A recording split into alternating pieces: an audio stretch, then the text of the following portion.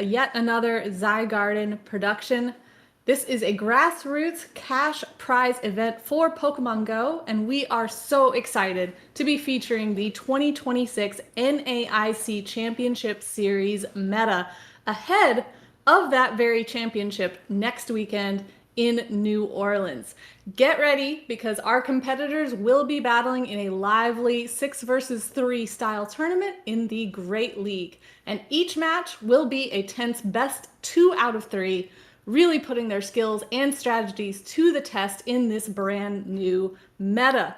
Trainers will face a challenging Swiss bracket with only the top 8 players moving on to a single elimination top cut where every match is win or go home and fortune can change in a flash. So be sure to hop onto the Discord to stay connected and so you can join in on these tournaments as they happen. And today we will be crowning a champion in this new format, and I am joined by Mystic Sparkle to cast this very exciting tournament. Sparkle, how are you doing today? I am doing fantastic, Kaz. How are you doing today?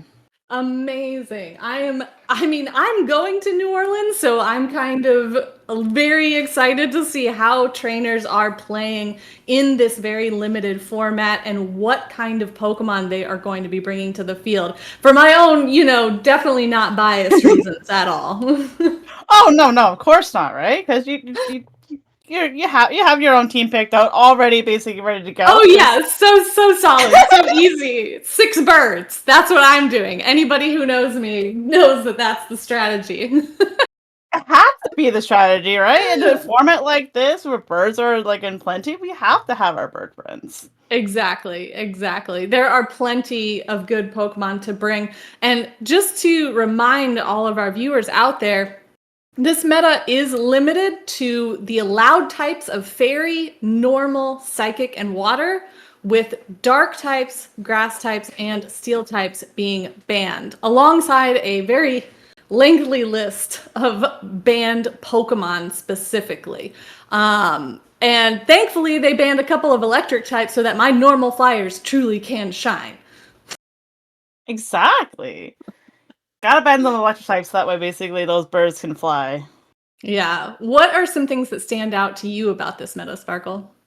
Honestly, the speaking of birds, toucan as it actually is one of the birds that it stood out so much to me, and I've grown such a fondness to it when I've been playing it in GBL. It's such a nice Pokemon. It hits hard, but I mean it's just a nice Pokemon. It has a nice shiny, and it's Yeah. shadow. It's true. You've got a lot of options with that. And on Zygarden, we were talking about this very briefly earlier, but they do actually show the shiny sprites, so you actually get to see how cool looking that team that you're facing is. Exactly. Like it's very nice when basically you can actually see a shiny team when before facing it in actual battle. Like sometimes you get surprised in the battle when there's it's shiny Pokemon, but seeing it as your opponent, you're just like, no, that's a flex. Like Exactly. And we have seen quite a few flexes in the 3 rounds that have been played previous to this live stream. Plenty of trainers bringing those shinies, as well as the shadows. As we mentioned, we see a lot of diversity between who decides to bring that shadow Pokemon and who decides to bring the regular version for that bit of extra bulk versus the attack power. So this being a limited meta, aside from birds, I do also see the psychic types really standing out. I mean, Hypno and Grumpig are at the the top of the rankings for a reason, and it's so hard to counter them. it's very true. I mean, there's not much that really kind of checks that psychic type, right? There you got besides psychic, right? There's nothing that resists a psychic besides a psychic. So it's just like, okay, you gotta playing your strategy a little strategic, but it's doable. Yeah. I mean, they've got great coverage too, because almost all the psychics know Shadow Ball, so they're all able to hit each other for super effective damage as well. But we do have a few normal types that have those dark type moves that, even though that typing is banned in Pokemon form, those moves might give you a slight edge over those psychic types and before they overpower you. Exactly, and then sometimes that's what you gotta play. You gotta play that little bit of non-stab dark type to have that extra edge over these psychics that are currently very top of the meta. Yeah, exactly. I mean, yeah, Grumpig and Hypno sit at number 2 and 3 of the, PV Poke rankings, and I don't think they're really going anywhere. I mean, we won't know until New Orleans, but I predict at least one of these two being on almost every team.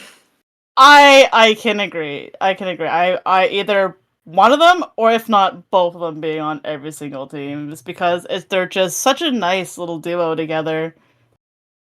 The other thing that was really interesting about this meta is that we actually have just had a move update in the game.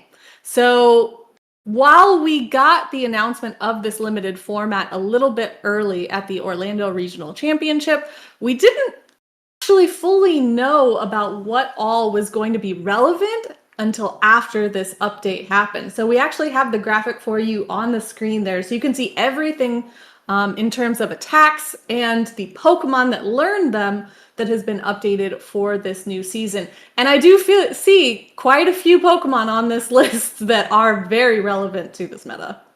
Indeed. Speaking about that normal type, Kecleon, having Sucker Punch, as well as also getting Dynamic Punch and Thunder Punch, which is very, very nice for this meta. It kind of boosts its rating a lot from the previous basically rankings until once this new meta got announced.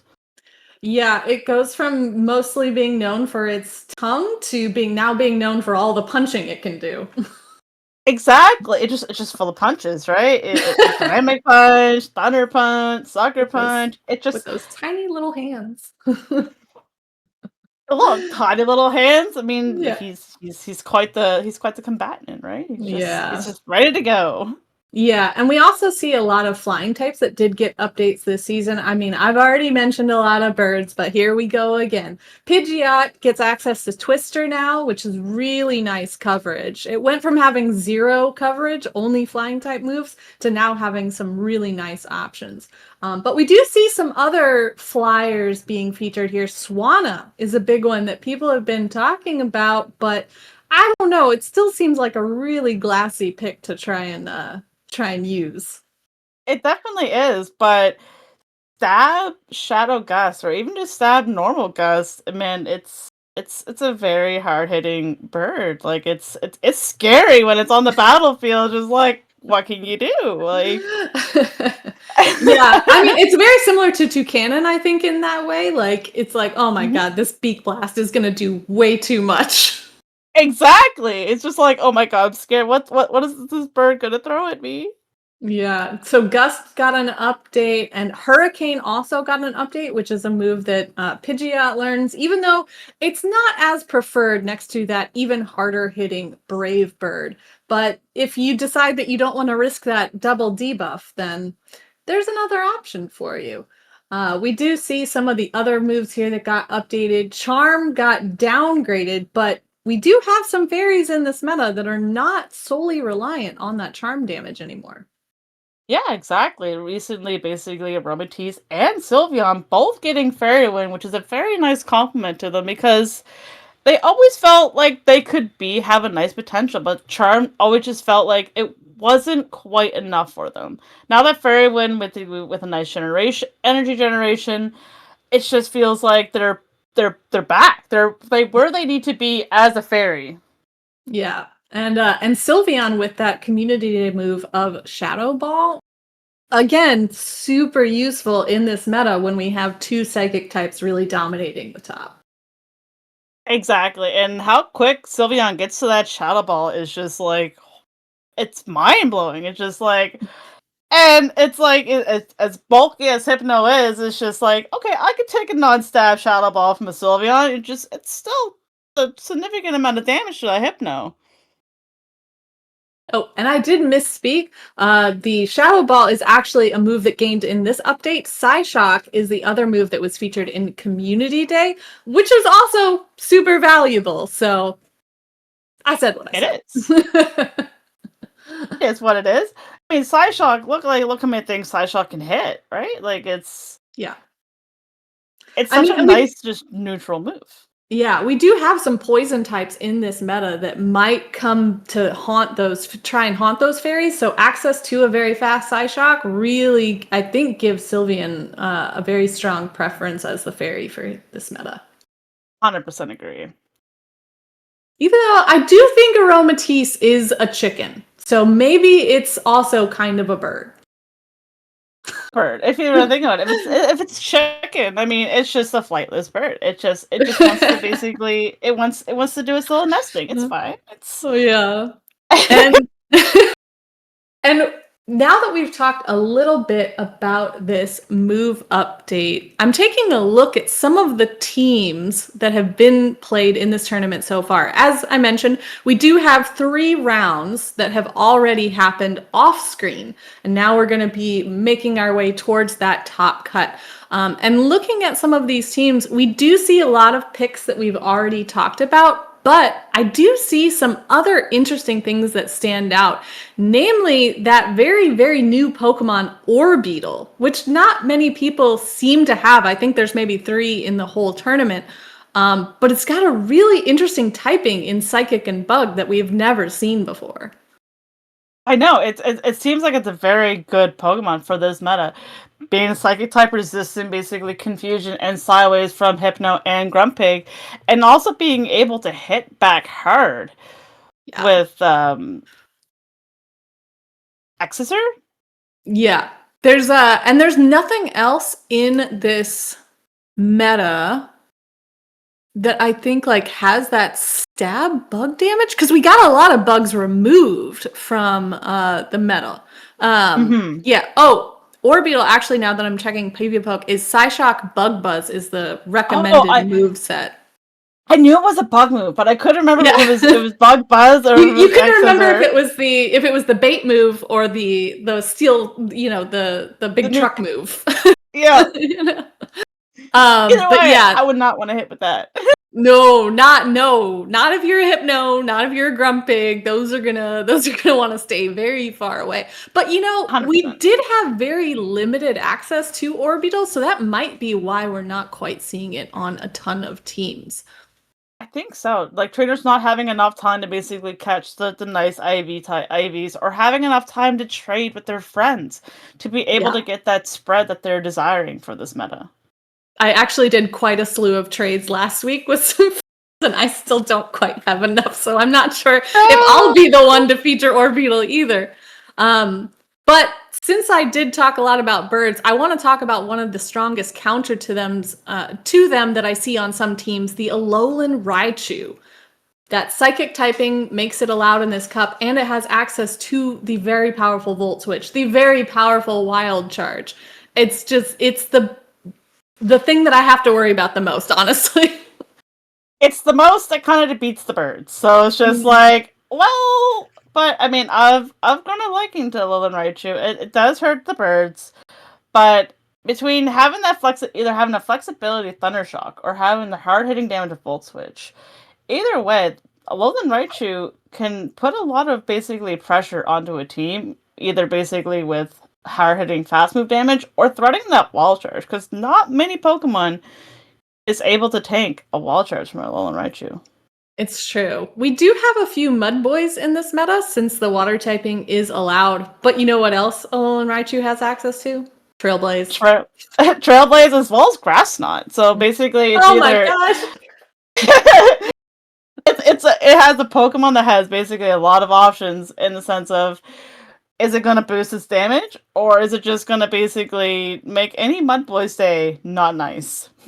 Yeah, exactly. I mean, you can no longer bring it in safely, like worry-free. It's going to be living in your head without rent.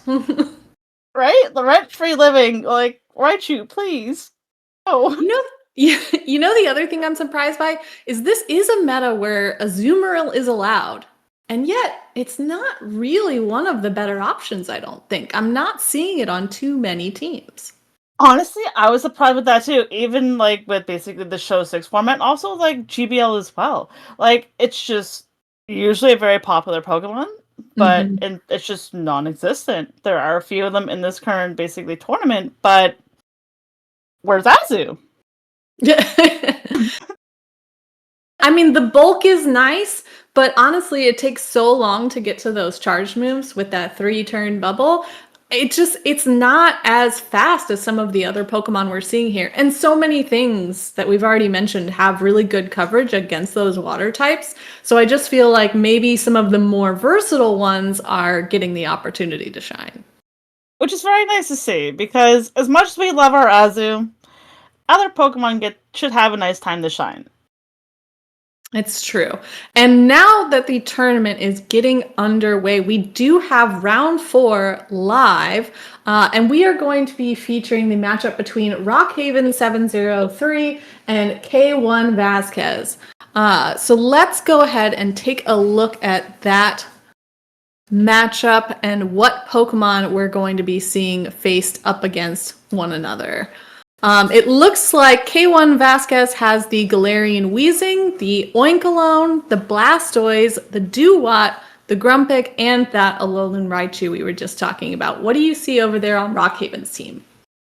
I'm seeing that Shadow Weezing, Galarian Weezing over there, and also our friend Kecleon that we're also talking about, basically getting a huge move update in this new season.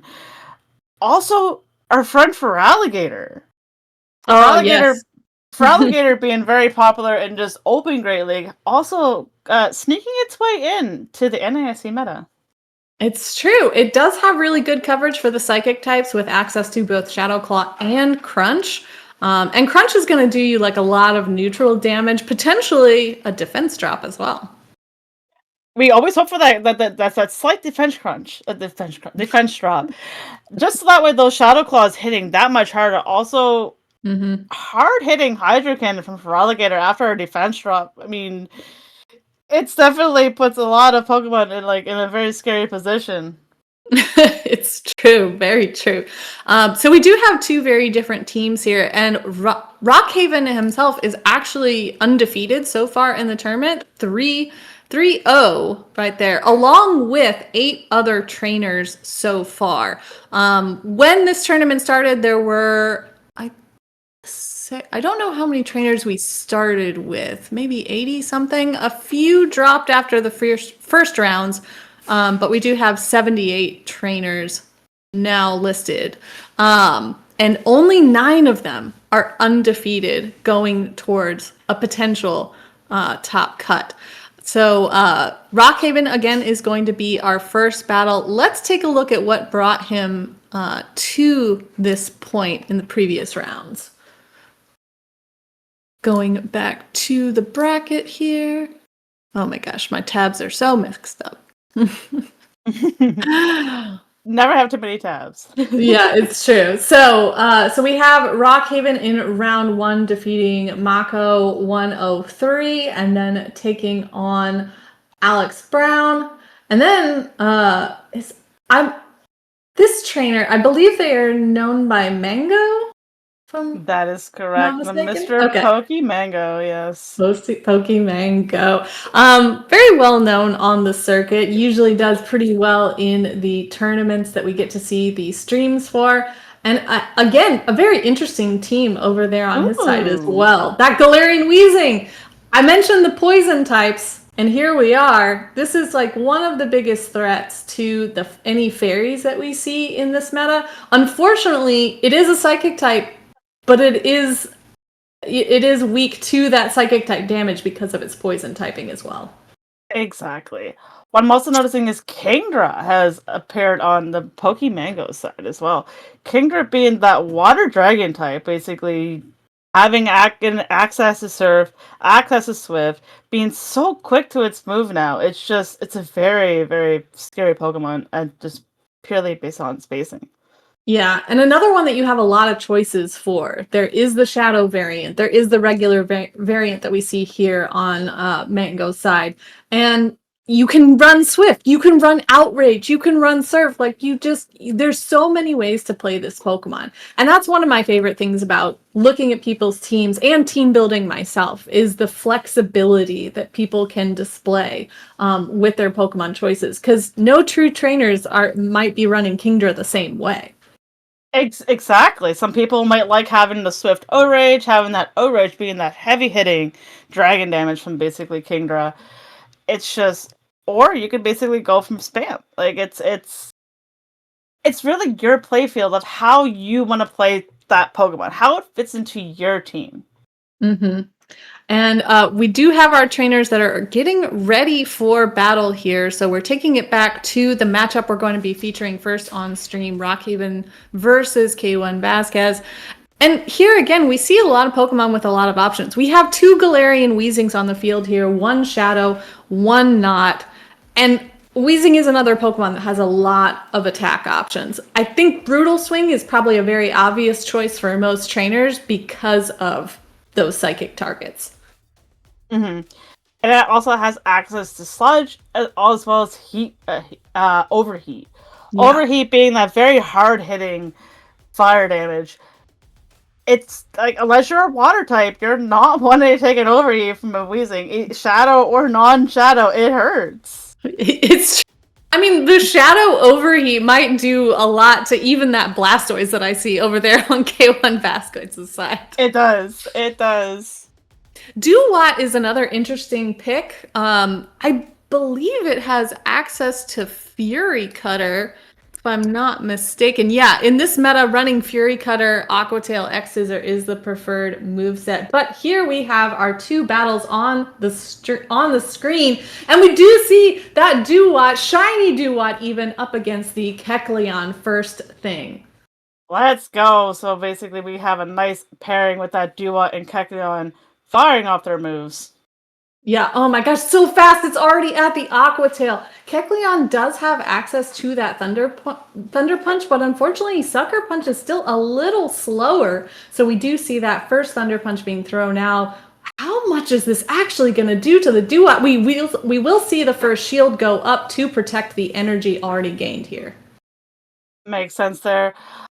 And again, look at this Dewott. Dewott's speed with that Fury Cutter to Aqua Tail is just incredible. Basically, now we get a shield back from that Kecleon where even shields. The first switch goes into Grumpig. Yeah, maybe trying to catch a Thunder Punch there, but Kecleon able to gain a little more energy before throwing the first one. Grumpig not too bothered by it and does go ahead and throw this first Dynamic Punch to get the Kecleon off of the field. Kecleon goes down, but what will come? Oh, we have interesting options to come up. We have Pig on Pig. Grumpig, the violence. They're both bouncing on the field. Who will throw the first move? Who will blink first? It looks like K1 Vasquez does reach that Shadow Ball first and does get the last shield from Rockhaven, who can now safely overfarm a bit, almost to 2 Shadow Balls there. And having that energy is going to be super valuable because neither one of these Pokemon in the back really want to see it, especially that Oinkologne, which does come on the field and now has to deal with 2 Dynamic Punches. This is sad. This is Pig on Pig crime. Farmyard violence. No, not like this. But that Oinkologne does take that Dynamic Punch fairly well, and he switches out to Dewott. Dewott basically throws out that Protect Shield, protect this next Dynamic Punch from the Grumpig. It's true, because that Dewott is so fast, it now can get access to this X Scissor, and Hypno coming on the field from Rockhaven to take it. Hypno is one of the bulkiest psychic types available in the game, so with no shields in play, that first X Scissor doesn't do too much, but this second one is definitely going to knock out. Yeah, Hypno is bulky, but it can only take so much, so unfortunately Hypno will go down to that X Scissor, and then Grumpig is back on the field to take out that Dewott. Yeah, takes out the Dewott just with the Psywaves and has the Dynamic Punch ready for the Oinkologne from K1 Vasquez. So a nice victory there in round 1 of this matchup between Rockhaven and K1 Vasquez. Securing the first match, but there's still potentially 2 more to go. And that duet was actually pretty annoying. It was like the how fast that duo got to its moves was just like it made Rockhaven basically on the foot of like, hey, do I shield? Do I switch? What should I make my next basically plan of attack should be? This duo's gonna have a lot of pressure into both my backline. Yeah, but the Grumpig from Rockhaven able to get access to all of that energy by using Psywave to farm down. I mean, I think that was the key to victory there. So even though Duat was annoying, right? Rockhaven is like, all right, if I can at least dance around it and get some energy on this Grumpig, like I'm pretty good. What I love about these metas, sometimes you just gotta dance around basically the battlefield a little bit, just to give yourself that extra edge, give you extra little bit of energy here, so that way you can basically unload that energy onto the Pokemon that you are needing to unload it on. In this case, that dynamic punch onto basically that Boink alone. Yeah, and this is why those 2 psychic types are so dangerous together, because Grumpig, I think, packs the heaviest punch, but Hypno being so bulky, it can basically act like your third shield. I feel like Rockhaven just threw Hypno out there to take all the damage from that Duat. Exactly. Hypno basically was his third and fourth shield. Of basically, okay, Hypno, as long as you get a little bit of confusion damage, all I need you to do is just take these X scissors. Yeah, exactly. And our trainers are very close to locking in for this second battle. So it'll be interesting to see if we see Rockhaven employing a similar strategy here. Because again, I mean, these Pokemon are very flexible, and I think K1 Vasquez made a really good call in bringing that Duat. But here we see the opposite. We have a Grumpig, unfortunately, up against one of its nemesis in this cup, the Kecleon. Kecleon having that Sucker Punch is putting absolute work into this Grumpig. Sucker Punches are just taking away the health of this Grumpig little by little. Grumpig can fight back with Dynamic Punch, but it seems like a tough hill battle for this Grumpig to climb. Yeah, and I think Rockhaven knows that that's the key to success for Kecleon, throwing up the first shield to protect from the dynamic punch and relying more so on that fast attack damage to get rid of that Grumpig and save a lot of energy still on this Kecleon. Exactly. No, he has that basically Thunder Punch ready to go for the Duat that's coming in. Duat, being that water type, not really wanting to take this Thunder Punch, will throw up its first shield in this match. It's true. I have yet to see a Thunder Punch land on this Duat to see how much it actually does. I need it for my edification, you guys. We need it for research, for science. For the science. But we do see another Aqua Tail coming onto the Miltank now, coming out from the back from Rockhaven. Miltank, another very bulky, normal type, and does throw the first Body Slam against the incoming Alolan Raichu from K1 Vasquez. Alolan Raichu, like a lot of electric types, not very bulky. That first Body Slam gets it almost down to 50% health. I guess, like you said, Raichu may not be bulky, but it definitely hits hard. And accesses Thundershock, and look how quick this Raichu is getting to his moves. Already at the Trailblaze. Mm-hmm. No shield from Rockhaven, which is... he was at the Wild Charge. Yeah, he was at the Wild Charge, but not quite wanting to debuff himself just yet, and doesn't actually have... K1 Vasquez doesn't have the shield to protect this Raichu, but it does have just a little sliver of HP left, so swaps out quickly to this Duat to be able to throw an Aqua Tail on this Kecleon. Rockhaven throwing up his last shield now. Kecleon being up that Thunder Punch now, we'll be able to see how much damage this Thunder Punch will do to this Duat. Will this actually knock out? It is not a stab attack, but it doesn't quite knock out that Duat. It does get a few more Fury Cutters in before leaving the field. Unfortunately, the Sucker Punch damage is too much for that Psychic Electric type Raichu, and Kecleon secures the victory there for Rockhaven. A clean 2-0 sweep in that round. Kecleon showcasing how good that move up they basically gave it. Basically, Thunder Punch and Dynamic Punch was just like, they're just like, here you go, Kecleon. Your time to shine is for coming very, very soon, Kecleon. Yeah, Kecleon heard all the people that were being a little bit sassy behind the scenes, saying that maybe it wasn't as good as people thought it was going to be. Now Rockhaven knows exactly how to use that chameleon for victory. Exactly. Any Pokemon in the right hands of that good trainer is just can be an absolute beast to handle. And just prime example, Rockhaven showcasing how good Kecleon actually is. Yeah. I mean, Sucker Punch is a little bit slower than other things that we have seen in this meta so far, but I don't know, the strength of the damage against that Grumpig just it makes it look really good. Exactly. It doesn't really show much when it's up against that Hypno because it's like, okay, it chips away. But against that Grumpig had nowhere to go. Sucker punches, you can't shield them, and it just Yeah. chipped away. Yeah, classic case of I'd like to see you shield these fast attacks. Exactly. You can't shield this, but here you go. Yeah, exactly. And we did see a lot of Grumpig in that matchup. Again, I think it's one of the strongest Pokemon in this meta. It's almost unresisted. I mean, obviously, you have things that can do a lot of damage to it. It's not as bulky as Hypno, but the coverage is so good. The coverage, the fact that it has basically the offense that Hypno doesn't. Right? Hmm. Nothing wants to get hit with a dynamic punch by a Grumpig or Shadow Ball. Like it's the fact that the versatility of Grumpig just makes it shine so bright, and reason why it's top of this meta. Yeah, exactly. And I mean, I think this was a really good showcase as to why Grumpig is number 2 and Hypno is number 3 on the PV Poke rankings, because I mean Oh, the ability that Grumpig has to actually do damage, whereas Hypno is just kind of like, yeah, I can throw some confusions, I can throw a Thunder Punch if I wanna, but like mostly Hypno is there to kind of absorb the attack so that Grumpig can shine.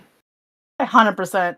And number one ranking of the meta is Miltank, and it shined in that last match, showing how basically bulky Miltank is. Like Yeah, having no answer to Miltank was just was unfortunately K1's demise because Miltank kind of just like, you thought yeah. Hypno was bad? Let me introduce myself. Yeah, I mean, really, the only thing that can deal with that Miltank on K1 Vasquez's team is that opposing Grumpig. I mean, everything else can do some damage, but Grumpig is the one that has the actual ability to do super effective damage. Exactly. And once Rockhaven basically took out that Grumpig pretty much in the opening match, it's just like, Hmm. okay, Miltank's time to shine. Miltank is free. And sometimes that is how these matchups work. You kind of have to, I mean, with the show 6 pick 3, there's always the guessing game of like what could they have in the back? Why are they playing it out this way? Because if you look at Mhm. that lead matchup, K1 Vasquez with the Grumpig against the Kecleon, it's not a good matchup to sit there like in really No, when they're able to shield your attacks and just do so much fast attack damage. So it kind of starts that process of like, well, what do they have in the back and why doesn't it want to see this? And the realization exactly. that like my Miltank could be free.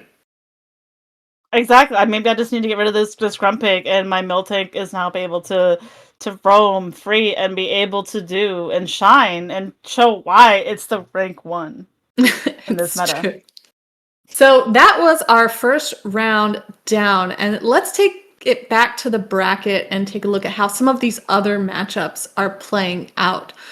We have another couple of talented trainers, Javier V20 and Mateus 48, also both undefeated players. But Mateus actually takes that matchup 2-0. So actually, Mateus continues as an undefeated trainer, but Javier V20 now knocked down a little bit.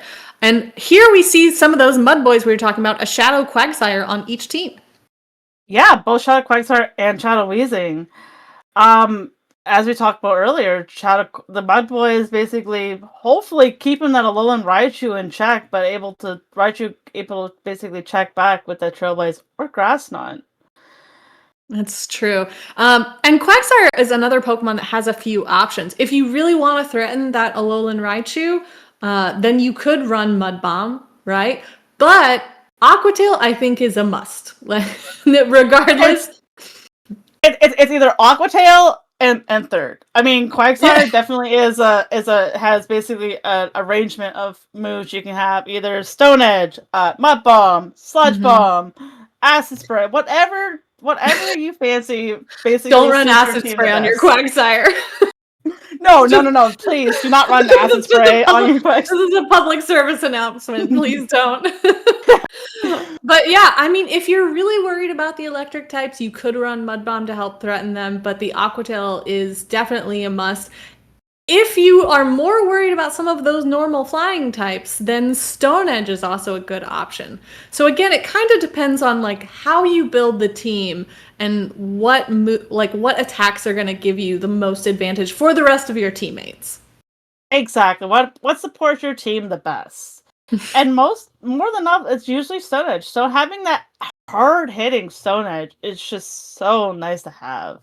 Yeah, especially Especially from the shadow. Oh gosh. exactly. Also, Matei is saying that Alolan Ninetales over there, non-shadow. That is another Pokemon that I've seen kind of like quiet rumblings about. It's got some really great coverage with access to ice type moves for the flyers, but also it has access to the fast option of Psyshock, but you could also run the very powerful Dazzling Gleam as well. You could. There's also the community of chilling water that you can add onto Oh, Alolan yeah. Ninetales as well. So basically, you can debuff your opponent, so that way, you can keep that basically Grumpig in check, or basically Quagsire as well. So that way, you're not getting hit as hard, and able to get to your charge and hopefully KO that Ninetales. It's true. I mean, any attacks that, debuff your opponents or buff yourself, I tend to gravitate towards because that's a pretty good advantage to have. Easily, just it buys you that extra little bit of time. And that extra little bit of time can either basically help you switch out and basically gain another energy event on another Pokemon. It's true. And going back to our bracket here, we also see the fellow undefeated trainers Meweedle and Tommy W facing off. Meweedle taking a 2-1 victory, going all the way to the third match there. Were we talking about Azu earlier? Meweedle running that Azu on his team It's true. alongside the Shadow Pidgeot. Oh, there it is. I mean, I'm one of those trainers, me and a handful of others that don't actually use shadow Pokemon. So it hurts me. It hurts me to see my Oh bird no! being tortured, but I get it. I get the attack advantage that it gives you. And in this meta, you could run Pidgeot with that buffed Gust, but you could also run it with Wing Attack as well. Both will give you kind of different options for your team build.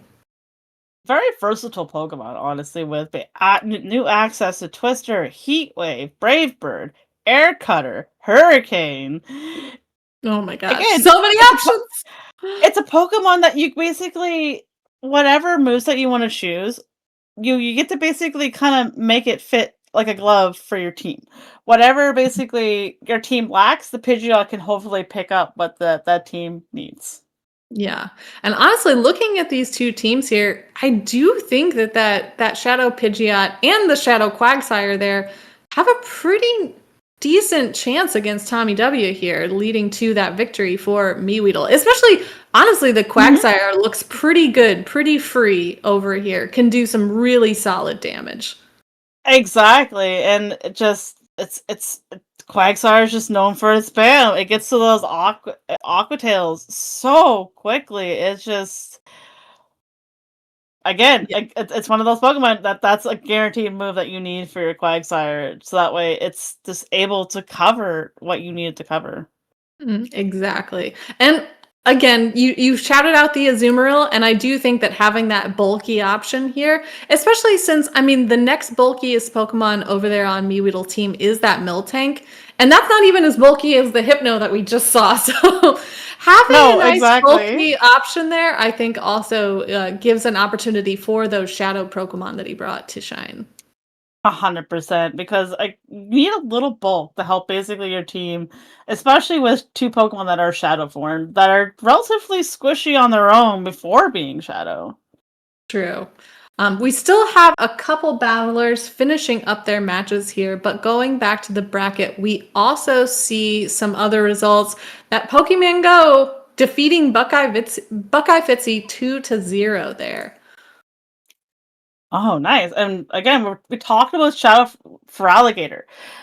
Currently, Pokemango is running the Shadow for Alligator, so extra hard-hitting damage with Shadow Claws, Yeah. Hydro Cannons, potentially Crunch. So that way he can check that, basically. That way he's not walled by the water types, as well as checking that Grumpig. Yeah, very true. I mean, that Grumpig is a really nice target for Alligator, but I do see quite a few normal types over there on the side of Buckeye Fitzy, which kind of enjoy the opportunity to farm while that Shadow Claw is doing nothing. Exactly. It's almost like the Shadow Claw heals the normal type. Yeah, like I've played a few sets in the GBL version of this meta, and you know the Pidgeot can just kind of sit there while Shadow Claw's going like the John Hamm meme, like Exactly. It just flies away. Just okay. I'm just gonna blow you away, for Alligator. It's fine. It's fine. It's fine. Now, with the Shadow, you do have a little bit more to worry about with the damage from Hydro Cannon there, but especially like in matchups with the non-Shadow for Alligator, I'm like, I can take a couple Hydro Cannons. Who cares? Exactly. You think my bird is weak? Nah. I'll show you. I'll show you how non-weak this bird is. Yeah. To note, both teams have a bird on them. We have Pokemango with Pidgeot and Buckeye Fitzy with Toucannon. Both non-Shadow. It's true. I mean, Pidgeot is a bulkier bird. Toucannon is definitely not, but running the non-shadow does give you a bit more padding, you know, if you want to be able to maybe get to a few more of those beak blasts behind some shields, of course. Oh yes, you have to save your shields for the Toucannon. There's no question. At least Pidgeot can at least take one move. Toucannon, Shadow, non-Shadow. You don't really want to take a move. You don't. If you don't have to, definitely don't. Not recommended. Exactly. No, definitely not recommended. I also see a really interesting pick over there on Buckeye Fitzy's side in the form of the Samurott. I was just gonna mention Samurott as well. It's just like, okay, we saw Duat in action of how spammy Duat was. Samurott being basically the final evolution, but has access to that Hydro Cannon versus Aquatail. Yeah, I feel like Duat is definitely spammier, but isn't going to do you that damage. You know, this is a very similar story that we were telling with the two psychic types, right? Except that neither one of these is bulky. But Duat will spam a lot. But Samurott, it's still spammy, but its damage is that much harder because it is the evolved form, because it is Hydro Cannon, which can never be irrelevant, I don't think, in this game. No, Hydro Cannon will always be Hydro Cannon. Also, it has that access to Mega Horn. Oof. Those psychic types definitely don't want to see that. No psychic type, even Hypno, wants to take a Mega Horn, especially from a Samurott. Samurott is just that offensive Pokemon that it's not as spammy as like its fellow basically Duat, but again, you don't want to take Hydro Cannons or let alone a Mega Horn from this Pokemon. Yeah, it's gonna hit a lot harder than that X-Scissor, that's for sure. 100%. Scary Pokemon. Yeah, for sure. And going back to our bracket here, I'm just scrolling to look at a few more matchups that have been reported. We do have our recent champion, Memi GRR, up against Southway Key, taking a 2-1 victory.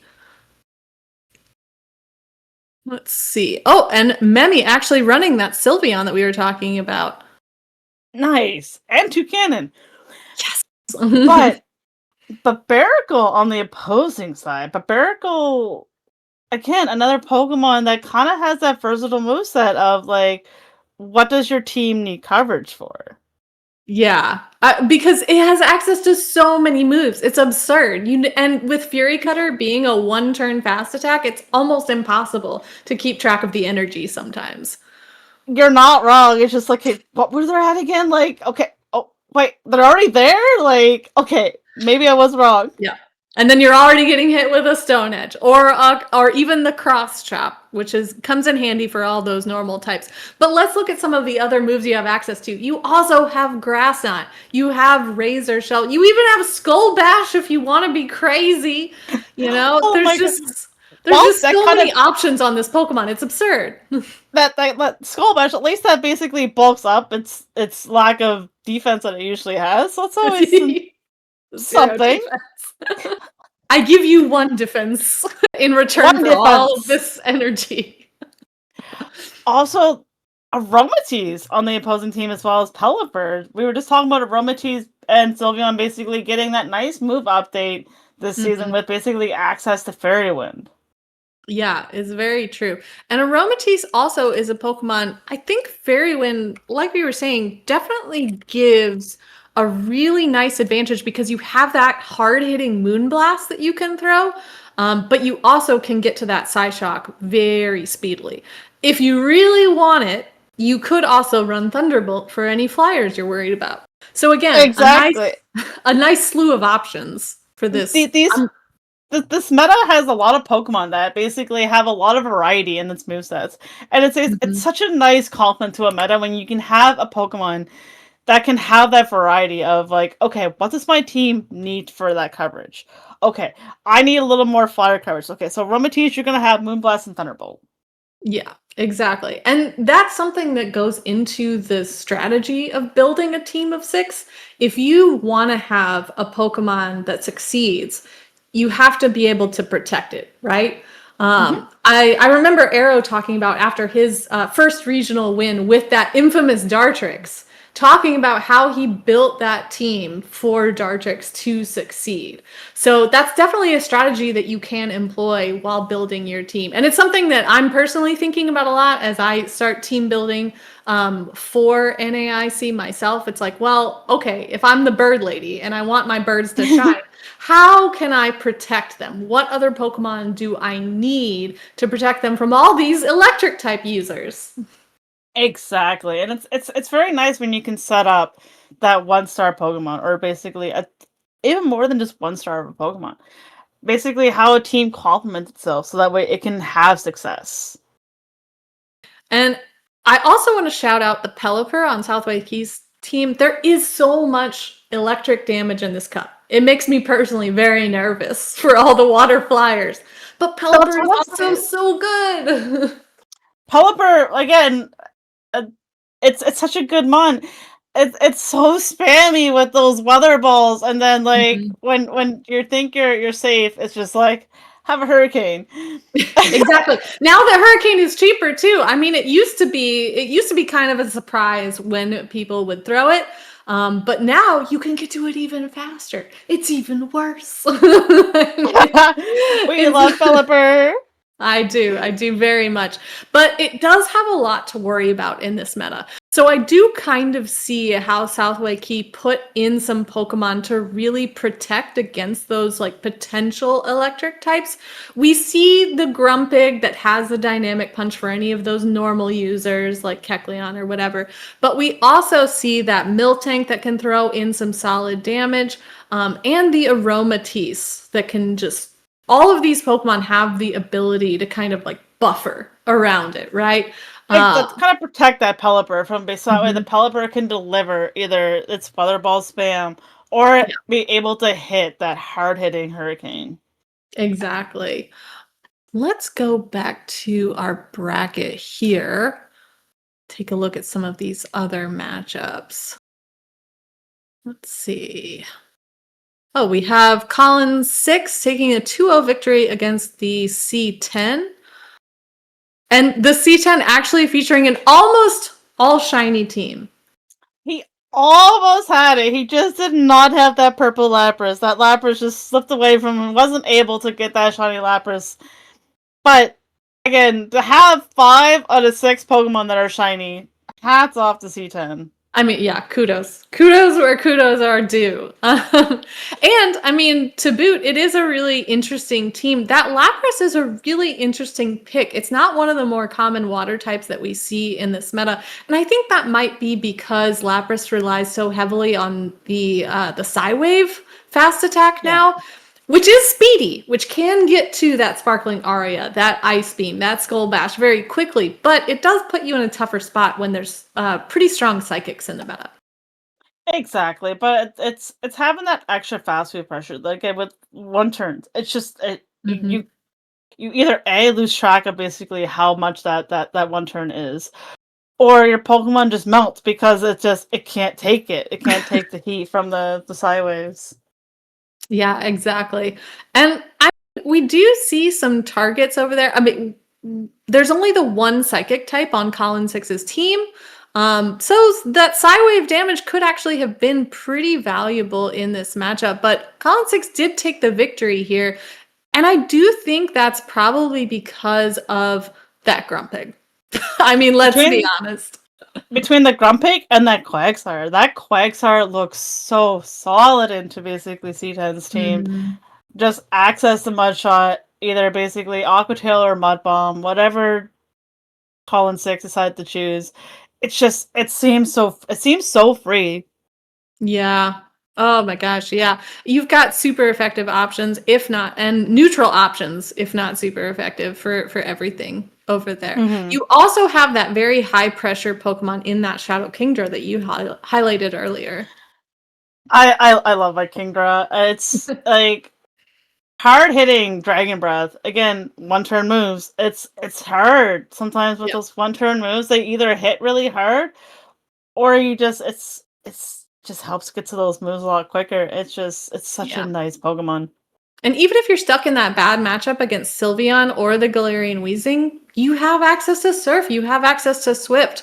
And those two Pokemon, now that they're not on Charm, your Kingdra, even if it's Shadow, can actually sit there a little bit longer and get to those very speedy neutral moves.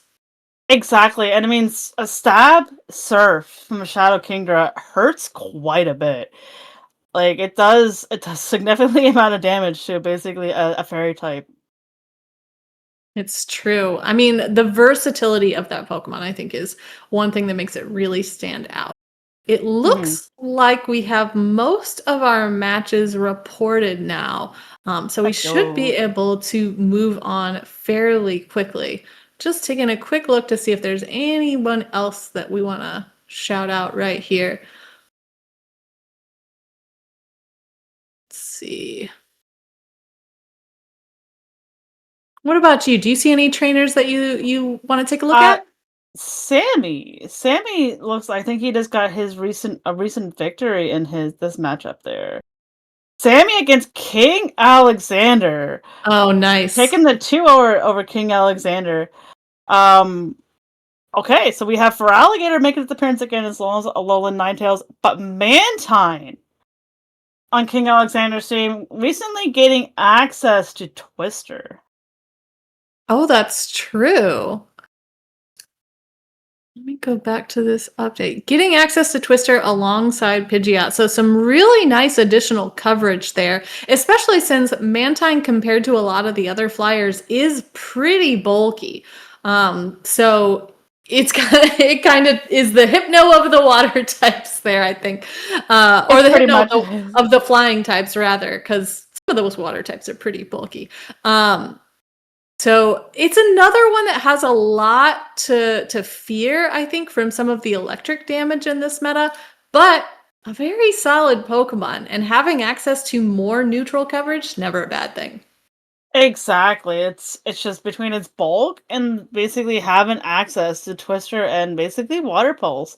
It's just all around a very nice rounded mon. Yeah, but I do think that Sammy taking the victory there, I mean, I have to call out the Kecleon again, because really the only thing that it would struggle with is that Galarian Weezing over on King Alexander's side. Exactly. Like Kecleon again, people like try to check out Kecleon saying, it's overrated. It's don't mind Kecleon, but Kecleon, we've seen it in its full strength, its full power. In the hands of a right trainer, Kecleon can be a little bit of a monster. That's so true. And I mean, it did get access to 2 new charged attacks this season, but you also don't even necessarily have to go with both of those shiny new toys. Kecleon has No. access to foul play as well if you really want to make it a psychic type, killer. Exactly, it has access to foul play. It has access to ice beam. It's honestly a Pokemon of many cultures. Like whatever you need Kecleon to do, it can do it for you. And the fact that this new season giving it basic access to Dynamic Punch made it more of a Swiss Army tool for this meta. It's true. And I mean, sometimes you need that. Like, sometimes you're team building and you're getting frustrated, like, oh, I have this one slot. I'm really not sure, like, what I need for this. Like, may I present a Kecleon that can Exactly. learn almost any attack? Exactly. I've been there. I've been like, hey, what do I need for this 6th slot? Okay, this Pokemon, I like it, but it doesn't work. Okay, what about this Pokemon? Okay, same issue. And then like, oh, what about this Pokemon? Okay. Maybe that changed its movesets. And then okay, that hole that was a glaring hole now becomes, okay, now you're covered. now we're good. We're good. We're Now safe. we're covered. Yeah, we're safe. It's true. And we do have in the championship series, we do have open team sheets. So remember to double check your opponent's attacks. Exactly. Don't auto assume that okay, oh it's Kecleon. It has Thunder Punch, Dynamic Punch. My Grumpy can take this Thunder Punch perfectly fine, and then you get hit with a foul play. Yeah, exactly. It's definitely a good reminder for everyone, and myself included, in that. Double check your team sheets. Just Yeah. that your opponent hasn't pulled the fast one. Yeah, and while you're team building, it's also just as important to kind of go through and do that double check of like, maybe I should change my attacks on this Pokemon. Maybe this other attack might put me in a better spot against some of these counters that keep coming up to my team. Exactly. It's always worth playing around, taking a look, and getting yourself familiar with those alternative options. Completely. And it looks like we do have round 5 live now. Let's take a look at who. Let's take a look at who might be playing against. Oh, it looks like Rockhaven is bumping up and going to go against Jins. And Meweedle is going to be facing off against Sammy, as we were just talking about. So so there's going to be some really great matchups in this one. Colin 6 going up against Tommy W. Some very solid matchups. King Alexander facing Dapper Discs. Ooh. Yeah, this is going to be a juicy round, everybody. Oh, is it ever? There's so many good matchups. Like, ooh, Buckeye Fitzy versus Memi. Torian versus Shy Guy. Oh, man. Huh. Let's see.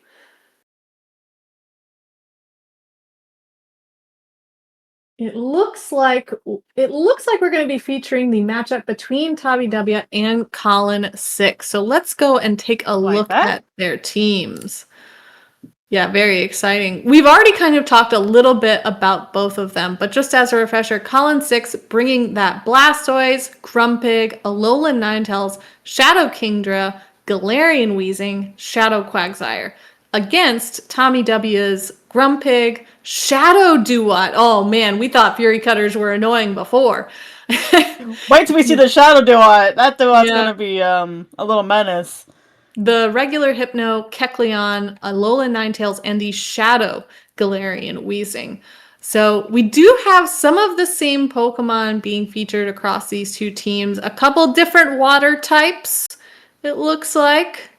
And we've got the Hypno from Tommy W. So Colin 6 took the victory over his opponent in the last round.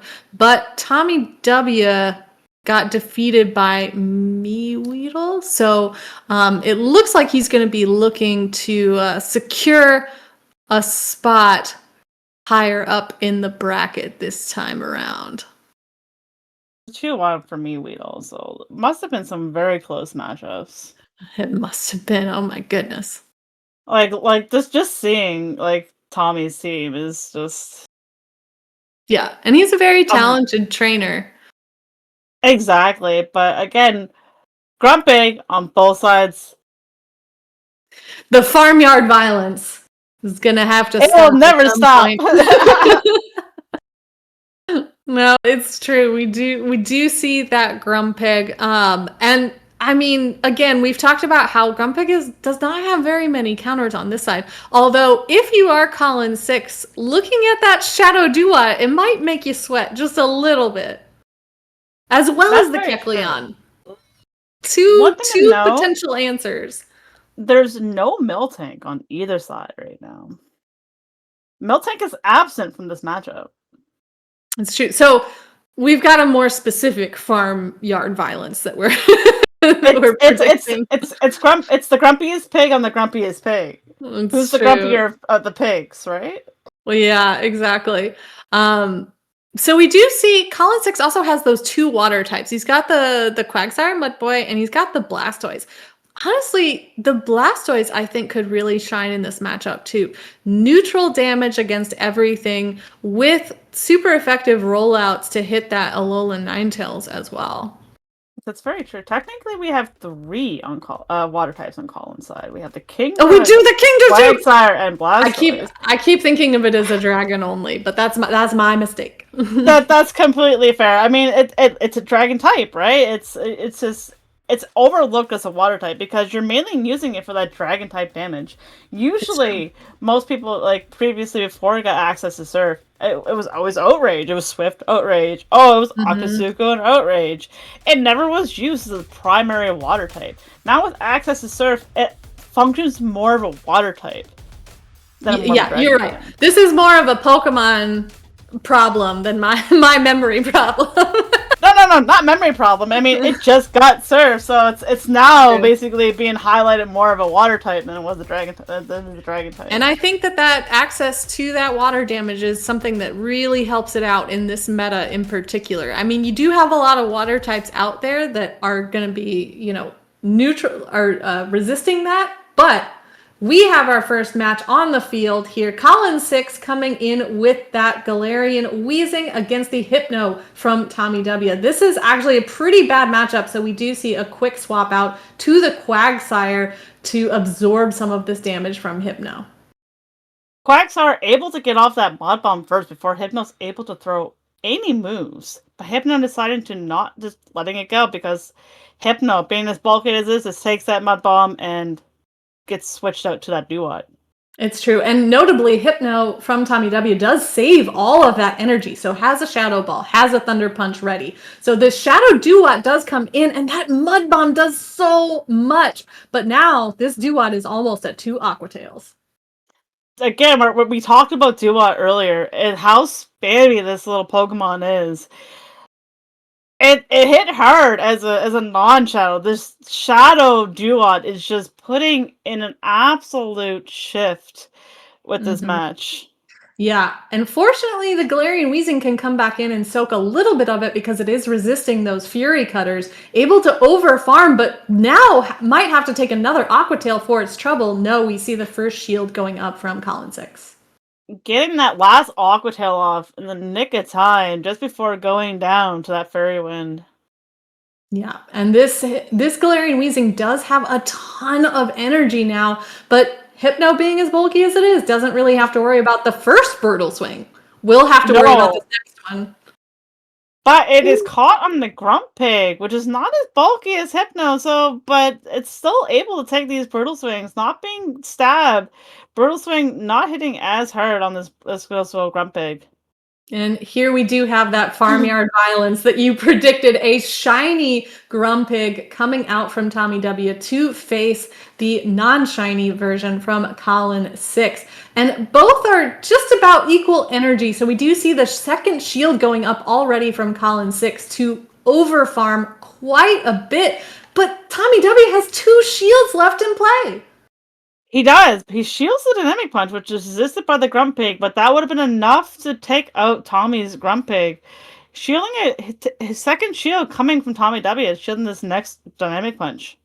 Yeah, I mean, that is a nice use of both shields in one go there.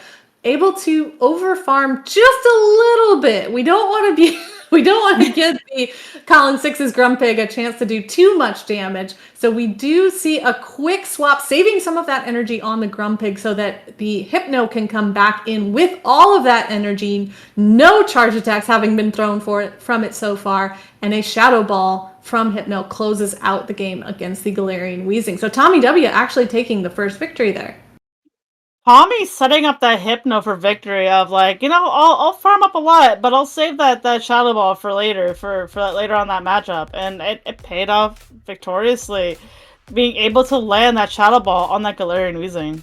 Yeah, because, I mean, looking at these two teams side by side again, Colin Six does not have a great answer for the 2 psychic types on Tommy W's side.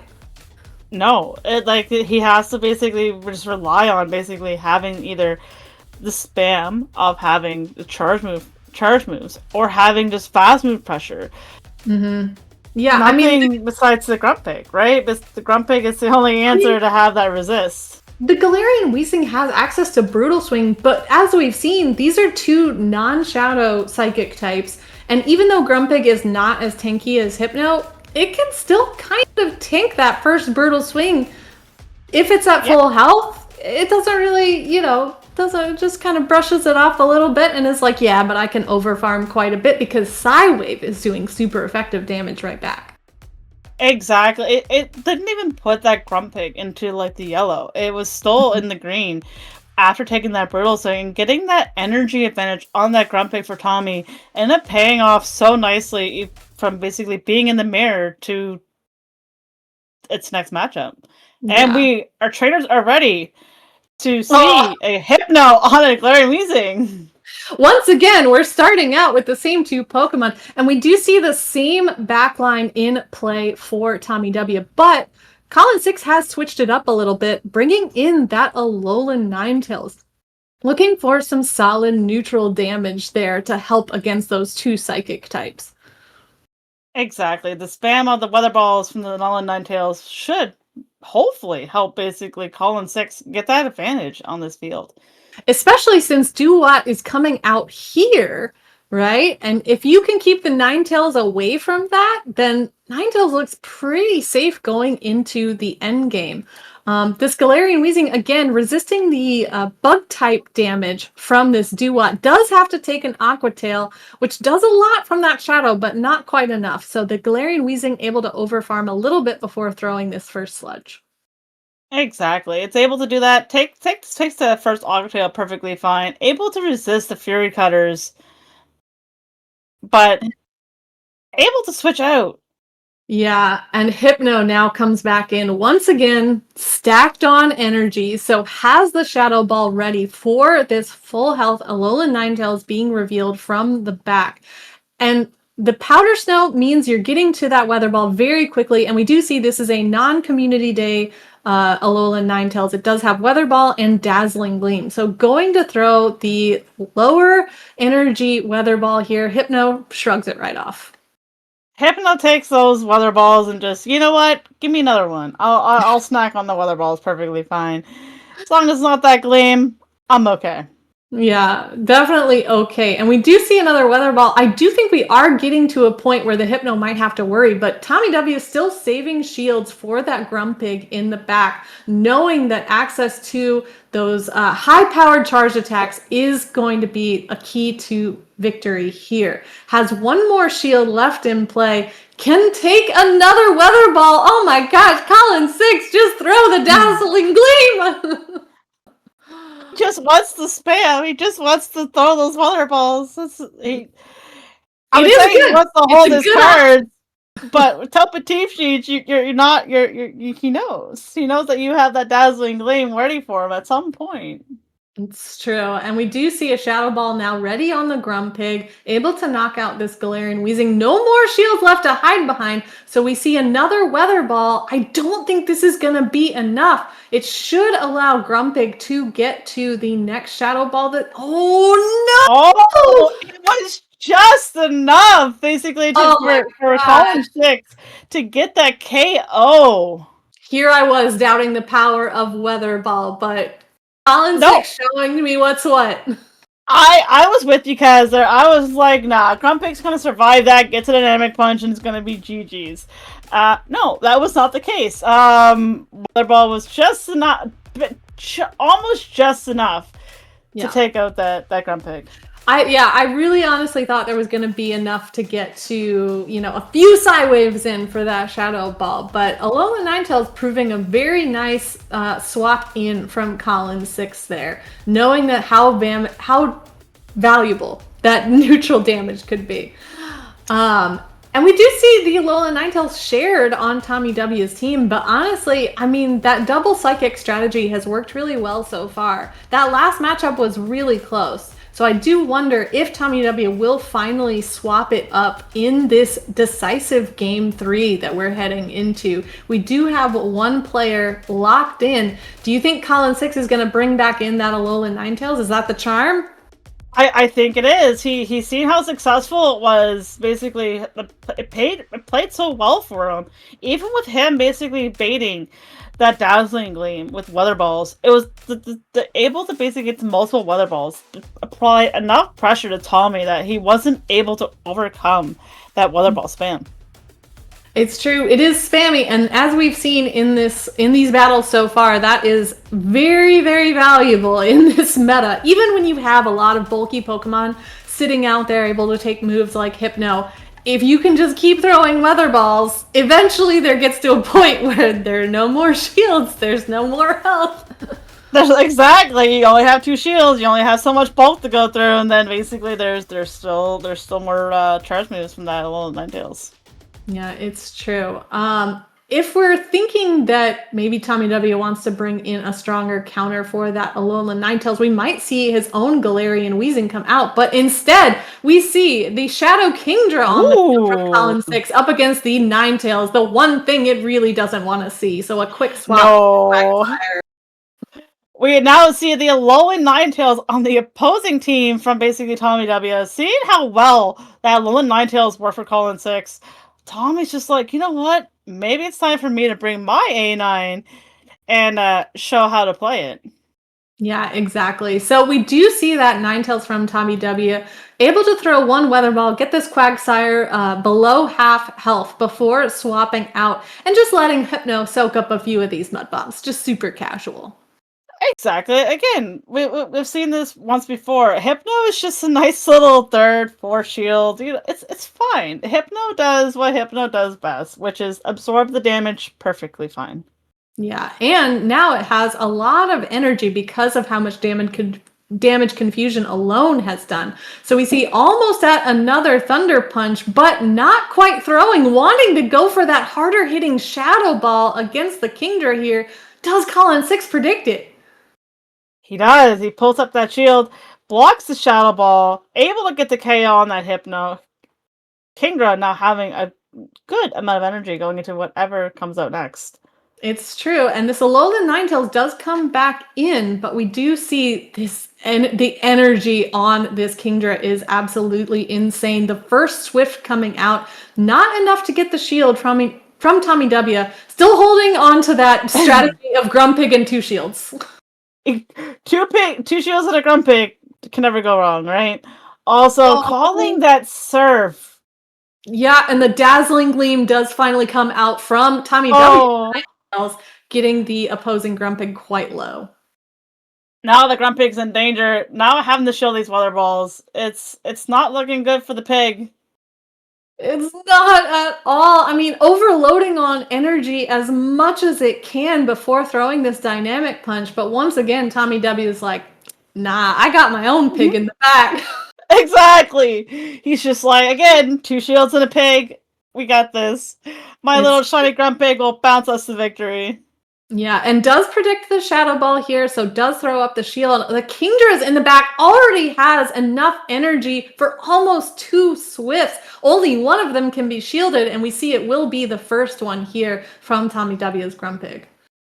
This is gonna get very close, guys. It's between Grumpig and Kingdra. This Kingdra is unfortunately not gonna be able to take this dynamic punch, though. Yeah, it is quite low, so does get off the field before throwing the second Swift. And now we have these Grumpig almost at even energy, but the Psy Wave damage takes out the opposing Grumpig. So Tommy W actually taking the 2-1 victory over Colin 6 there. What a showcase of Alolan Ninetales on both sides. We saw basically Colin 6 in game 2 bring that Alolan Ninetales and able to outspam Tommy. But game 3, Tommy W, Colin benching the Alolan Ninetales, but Tommy bringing that Alolan Ninetales and able to land that Gleam on that Grumpig seemed like a very pivotal moment in that matchup.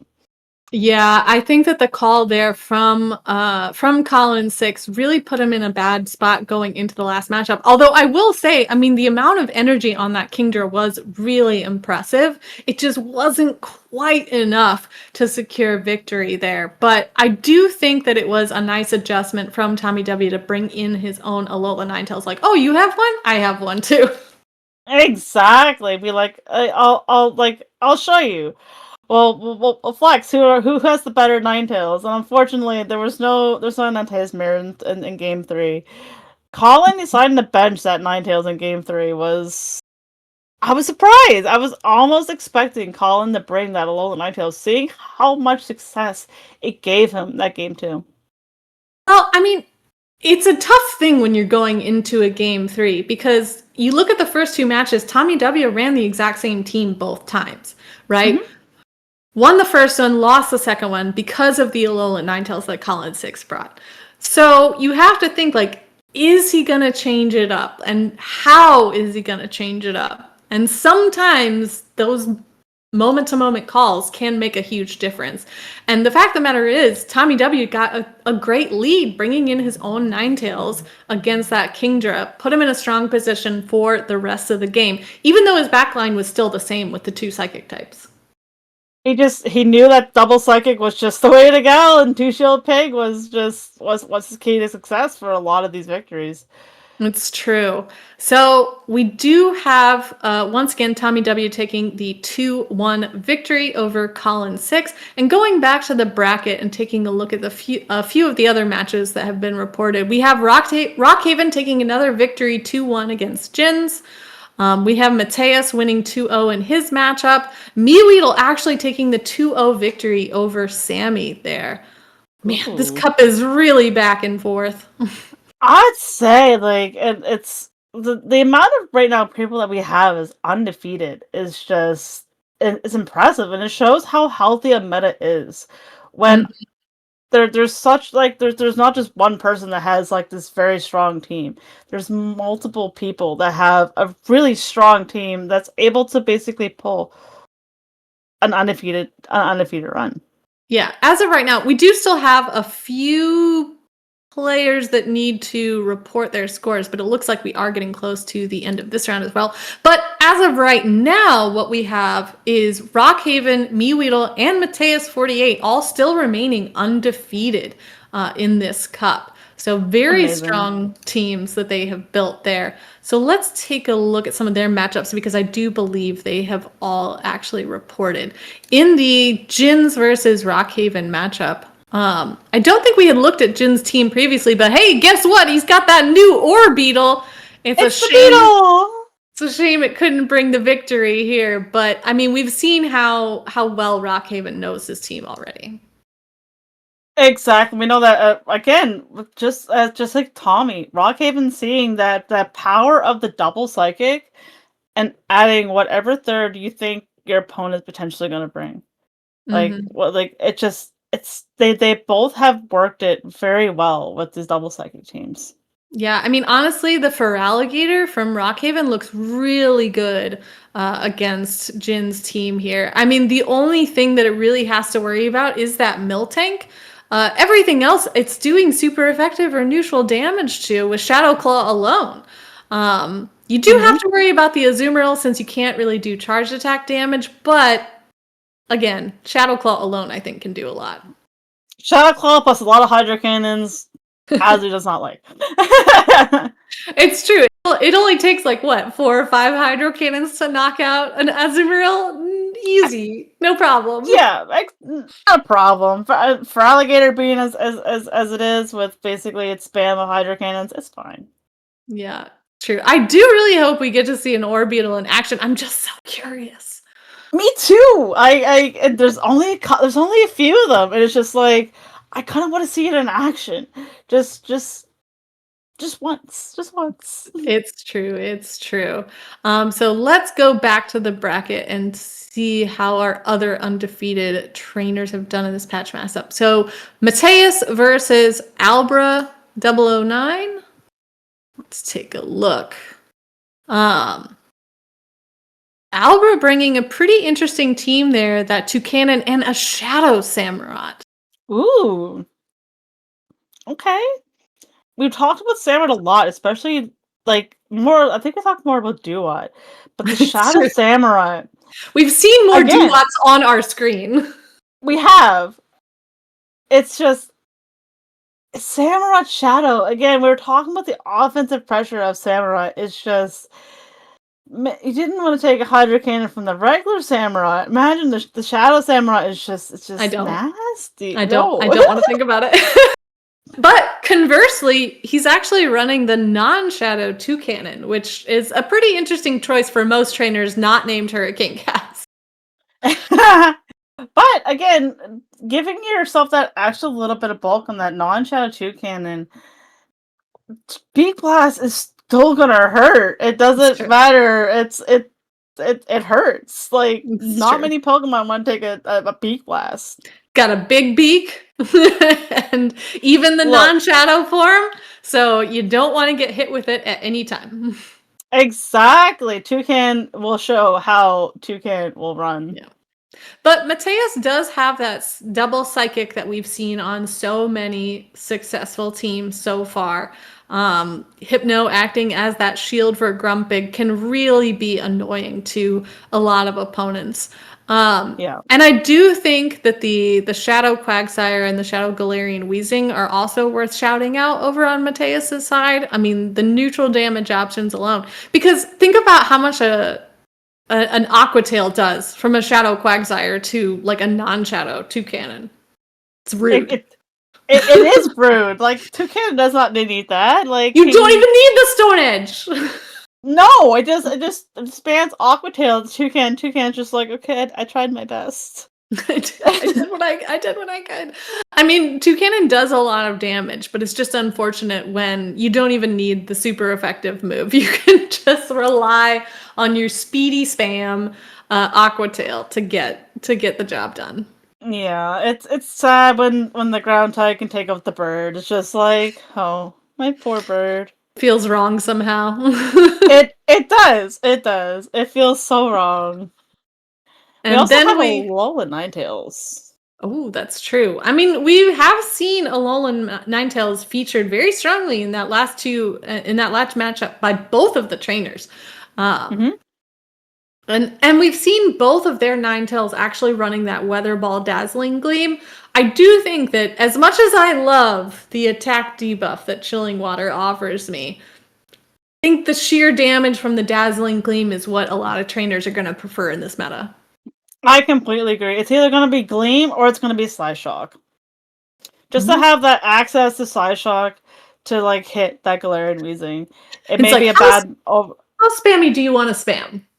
Exactly. And I mean, the whole let's get those shields. You can only shield 2 moves. You gotta choose. You must choose. And then we see Weedle taking the victory over Sammy there. We've already talked about these two teams before, but it's kind of worth taking another look. Weedle running that Shadow Pidgeot. Again, I don't like seeing my birds tortured, but the damage against Sammy's team here, I think, is pretty undeniable. And again, normal types and that poor Feraligatr having nowhere to go with the Shadow Claw. It just it's good against Grumpig, but like it doesn't want to see a Pidgeot. It doesn't want to see the Miltank. It's true. I mean, Amy has a lot of things to scare off that Pidgeot. You've got the Thunder Punch option on Kecleon. You've got it on Hypno. You've got the Miltank with Rollout and Thunderbolt. You've got the Ice type damage from the Alolan Ninetales. But I mean, still, that Pidgeot with an energy advantage can still threaten all of them. It's very, very, very, very scary. Also, Shadow Gus is no joke. Oof, yeah. I don't even want to think about how hard hitting that is. It's scary. Yeah, and then once again the Shadow Quagsire looks pretty good on the side of Meweedle as well. If this Quagsire is running Mud Bomb, you've got really great neutral options for the whole team there. Because as we saw in our previous matchup, even a neutral Mud Bomb like onto a water type like Feraligatr, like Dugot or like Hypno still does an absurd amount of damage. It really does. It's just like it shouldn't do the damage it does, but it's doing it.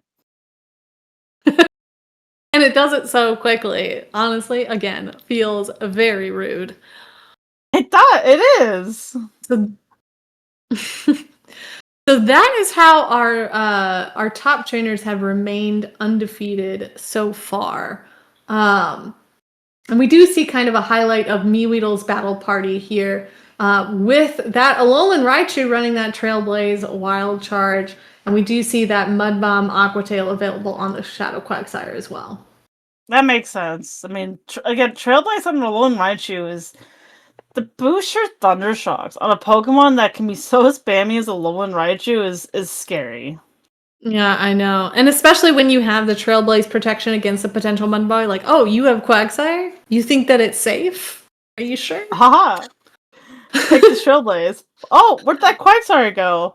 Quag, where'd you go? It's so true. It's just absolutely destroyed. It looks like we have most of our scores now reported, so we should be able to move on the round pretty quickly. Let's take a look and see. We've covered our undefeated trainers so far, but let's see what other matchups how the other matchups have played out. We see King Alexander taking the victory after being defeated last round, taking the victory against Dapper Discs 2-0. Good stuff. Dapper Discs also running that Alolan Raichu, the Pidgeot, non-Shadow. This whole team on both teams, actually on both sides, non-Shadows. But we do see that Samurott again. I'm so curious about it because, I mean, again, we've seen a lot of Duot featured on our screens. We've seen how annoying it can be. But we haven't seen that Samurott yet.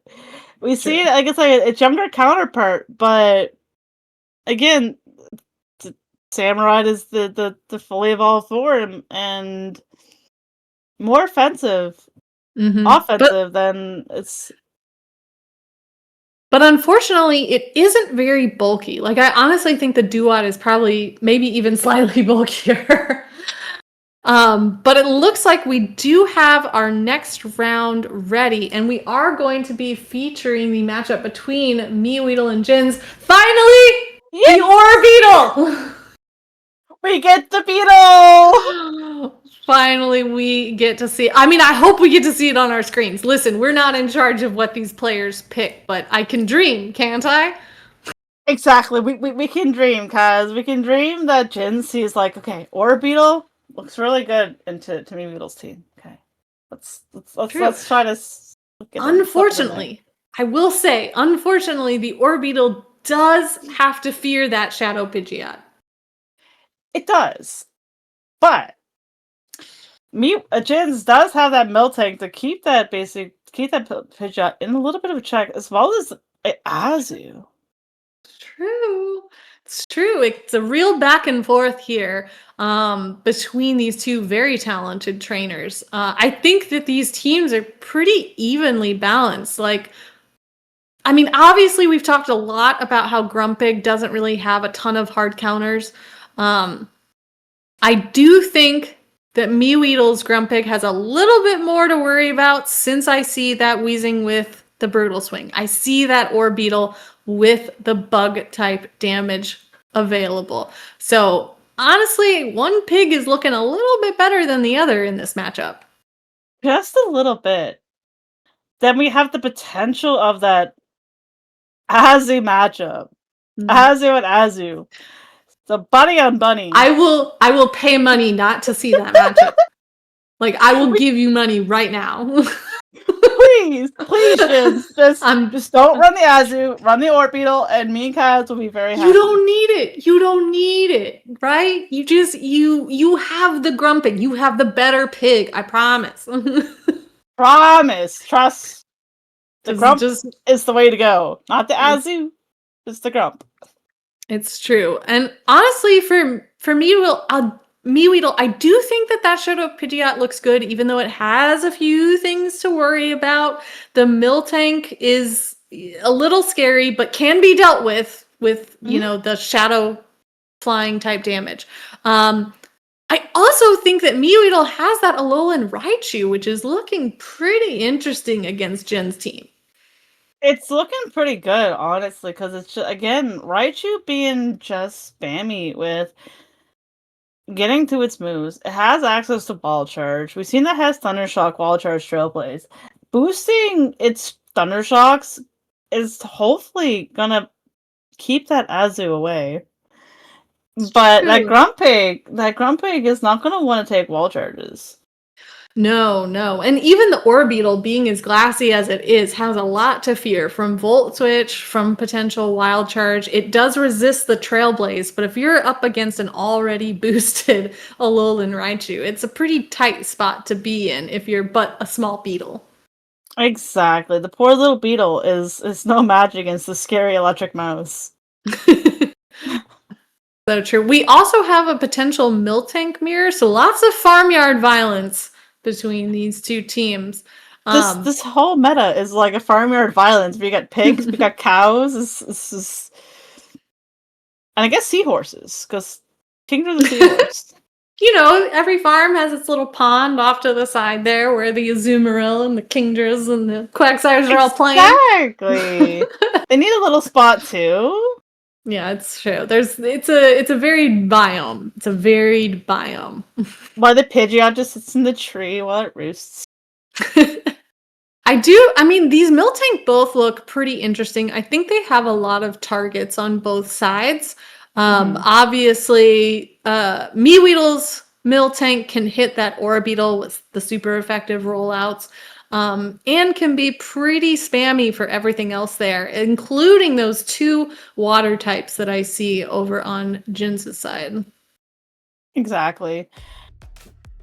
I'm hoping we see Pidgeot, because I just want to see that Pidgeot in action, because it just looks so good against Jin's. It's especially you can't shield fast moves. That's the thing, right? Yeah. And we took a look at the team sheet earlier from MeWeedle. So we know that Shadow Pidgeot, we know it's on Gust. We know it has Brave Bird. And we also know that instead of running that new Twister, it is running Aerial Ace instead. So a pure flying type moveset.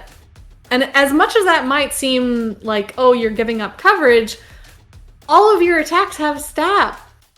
I was gonna say, it's all stab, and it's just like, man, nothing wants to get hit by Shadow Pidgeot's Brave Bird, let alone like that Ace, Aerial Ace, like it's... Yeah, and Gust is, it's a little bit faster now, but ultimately still a little slow compared to the wing attack that I think we've seen some other trainers running, but the Shadow type is going to benefit from all of that extra damage. So yeah, I'd be really surprised if we don't see it, honestly. I agree. It's just too good not to at this point, right? It's just... It looks so good. Yeah. And the Shadow Kingdra from Jin's also looks really good. No, you've got the Azumarill to worry about, but hey, we've seen how Energy Advantage means you can throw Swift. Exactly. Kingdra is now the king of spam, because it's just able to get to those Swifts so quickly. We have one player locked in, waiting on the second. Mm-hmm. Come on, show me the beetle. Show me the beetle. I know you're thinking about it, Jins. Just like for the science, we need the research. That's what we're all here to learn. To learn how to use this beetle as the key to success. Going into this matchup, I mean, Weedle is the trainer that is still undefeated on the field, so we'll have to see if that streak continues. Maybe the Pidgeot has been that lucky charm. Again, really surprised if we don't see it in at least one of these games. Or will Jins be able to take Weedle down from this undefeated run? So, time will tell. These are two very talented trainers, I mean, that we've seen before. And now we are getting into our first battle. Weedle still rocking that championship pose. And we do see a really positive matchup for Weedle, the Alolan Raichu versus the Azumarill first off. Alolan Raichu on that little surfboard, getting ready to fall off that wall charge. Oh, yeah. We'll just call it. This is what Alolan Raichu really has to do when you get a strong matchup that they immediately swap out of. Why not throw the wild charge? You can swap immediately. You can even, since you're resisting the sideways, you can shield here as Weedle is doing and get another wild charge to force all the shields off of your opponent first thing off the bat.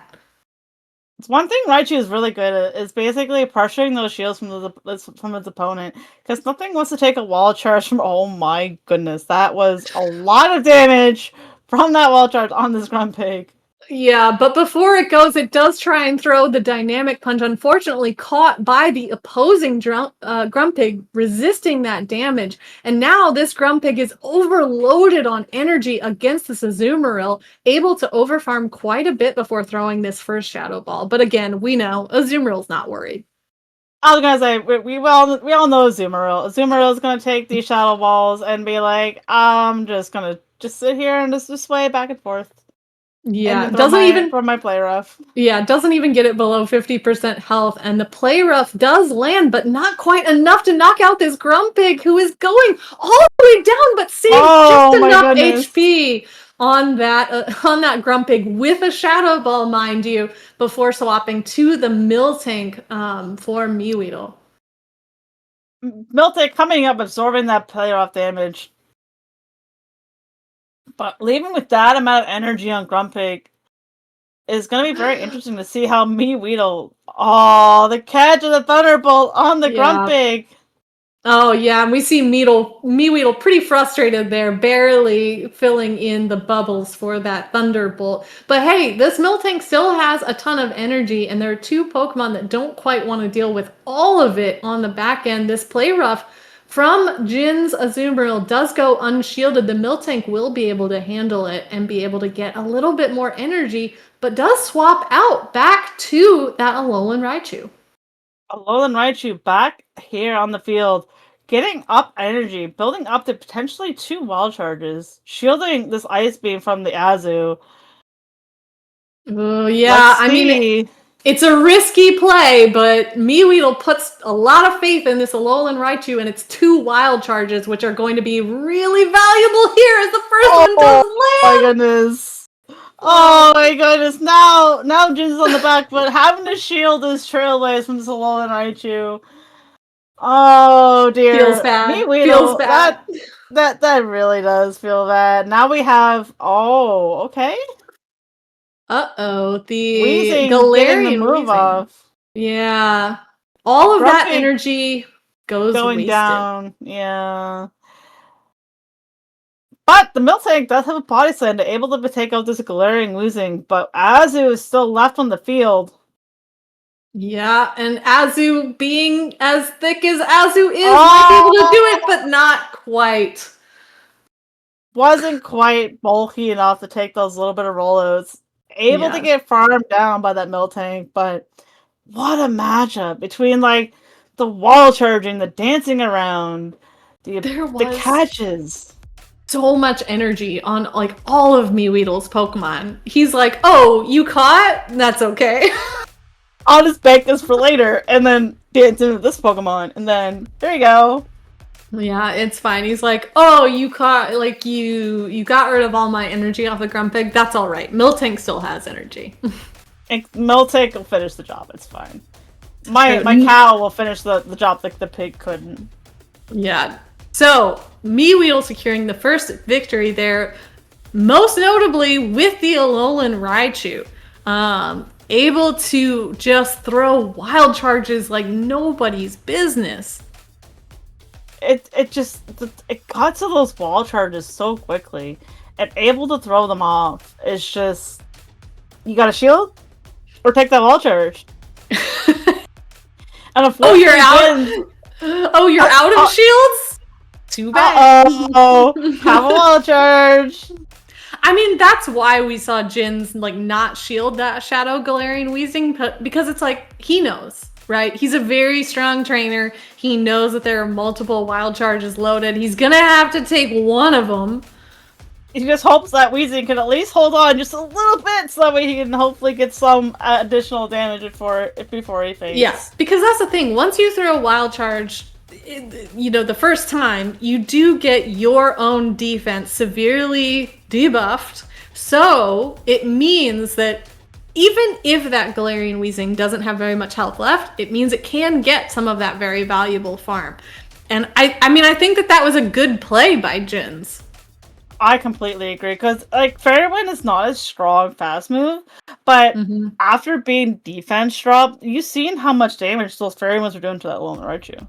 Yeah, Fairy Wind can't farm down like a regular Raichu, but like a debuffed one, yeah, we're 100% again.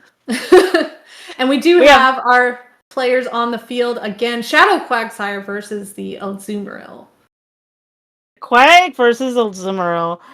So we have a little bit of Bulky Bunny versus the Quagsire. Quagsire getting to these moves relatively quickly, stacking up to the back-to-back.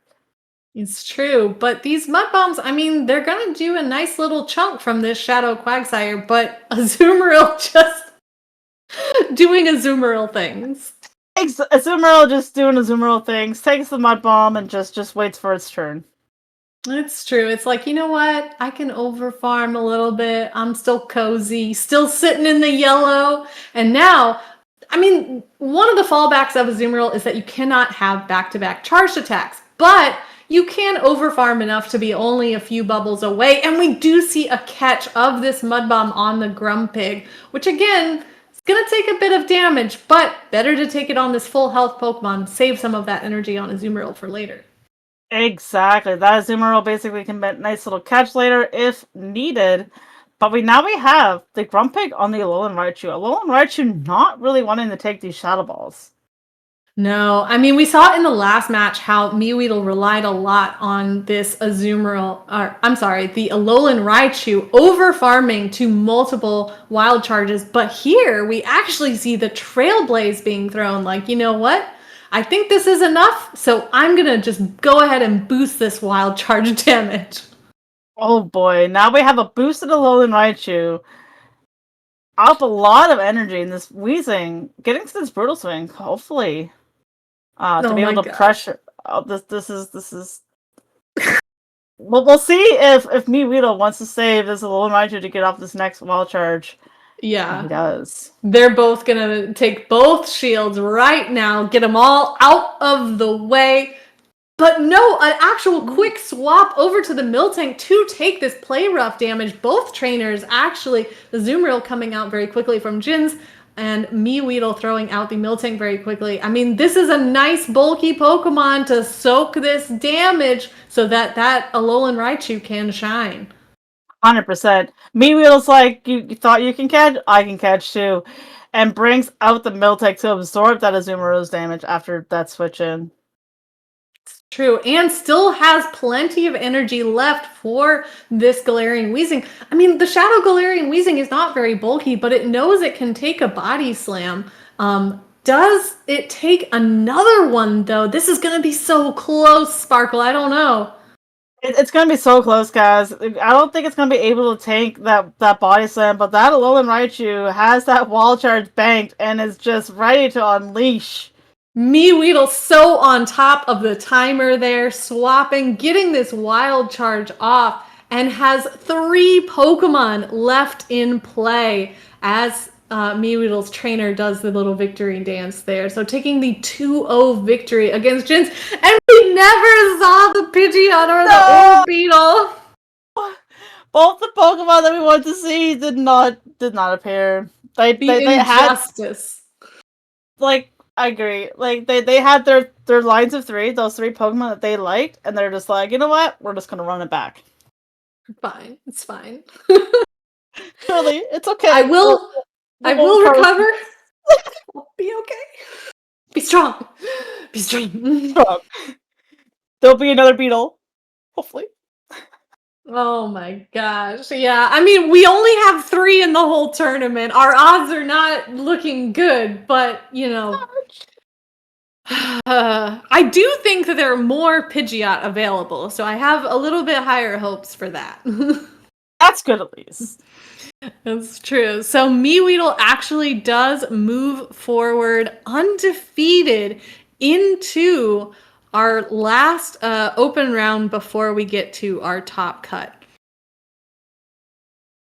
That matchup just showed how well MeWeedle manages his energy and manages also knowing when that switch clock was up, when it was ready, knowing basically that Cyber switch to catch that player off in that Miltank was just such a pivotal moment in that matchup. It's true, because that's one of the things that I think is hardest about whether you're playing in GBL or in the Show 6 format at a tournament like this one. It's one of the hardest things to stay on top of the timer at the same time as your energy on your Pokemon. But MeWeedle proving just how much he deserves to have that championship pose. That world champ difference is, I guess, what people have been saying, is just knowing how basic your Pokemon are, when that switch clock is, knowing your energy, and just being able to execute everything perfectly. It's true. And I mean, Jins was also doing really great. Both of the trainers stayed on top of their switch clocks, stayed on top of their energy, and really tried to use that to their advantage as much as they could. So even though the scorecard says MeWeedle wins 2-0, those were really close matchups. And I think that Jins did a really good job trying to navigate around how fast MeWeedle's Alolan Raichu was able to throw those wild charges. Just brutal. Exactly. We've seen how close both games came to it. It came down to basically just minor margins for him to get that Weedle to get that 2-0 victory. Yeah. Both well played by both opponents. Yeah. And it looks like in the Mateus versus Rockhaven matchup, Mateus takes the victory. So knocking Rockhaven off of his undefeated streak. Mateus and MeWeedle are the only 2 remaining trainers undefeated so far. So let's take a quick look at that matchup, because I'm sure that was another really good one. 100%. Like even just looking at these 2 teams, Shadow Galarian Weezing, Shadow Quagsire again, and basically Kecleon, Hypno, Grumpig, Alolan Ninetales. We see that really. I mean, there's a difference in the choice of water type, right? We have Quagsire, Shadow Quagsire over on the side of Mateus, and Feraligatr on the side of Rockhaven. And we also see the other main difference being the choice of Alolan Ninetales for Mateus and the Miltank for Rockhaven. But both rocking the double psychic of Hypno and a Grumpig. Oh my gosh. It's gonna be over 50% of teams have these 2 psychics, because they work so well together too. They do. Basically, Hypno covers Grumpig's weakness of not having a lot of defense, but Grumpig covers basically Hypno's lack of offense, having basically access to Dynamic Punch as well as Shadow Ball, and being able to get to it so quickly, and being able to dance in and out, having that 1-turn move versus the 4. Yeah. And honestly, I can see how Mateus might have been able to edge a victory over with that Shadow Quagsire. I mean, the neutral damage options you have against the entire opposing team, and effectively neutralizing the Miltank quite a bit. Yeah, exactly. Because it hurts when your bulky normal type gets paired up against a ground type, and then your Mhm. rollouts are doing negative damage to the Yeah. Quagsire. I Meanwhile, think Quagsire is out I think the way spamming you you. phrased it, I think the way you phrased it earlier was it's healing. It's healing It your is. It opponent. does heal it. Like it heals it basically. The Shadow Claws heal the normal types. Meanwhile, the rollouts heal the Quagsire. And of all Pokemon to heal, the Quagsire is the spam on, which you don't really want to leave too unchecked like that. Yeah, and I mean, the Miltank is going to be able to throw quite a few body slams, very, very spammy, as we've seen. But ultimately, body slam is not an attack that most Pokemon are really worried about. Exactly, and a Miltank isn't exactly the most offensive mon, right? It's known Mm-hmm. for its bulk, not its attack. It's So true. Quagsire kind of takes those body slams, just like here. How about have my two Aqua Tails for your one body slam? It's true. So going back to our bracket and taking a look at how some of the other matchups have gone, we have the Masked Asian taking a 2-1 victory over Kellio 380. Masked Asian is another trainer that we've seen featured a few times around the Play Pokemon circuit. Very Mm-hmm. talented. And I don't think we've taken a look at their team yet. It is pretty spicy by comparison, I gotta say, looking at that Luminion. Ooh. Luminion also getting some new moves from this new season update, getting Mhm. access to Gust, which when I saw that in the update, I'm just like, Minion with Gust. That's very interesting because the season previous, Waterfall got reworked. So Luminion had a ton of shine there as well. And now it gets a ton of shine again. Now it has access to Gust. And I've played Luminion, and Gust on Luminion is a lot of fun. And Luminion is actually a fairly bulky Pokemon too, so might be able to sit there and take a little bit more damage than some of its fellow water types. Um, but yeah, every once in a while, like in these attack updates, there's always a Pokemon that you see getting an update, and you're like, question mark, question mark, question mark. It's But Luminion for me. yeah, I think that going into this update, one of the conversations that I was having after the NAIC meta was announced and everyone was starting to make guesses and conjectures about which Pokemon were going to be featured. One thing that kept sitting in my mind is I'm like, I think we're actually seeing a lot of the Pokemon that are going to be getting updates in the next season. And Good I point. think, and that's what's happened here. I mean, Luminion, who would have guessed ever that this would be a Pokemon that you might see in a Show 6 format? Exactly. It literally came out of left field and just like, oh. And it's a fairly bulky water type. Access to a strong Gust move. Has Mm-hmm. basically Aqua Tail and Silverwind, which again I think Silverwind got a buff this season. It did. You're actually correct. Silverwing goes from 60 power to 75 power, so a nice increase, and just in time to hit all of these psychic types. Also, Silverwind also has a percentage chance of buffing your attack and defense. So that Oh, bulky fish juicy. becomes more bulkier.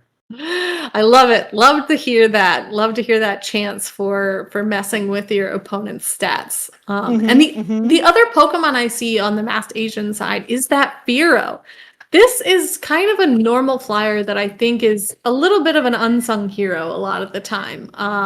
A lot of people are saying that it I doesn't agree. have as strong a place in this meta, but it's one of the few flying type Pokemon that actually has coverage specifically for electric types. Exactly. I like they say it's like I think it's underrated. Like Pharaoh was very popular last season, but I think it's even more popular this season. Access to getting that draw run more like very quickly. Mhm. It's nice. Again, Yeah. another flying normal type that just has the ability to outspam a lot of other Pokemon. Being Yeah. outspeed your other opponent can be the difference between being able to basically pull their shields and get the victory than them basically outcountering you. It's true. And Fearow is another high attack Pokemon, so whichever move it's throwing at you, you know you have to worry about it pretty much. It hurts. I've played Pharaoh. I played against a Pharaoh in Go Battle League and saw against I had my Hypno, and Hypno it does tremendously amount of big damage to a Hypno, and Hypno is again not exactly like the weak type. It's a very defensive strong Pokemon. It's true. And I'm not just highlighting Firo because I myself have a Firo plushie. It's definitely not the only reason. And even though Kellio lost this matchup, he still was able to secure a point. And I also want to call out a spicy pick over on their side. That Lanoon is actually a really interesting pick. Because it has access to Shadow Claw for all the psychic types out there, but it also has access to Grass Knot. It has access to Thunder. It has access to Dig, I guess, if you want that. But I think the coverage of Grass Knot and Thunder in this meta is actually a really unique place for a normal type to be. It's also another relatively very bulky normal type. It is. It's actually surprisingly bulky. Most people forget about it because we got the Galarian version that has a different typing and then has another evolution in Obstagoon.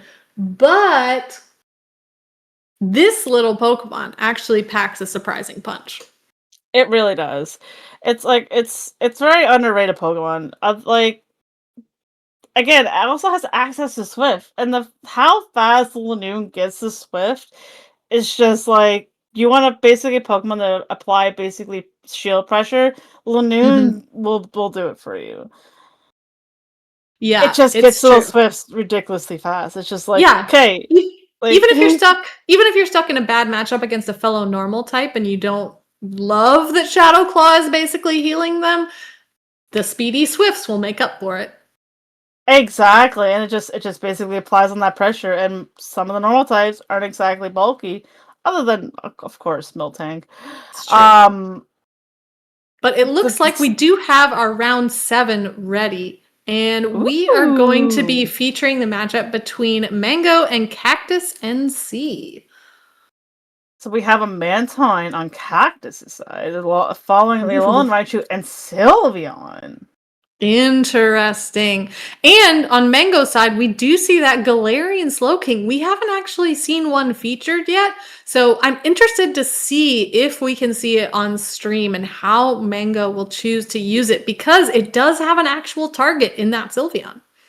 It does. We also have Pidgeot as well. Pidgeot non-Shadow on the side of Pokemango. So hopefully we will get some Pidgeot play. We will see, although Cactus does have that Alolan Raichu to potentially scare it away. It's true. It's a little scary. It's a little scarier for Mango's Flyer, I think, than the Mantine. There's no electric type coverage except for the Miltank over there on Mango's side, you know? So Mantine is we just may see the Mantine come out and create some havoc. Because there's no electric types. Mantine's kind of like, hi, I'm here. Well, it's a circumstance. It's a circumstance of you might be forcing Mango to overly rely on that Miltank. And if you know you can force that Miltank to come out, then maybe you can plan for countering that instead. 100%. Hopefully we might see a Sylveon, though. I really kind of want to see a Sylveon. I do want to see a Sylveon in action. You know, we haven't yet, and we have seen some other fairy types, namely the Weezing, being overly featured so far. So I'd really like to see how other fairy types are going to fare in this meta. I agree. Because, like, access to Shadow Ball is just so nice. For Sylveon. Not to mention, you have the Psysot coverage. So even if you have that Slowking coming in thinking that it can counter you, guess what, buddy? Oh, this is going to be quite the exciting matchup. Again, Grumpig, again, being on both sides. I'd be really surprised if we don't see that.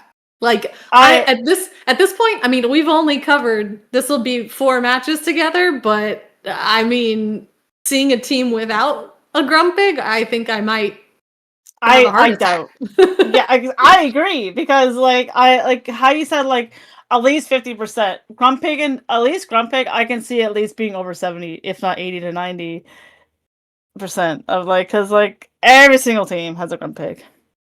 True. Production is also reminding me that we have seen a Azumarill, but I will never feature a Azumarill. No, so You we're can't. bad. You can't make me. No, no production, no Zoomer, no. I'd rather see the fairies with coverage. Thank you very much. Exactly. But we do I would have say our cute fairies, but I mean, a Azumarill is cute. The egg shape, that's very what I say. pleasing. It is cute. It does have its cuteness, but after the years I've spent with the Zoomer, it's like have we cute, have we not earned our other fairy types? Have we not done our Exactly. due diligence? Have we not paid the toll enough to see the other fairy types play? It's true. It's true. So, so yeah, a team without, going back to what we were saying, a team without Grumpig, I think is almost impossible at this point. If someone can do it, I will be shocked. But we actually don't see any Hypno on these two teams. Normally, we have been seeing the two Psychic types together, so it's an interesting choice for both to go with the Grumpig by itself. And we do see each. Oh, sorry, go what ahead. was that? Oh no, go. They do have it. They're both double psychic teams. It's just their second psychic is different. Mango has the Galarian Slowking as that second psychic type, and Cactus has the Alolan Raichu as that second psychic type. It's true, and we do see our trainers are ready on the field. That Alolan Raichu that you were just talking about from Cactus comes out to face the Feraligatr from Mango. Oh, no. This is a really interesting matchup. Oh my gosh, look at how much that Volt Switch is doing. Those Volt Switch damage are criminal damage. That poor Feraligatr almost into half health just by a few Volt Switches. Meanwhile, the Alolan Raichu, instead of going on the traditional Trailblaze, is actually on Psyshock. Interesting choices all around. And we do see that because Mango swapped out, the Alolan Raichu is able to throw that first Wild Charge, get the first shield, and is now ready at another thanks to resisting that Psywave damage. So forcing both shields already from Mango. Fully shields down. Unless the Galarian Weezing is going to come in and potentially, hopefully, get a Brutal Swing off. Maybe this Shadow Ball is going to do a lot, and it will go without a shield, actually. Oh dear. That was a lot of damage for that for that Shadow Ball. Now that poor Weezing is deep into that red. Not quite able to take out the Grumpig. Gets sniped down by the Kingdra's Dragon Breath. Now this little Kecleon is just against the world, against his Kingdra and the rest of Mango's line. It's true, and Kecleon is showing us the Thunder Punch and Dynamic Punch moveset pretty well suited to face off against this non-Shadow Kingdra, both doing fairly solid neutral damage to one another, but this Kecleon is already below 50% health. We do see the Dynamic Punch being thrown, no shields left in play, so it does go through, and the Raichu catching this first Swift, a great play from Mango. Insane play. The Raichu goes down. And now Kecleon comes and cleans up the Kingdra. But it's now Feraligatr. No, the Grumpig from Mango has energy. The Grumpig now takes out the Kecleon. And Feraligatr, even though we saw the criminal damage that Volt Switch was doing to it, decides to take the bench and lets the rest of the team clean up this win. Oh my gosh, very well played there from Mango. Yeah, the Feraligatr was like a little sweaty at first, but it's like, you know what? Grumpig's got this. Grumpig's got this. Always got energy, that Grumpig. Don't worry, there's always this one with Grumpig that Grumpig got you. But theme I'm noticing in this cup. You know, have you heard of Grumpig? It always has energy. Our savior Grumpig, as here to save us all. It's okay to see the two shield the Grumpig, and you're fine. It's true. But we did see how much that Volt Switch damage could do from the Alolan Raichu. And an interesting feature of an alternative moveset. I mean, we've seen a lot of Thunder Shock. We've seen it have Trailblaze, but now we see just how versatile that Pokemon can be. Our trainers are ready back on the field. We have, once again, that Alolan Raichu in the lead for Cactus against the Kingdra this time from Mango. This is a really interesting matchup because the Volt Switch is actually neutral here. Exactly. So it's Raichu's still able to put on that pressure to this Kingdra, even though it's basically neutral damage. It's already basically getting down to that Kingdra to quarter. It's quarter true. health. And we do see Raichu in the lead. You know what's coming. It's a wild charge. Do you shield it? Yes, Mango does rightly call the wild charge before Cactus throws that wild charge and swaps out to the Sylveon. Let's go! We have our Sylveon play. Sylveon, again, look how quick that Sylveon gets to that Shadow Ball. Oh my Absolutely so quick to its moves. And Grumpig taking the Shadow Ball. Grumpig now in the deep red. Oh my What's gosh, the Sylveon do? that was a surprising amount of damage. We do see that Cactus does utilize his first shield, so evening out the shields 1-to-1 in this matchup, over farming, getting that Grumpig all the way off of the field, and now with so much energy. Unfortunately, Shadow Ball isn't going to help against this Miltank, but we do have plenty of Psyshocks ready. Exactly. Not able to get those Shadow Balls off, but Psyshock's coming in quick against this Miltank. Miltank may be thick, but how much Psyshock's can a Miltank take? Don't try and say that one 5 times fast, but we are almost at another one. And I mean, I think that Miltank still can stay healthy without a shield. And we do see Mango choosing to save that last shield, over farming a little bit, having 2 body slams ready. So I think Sylveon has done its job. It does have a lot of energy, but Cactus saying, no, I don't think it's worth protecting. I'm going to rely on my Shadow, Galarian Weezing in the back, full health, and I know that it's cozy against this dragon. Mango reaching for that switch to bring into that Kingdra. Unfortunately, did not realize there was going to be a Galarian Weezing to meet it. Now, Kingdra does have a lot of energy, so potentially, let's see if this Weezing able to tank these Swifts. It's true. The first one coming through, there is 1 shield left in play for Cactus, but holding on to it just a little bit longer. I mean, I think that this Weezing could even take a second Swift, but no, Cactus actually using the last shield here. I think hoping to farm down. I think that's what Cactus is aiming to do. To farm down this Kingdra and able to come out with a lot of energy for that Miltank. It's true. I mean, Miltank is a bulky Pokemon, and actually we see the swap to the Raichu catching this last body slam from the Miltank, saving the energy on this Galarian Weezing so that it can take out the cow with a brutal swing. What amazing gameplay we're seeing from Cactus here. Like, the pivoting, the catching, just able to manage their energy very, very well, and able to basically just outmaneuver Mango, even seeing that Kingdra in the lead. I know. Evening up the series with a victory for Cactus. We are 1-to-1 now against these 2 amazing trainers, and we did finally get to see Sylveon in action. Oh my gosh, so fast. It was so fast and so quick. Like, even like those Psyshocks doing so much damage to that Miltank. It was just a nice gameplay of Sylveon. Like, just to show how well Sylveon benefited from this move update.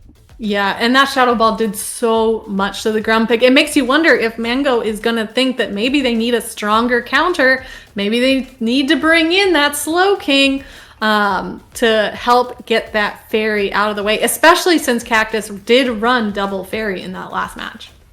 They did, and if I was Mango, I would be a little bit like, I would want to bring that Slowking just to be able to keep those double fairies in check. Being able to get overtaken by those double fairies was a lot.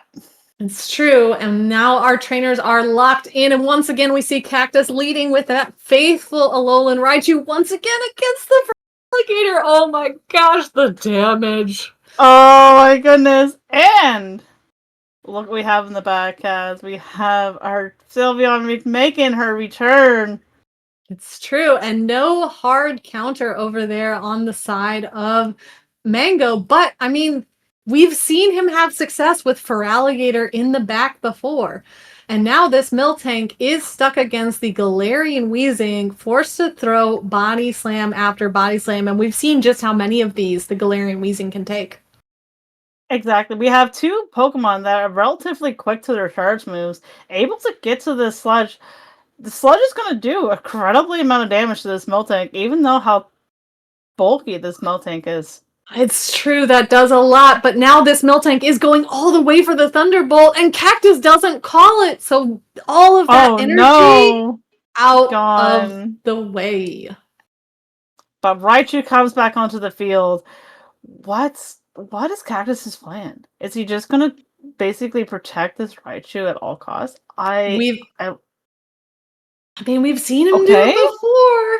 And now, here's another situation where the switch clock is in Cactus's favor. He could throw the Wild Charge here, but actually chooses not to, goes for the Psyshock instead before swapping out and letting Sylveon clean up. Oh, Sylveon comes out, like, already almost at that Shadow Ball. Protects against at least one of these two Hydro Cannons that Mango does have on this Feraligatr. It's true. I mean, he had one shield in play. They had to be able to shield one of them, but the other one is okay. It's okay. We're in the red. We're good. We can even over farm a little bit before throwing this Psyshock. And I do think that for the Shadow Feraligatr, this will be enough to take it off the field. Most definitely. Feraligatr is not known for its bulk. Goes down, but will... Oh, Sylveon farms down. Oh! Gets taken out by the Grumpig Psywave.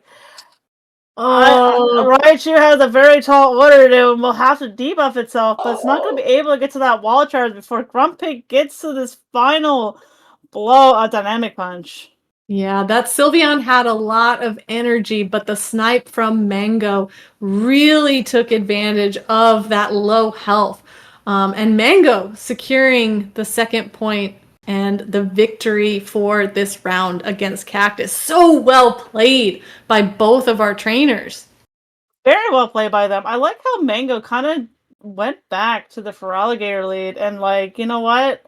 Yes, that Alolan Raichu was caused me a lot of grief in that original game 1, doing a lot of Volt Switch damage.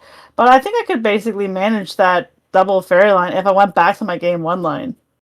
Yeah, I mean, it's true. The Volt Switch damage, super scary, super intimidating. But having that Feraligatr in the back and knowing that the opponent had this kind of tendency to throw Wild Charge and dip, so there wasn't always a ton of energy waiting on that Raichu, I think was a really good call from Mango there. Like, really reading the strategy of Cactus really well. But again, Cactus made some really great calls, and I think Sylveon was a highlight.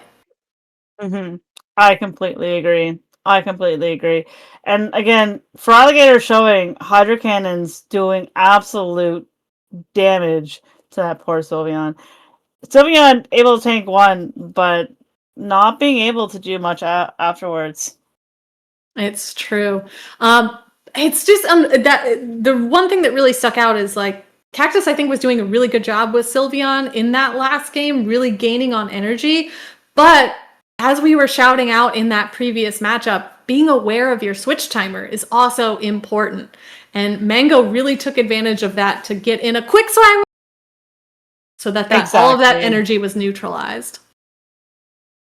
The energy management from game 3 from both trainers were just, like, superb. Like, chef's kiss to both trainers for that. Like, very, very well played. Yeah, and we've seen that throughout a lot of these games. I mean, we're looking at a very fast-paced meta, so understanding your energy, understanding the switch timer, I think is going to be the key to victory for a lot of trainers here. And yes, I mean me. I'm taking notes off to the side here. Look, I'm taking notes off to the side as well because, like, the energy management, the team comps, just the lines that these people run, even like the social decks, just stick out so prominently well. It's true. So we do see Mango taking the victory there. So even though he's not one of the undefeated trainers remaining, still making a claim that he belongs in the top cut. Going back to our bracket here, we do see Weedle once again taking a victory over Mateus. So now Weedle, the only undefeated trainer remaining in this tournament. Making a strong case for, I know it's the North American International Championship meta, but let me show you what what the Europeans have to offer. I mean, Weedle's Weedle for a reason. Weedle is a very, very strong battler, has shown on numerous occasions how well he can play this game. It's true. And we do have a few trainers still battling it out. Some scores reported. The Masked Asian also taking 2-0 victory here. Buckeye Fitzy taking a 2-0 victory. So we're getting closer and closer to our top cut. But unfortunately, Mystic Sparkle and I are going to take a brief break and hand it over to another pair of super talented casters for that top cut. Final Boss AJ and Shira will be joining us to cover the amazing finale to this tournament. It's been a real pleasure to look at this meta in action. I know, like I said, I'm taking a lot of notes, and I will be at the North American International Championship in New Orleans this coming weekend. So if you see me there, please don't hesitate to say hi. I will be there talking about birds till the chickens come home. I was going to say cows, but I feel like we've shouted out enough cows. That's not very enough, true. Not enough birds on our screen. Exactly. It does not look. You can never talk. Not about birds. Birds are just absolutely amazing creatures. So it's true. It's true. And I will be bringing at least one to New Orleans. I think that will surprise no one. No, but we will be surprised at what you bring. That's for sure. So if you see me there, do please say hi. I will talk your ear off about birds, and I'm not going to apologize for it. But Mystic Sparkle, where can people find you? They can find me on twitch.tv at Mystic Sparkle 24. They can also find me on X, YouTube, TikTok, usually all the social medias under the same name of Mystic Sparkle 24. Unfortunately, I will not be going to NAIC, which I am very sad because it seems like it's going to be a very, very fun meta and a lot of fantastic people attending. Yeah, it's going to be a real good time. I'm definitely looking forward to it. Thank you to Zygarden for allowing us both to come in and cast these incredible battles, and for hosting this tournament as a really great opportunity for all of these amazing trainers to get in some practice before potentially attending this tournament. I don't know how many of these trainers are actually going, but I suspect quite a few. I suspect quite a few as well, and it's always nice to have a place that you can come and get like reps in before basically saying, you know what, this is going to be my final team for this big tournament. There's a lot on the line. This is the last tournament going into basically Worlds, so last chance to qualify. True. Fingers crossed for a lot of trainers. I believe in so many people. Man, it's hard to choose who you're going to cheer for when there's so many great people attending. I know, it's true. But the point is, we all love this game. We all love Pokemon, and we all love to battle with each other. So no matter how much time you have to prepare, or whether you were able to do this tournament, or you're just watching from home and taking notes, we're here to have fun. So good luck and have fun to everyone who is able to attend this next weekend. And it has been our pleasure to host you, but we're going to kick it off with a little video break right now. And we'll be back with more talented casters and amazing battles here in a bit. Take care. Hey, my name is Jordan Pease, and my in-game trainer name is Jerpies, and I'm one of the co-founders and currently lead all things digital product, UX, and brand design for Zygarden. I'm a digital design leader and consultant for a handful of tech startups based out of the Bay Area. Hi, I'm Metaboo, and I'm one of the developers that has been working on Zygarden. I don't think any of this would have been possible if Stella hadn't reached out to me to ask if I would like to volunteer for the community. Those who know me personally know that I am pretty introverted and quiet and don't normally initiate these kinds of things, and so I really appreciated being asked and for the kind and thoughtful messages I had received. I'm Stella, also known as Stella Tesla in the Pokemon community. And then as Zygarden, I'm basically one of the developers because it's my day job. It's also programming is a hobby of mine. And it was very easy to just extend that and also use my abilities for Zygarden. My name is Shund. I'm a software engineer from Washington, D.C., and I'm one of the developers for Zygarden. I just really love building and making things. I love organizing projects. I've been working in competitive grassroots esports for going on 8 years now, both inside and outside of Pokemon. In Zygarden, I'm a system administrator and in my professional life as well. And I'm a gardener, and I love to grow bonsai trees. I brought one here to show you all. This is one of my favorites. It's a little one, and it's a Hinoki cypress. My name is Telegraph Train. To the tournaments, regionals, local tournaments, try and help organize those events on a local level as well. Hi everyone, I'm the Billy Bravebird. I was an early investor, but on top of that, I've been a consultant, giving my time, assistance, advice, anything I can do to help the project take off. I'm Ryan. You might know me as RCCola95, and I really brought my social community management and engagement to Zygarden. I really have a pulse for the community, and I feel like that's really where I was a huge asset, building bridges, making connections with other organizations to really bring us into the next step of what this website could be. So what is Zygarden?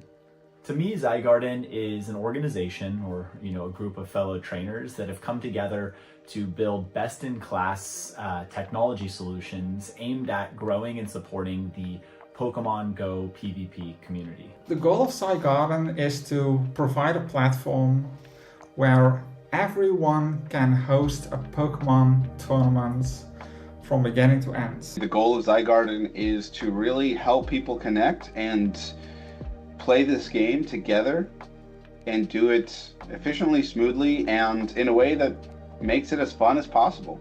At some point we have had Sylph.gg, and Sylph was an amazing platform for Pokemon Go, providing a lot of tools, and one of those tools was they provided a format for grassroots tournaments on solo and team formats. Once Sylph decided to stop their activities, our idea was to recreate what Sylph did and then go beyond there. Sylph was sort of a keystone in the community, and the community for Pokemon Go hasn't been the same. So when Sylph.gg shut its doors, I thought it was an incredible opportunity to kind of carry their legacy on and bound together with a group of fellow trainers to start building that next generation of Pokemon Go competitive products and tools. We're working really closely with a lot of other grassroots organizations in the community. We're really aware that if we want to create something successful, just in terms of giving people a great experience, we're going to need their input. I don't think I can say too much exactly about what's coming in the near future. As everyone said, Sylph was really that place where we all connected online for the first time, and then taking those connections to be in person, really building the community from the ground up. And I just hope that we can provide a space and a platform that can really give opportunities to individuals and organizations that can really take that torch again and have it burn bright for the future.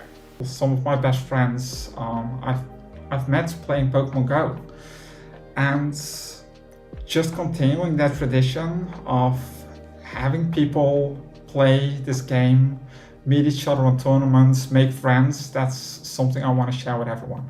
I do find there to be so many kind, wonderful, talented individuals that are a part of it. This community is really something special. I've made some of my closest friends in the entire world from going to Pokemon events, and I think everybody involved in the project just wants to find a way to give back to the community that we love so much. I feel very lucky in my life that I've met so many amazing people through this game that I may have not crossed their path before.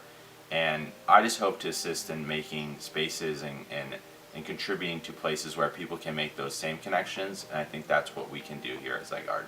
Really hope that what we're building and what we plan to build and provide the community is something that you all grow to love and really just helps foster and support the competitive Pokemon Go scene. I'm really happy to be part of this project and really happy to have you all join us on this journey. We feel like this is really just the beginning, and what we're building here is going to grow into something super community oriented, really help people connect with each other, and really develop a feature set and an experience that adds a ton of value to the community that we all really love. Most importantly, I hope you enjoy the product that we've made. I hope you enjoy Zygarden, and this is only the beginning. We have so much more to do with this, and so many more places to take this. It's going to be a wild journey, and I'm just happy to be a part of it. There's no community like this one in any other esport, including, I think, the other Pokemon games. This community really is something special with a group of people you can't find anywhere else, and I'm really excited for its future and for the future of Zygarden.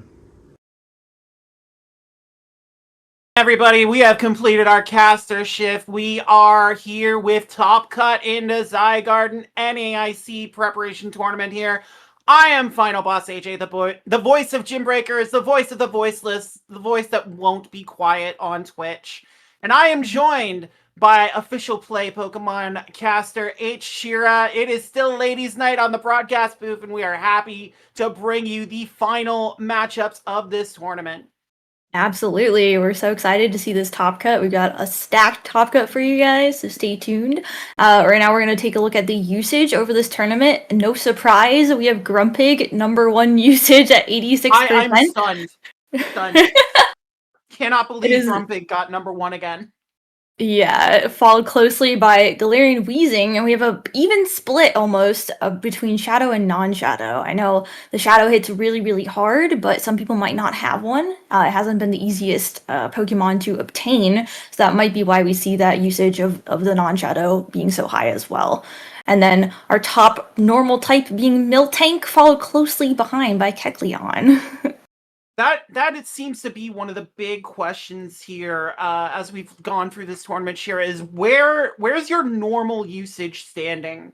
Like, we've seen trainers with 1 normal, we've seen trainers with 3 normal types, and while Miltank does seem to be the cream of the crop, it does leave a little desired on the fast move pressure front, which is why we do see something like a Kecleon. I've seen Lanoon bouncing around with that Shadow Claw. I've seen Astonish, Dunsparce. The trainers are trying so many different ways to attack this meta, attack those main psychics in general, the Grumpig and the Hypno, who we see at #5 at 32%. So it's been very interesting just to try and see people try and puzzle this out, and you see down below some of our spicier selections trying to get that as well. We have our top cut. It is on the board. Emmy Weedle, 7-0 in the round robin. He is the #1 seed. He will be taking on Lugislav Z in one matchup. Pokemango, who we just saw on stream, getting a victory, knocking out Cactus NC, will battle Rockhaven 703. And then on the other side, some people call him the final boss of Europe, and they better add that Europe qualifier on it. Column 6 is in top cut. He will be taking on Mateus 45, who we saw at Indy. And then our featured match of this first round of top cut, Shira, we will be looking at Tommy W versus the Masked Asian. That is our matchup. And look at this lineup that the Masked Asian has. There's my spice. Yeah. This is satisfying the habanero cravings right here, Shira. Yeah, I was very excited to see a Lumineon make top cut because it's not a Pokemon that we've seen very much in this tournament so far. And with that Gust buff, I think it's a very interesting Pokemon to have on your team, and it's especially bulky as well, around 2,000 stat product. So it can tank moves and it can do a lot of neutral damage into the meta. And it also has super effective moves like Silver Wind, which recently got buffed to hit those psychic types as well. So I think Lumineon is a really cool neutral pick. I know a lot of people are looking for just something neutral in this meta. There are some some RPS matchups, but Lumineon feels like a very solid neutral pick to just be able to bring it into any team. Maybe you'd be a little more hesitant to bring it into an Alolan Raichu team, but there isn't one on Tommy W's team, so I do think we will be seeing that Lumineon featured today. Yeah, that Silverwind buff could loom very big here. As one of the few sources of super effective damage, we usually talk about Kecleon's Sucker Punch or the Shadow Claws we've seen from Feraligatr on stream. That Silverwind is rare charge move pressure we see into the Hypno, into the Grumpig, which Tommy W has brought both of them. So that Lumineon's going to have a big role to play. Also, the Fearow as well is a very interesting pick to try and neutralize Galarian Weezing with that 10-turn drill run. Getting buffed this season as well. Fearow has emerged as a more flexible flyer for those who are looking for gust damage to apply neutral pressure. Peck does just as well into a lot of this meta, so Lumineon and Fearow could both be seeing action here with very little electric damage on Tommy W's side. We assume the Hypno is on Thunder Punch, we assume the Kecleon is on Thunder Punch, but other than that, that Lumineon's gonna eat. Definitely. And the Lumineon's going to be a really good check to that Alolan Ninetales, which might make it a little bit harder to bring. So that might free up the Fearow as well. So we may see that. The Miltank also offering a lot of neutral play across the board into Tommy's team.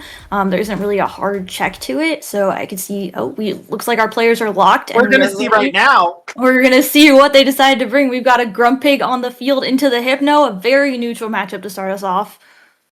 This is the premier psychic matchup of the NAIC meta, and we see standard issue movesets on both sides. Thunder Punch, Shadow Ball for Hypno, Dynamic Punch, Shadow Ball for Grumpig, and Masked Asian is going to reach for that Shadow Ball first. Yeah, and we see the immediate no shield by Tommy. He knows that Hypno can easily snack a Shadow Ball. Grumpig is not going to Psywave down anytime soon, and he's actually going to go ahead and throw the Shadow Ball as well. Grumpig throws up a shield immediately. This would do massive damage to the Grumpig. Yeah, and this Grumpig does not have the fast move pressure into Hypno. That's the big difference between these two psychic Pokemon. You can see as Tommy W gets another Shadow Ball, both shields going up for the Masked Asian, protecting this pig, saving its bacon from a ghostly demise. And now Galarian Weezing is the answer for Tommy W. And no shielding this Shadow Ball either, trying to call a Dynamic Punch bait. Massive damage on the smokestacks. Yeah, so Tommy knows. Oh, and a catch from the Masked Asian. This resisted Brutal Swing is not going to do anything to his Galarian Weezing. Very, very nice play from the Masked Asian there. We're going to see if Tommy decides to... He's going to stay in and actually farm up to try to get to a Sludge. But the Masked Asian is going to throw a Brutal Swing first and cut off that energy. He does actually throw up a shield to get this Sludge off. He wants to take this Weezing off the field, and will save his other shield for the Grumpig, put it all on his Grumpig, and see if his Grumpig can close out the match. Now, the Masked Asian does have a lot of energy on his own Grumpig, and he has an entire Sylveon to try to sweep Tommy's Grumpig, so let's see. He does have a Shadow Ball, comes in with the Grumpig, throws the Shadow Ball immediately, and pulls Tommy's final shield. So all shields are down now. Yeah, it's going to be a race here with Tommy W switch locking in the Grumpig. Masked Asian not going to take the opportunity here to get energy on the pig. It is all on Sylveon. Sylveon firing that new Shadow Ball. She's still a little rusty with it, but she's going to connect here on his Grumpig for massive damage. Grumpig able to fire a Shadow Ball back, but this pig is on its last spring. A couple of Fairy Winds are going to take it out here from Sylveon, and this Weezing is also out of steam, and that will be game 1-2. The Masked Asian on the back of an absolutely destructive Shadow Ball from that Sylveon. Yeah. The lead matchup, I feel like, really set up the Masked Asian very well because he wasn't taking any damage on his Grumpig from those resisted confusions, and he was able to get rid of the Hypno and also save so much energy on his Grumpig to use later in the game. So even though he went down 2 shields immediately, it ended up working out just because he could maneuver that the Grumpig later on so well. This is a meta where you really have to manage your aggression very well. There are times when you want to save those shields for the back end, but there are times when you need to make sure you have your business taken care of on the front end with that lead matchup. And if with Hypno and Grumpig both not having any fast move pressure into the other, spending those shields early by the Masked Asian to save that energy for the Grumpig where it might do a little more damage, and we saw in the end there getting that last shield on the opposing Grumpig was key to set up Sylveon for that knockout blow. And that's one of the many decisions battlers have to make in this meta is what kind of battle are you looking to play? Are you looking to get that energy bank for later? Are you looking to try and catch, maybe diffuse some energy? There are many different paths you can go to in this meta, and it's part of why it's so engaging for the audience to see what these trainers want to do with their options. Yeah, this meta is so flexible, and the Masked Asian made such a good catch with that Brutal Swing onto his Galarian Weezing, and really was able to preserve the HP on his Grumpig even more, which made it a lot more difficult for Tommy there. He also just had so much energy on his own Grumpig that forced Tommy to take a Shadow Ball or immediately go down a shield or two. So he got so much the Masked Asian got so much value out of that Grumpig and just how he played that initial matchup with the Hypno. So I thought that was very, very interesting to see.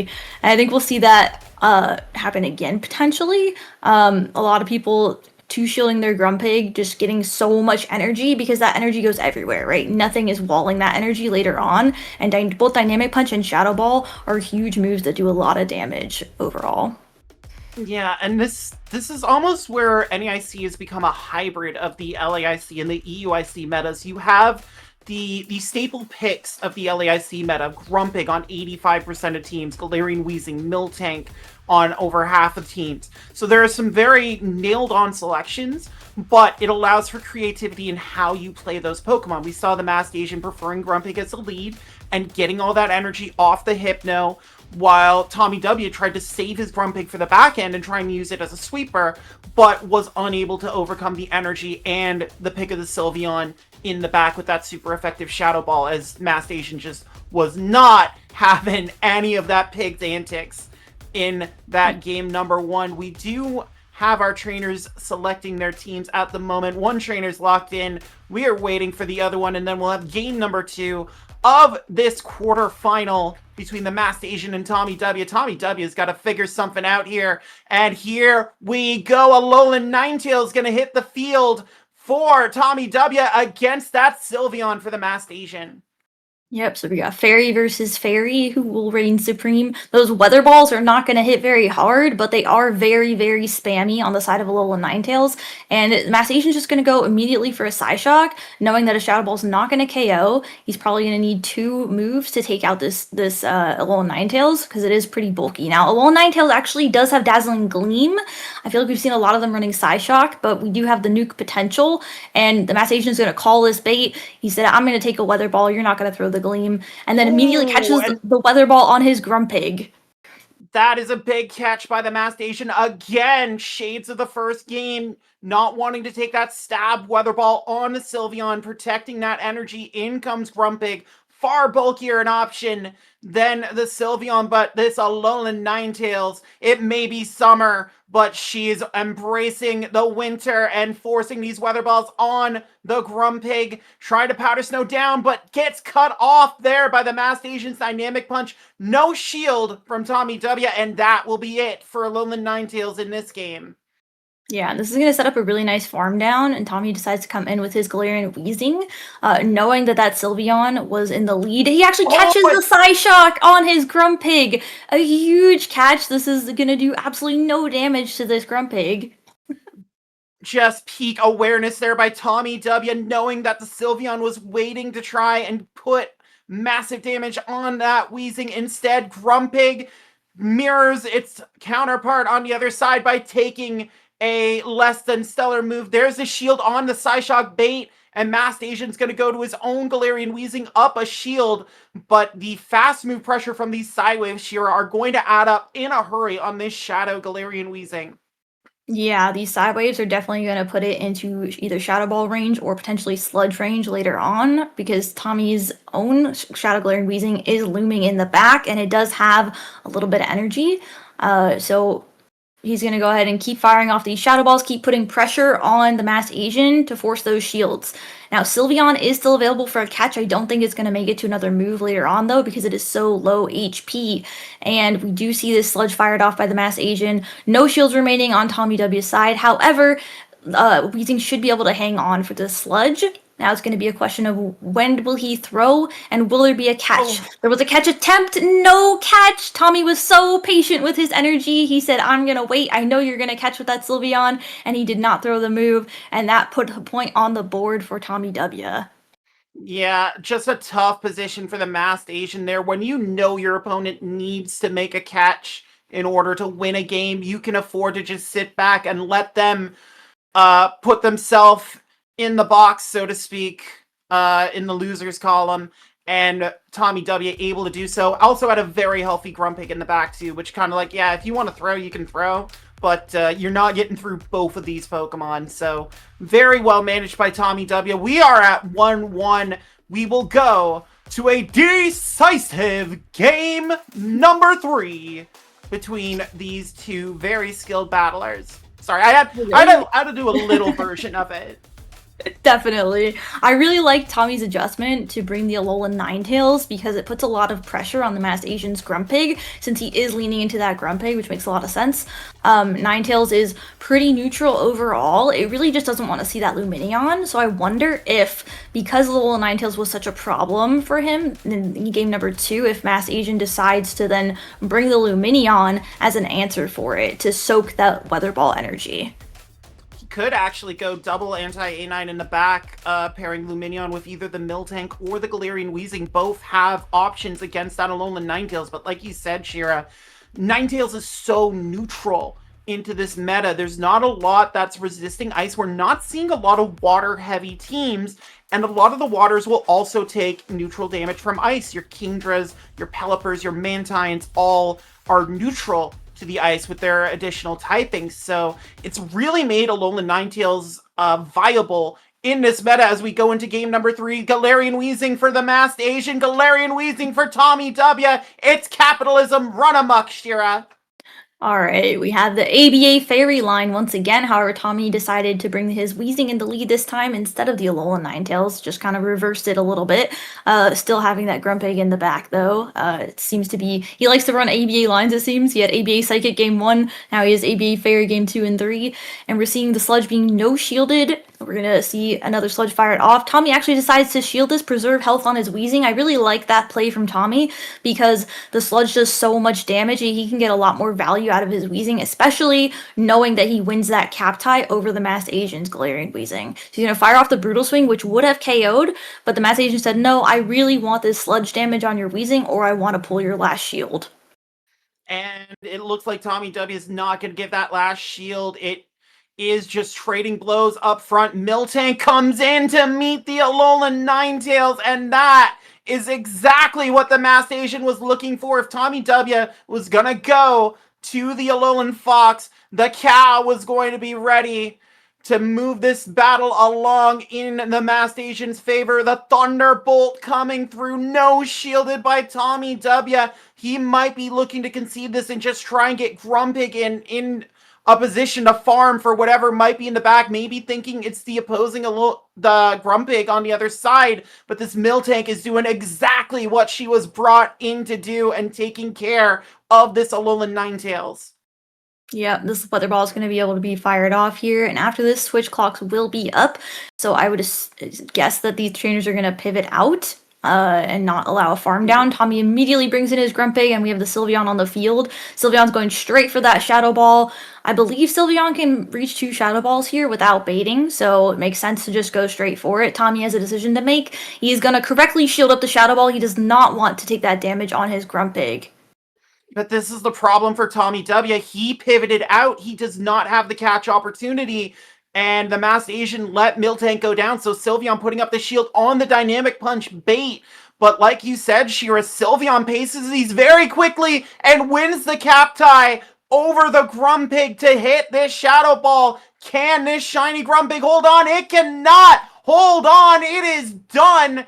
And now Tommy W has to try and reach a move here on this Galarian Weezing, tries for the catch, doesn't get it, but is this in farm down range on the opposing Galarian Weezing? No, it is not! It is a simul KO! Wow. And because the Masked Asian Sylveon still stands, he will move on to the semifinals over Tommy W in a frantic ending there. Shades of Vegas against Carolina from last night in the Stanley Cup Finals, the way both were looking for that answer in the end game, but the Masked Asian able to make that Shadow Ball connection stand up and take this one 2-1 over Tommy W. A great set of games there.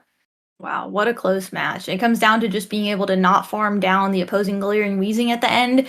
If his Weezing could have held on just a little bit longer, taken one more Fairy Wind, then he would have made the Sludge. And potentially it would have come down to the cap tie versus the Sylveon versus the Galarian Weezing, which is IV dependent. Either one of those fairies could win that cap tie, just depending on how those trainers have trained their attack stats. I mean, and we said it start there, Shira. With Galarian Weezing not being a standard issue Shadow Pokemon, some of these trainers are having to dig deep into their rosters to try and find one willing to play. And you look at the CPs on the 2 Galarian Weezings in this matchup, 1483 for Tommy W, 1475 for the Masked Asian. I did not think I would find someone with a worse Galarian Weezing than mine. I have found one. Maybe I do need to bring mine, but like you said, just could not hang on long enough. Maybe a more defense-weighted Weezing would be able to do so, but at the end of the day, the Masked Asian with that Sylveon is able to hold on, and we do have our results. Emmy Weedle making quick work of Lugislav Z in one quarterfinal. The Swiss battler will move on to face Rockhaven 703, the Cool Cats member, taking out Pokemango. Get those last of the Pokemangos in chat, everybody. Another 2-0 decision, and Colin 6 will advance over Mateus 48 with a 2-1 victory. So we are going to have 2 Europeans against 2 Americans paired off in each of our semifinals here, Shira. And these Europeans are very intent on making a statement that the North Americans are not going to win their own international championship very easily. They are definitely, and Emmy Weedle still undefeated. I believe that's his 8th match win in a row, which is insane. He's on a tear. Let's see if Rockhaven can potentially take him down, or if Emmy Weedle will be making it straight to the finals undefeated on the winner's side there. We will be showing both semifinal matches, so we are going to be starting with Emmy Weedle and Rockhaven.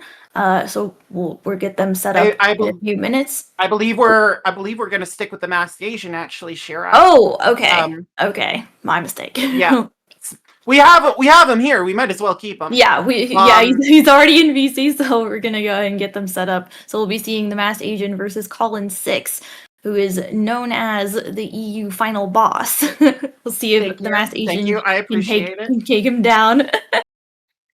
Of course, with final boss AJ here, we could not say that he's just the final boss. It's EU final boss. Exactly. I'm the North American version. It's fine. We can divvy it up. I can't be final boss of the world, obviously. So, maybe yeah, you could. It'd be a lot of work, Shira. I don't know if I got that in me. Like, I'd have to. I'm a delegator. I would delegate some things. I'm just parcel it out. Like you can be final boss of the South. Yeah, definitely. I'm really excited to see these matches coming up. with Colin and the Masked Asian. So we're still getting them set up. But if we take a look at potentially their teams and get those set up. I did mention before about the water type situation. What trainers decided to do with their water types. As we can see, Colin very much enjoying his water types. He's gone triple water on his side with Shadow Quagsire, Shadow Kingdra, and Blastoise coming in. Haven't seen a lot of Blastoise today, but also packing Rollout, hitting a lot of the meta for neutral damage, and in the case of that Fearow, super effective damage, while packing the Hydro Cannon and then the option of Ice Beam or Skull Bash. You would think Skull Bash as a more neutral option into the meta. Don't want to be firing resisted charge moves into your fellow water types, but that Blastoise is a very intriguing pick from Colin 6. Yeah, all of those water types on Colin's side also put a lot of pressure onto that Grumpig on the Masked Asian side. Because in the neutrals, I believe all of them beat Grumpig, and as well as Alolan Ninetales does as well. So it's going to be a lot harder for the Masked Asian to bring that Grumpig, knowing that there's so much pressure on the opposing side, and that those all of those water types will actually beat that Grumpig in even shield scenarios. It's going to be a little bit tricky. Yeah. He might have to figure out how he wants to play that. I could see the Miltank being a really big factor here for the Masked Asian, just to try to put some more pressure onto Colin's water types, since we know that he's going to be bringing some of them for sure. Well, you talked about it in the previous matchup against Tommy W, Shira. This could be the matchup where Lumineon comes into play. As a water type with Gust and with Silverwind, it's doing neutral damage to all these waters, but if you're a Quagsire and you're running Aqua Tail, you're not throwing Aqua Tail at Lumineon. If you're a Kingdra and if you're running Swift Surf, you're not throwing Surf. If you're Blastoise, you don't want a Hydro Cannon on Lumineon. That fish actually poses a major problem for Colin 6. The Alolan Ninetales as well on Powder Snow and Weather Ball. Doesn't want to throw those into Lumineon. So that fish is coming, Shira. I know we did not see it from the Masked Asian against Tommy W, but it's gotta show up now. It just looks so good for the Masked Asian here against Colin's side. Yeah, I definitely agree with you. I think Lumineon is going to be a pick to bring here because it offers a lot of neutral fast move pressure into the team as well with those gusts. Now, it's not a very hard-hitting Pokemon, but those gusts will add up over time. And nothing on Colin's side really wants to eat a Silverwind from that Lumineon in terms of his water types. Blastoise could probably take one, but if you think about the pacing of Silverwind versus Blastoise is having to throw a Skull Bash into the Lumineon, I think Lumineon's going to come out on top in that matchup. 100%. And like we've seen a little bit of Lumineon this season, but that bulk on that fish, that sheer presence, it is a tough Pokemon to remove from the field. And like I said, just looking at Colin's team, there's nothing that Gust can't do really. That can't take damage from that Gust. So I think Lumineon is going to be a key Pokemon here for the Masked Asian, and we'll see. We're probably going to see Grumpig, honestly. But yeah, I think Grumpig on both sides looks pretty good. Who will handle their pork chops better will be the question. We have trainers locking in teams as we speak. We will be ready to go here in a second. And Colin, again, trying to stake his claim to take the NAIC tournament back to Europe after Nighttime Clasher took LAIC to North America. Just trading all around the world here, Shira.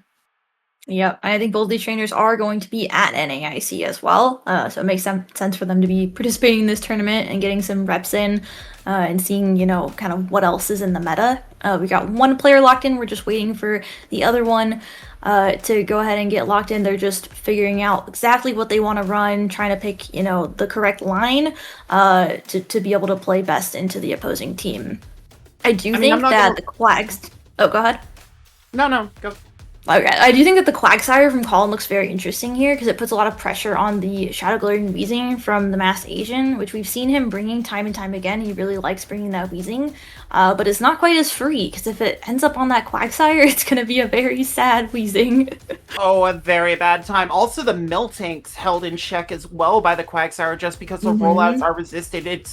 It's a similar situation to the Grumpig and the Hypno matchup we saw earlier. When you don't have fast move pressure in this meta, it makes it very difficult, and it does make things very complex in how you try and play out those matchups when you go for the catch, when you use your energy, as opposed to, say, having a Fearow just pecking down and not having to worry about mud bombs or mud shots from the Quagsire. So that, again, is the puzzle that these battlers are trying to work on, trying to figure out as we are looking to go into battle here. Cullen 6 against the Masked Asian semifinal number 1. Grumpig on the lead against Galarian Weezing. A great start for the Masked Asian.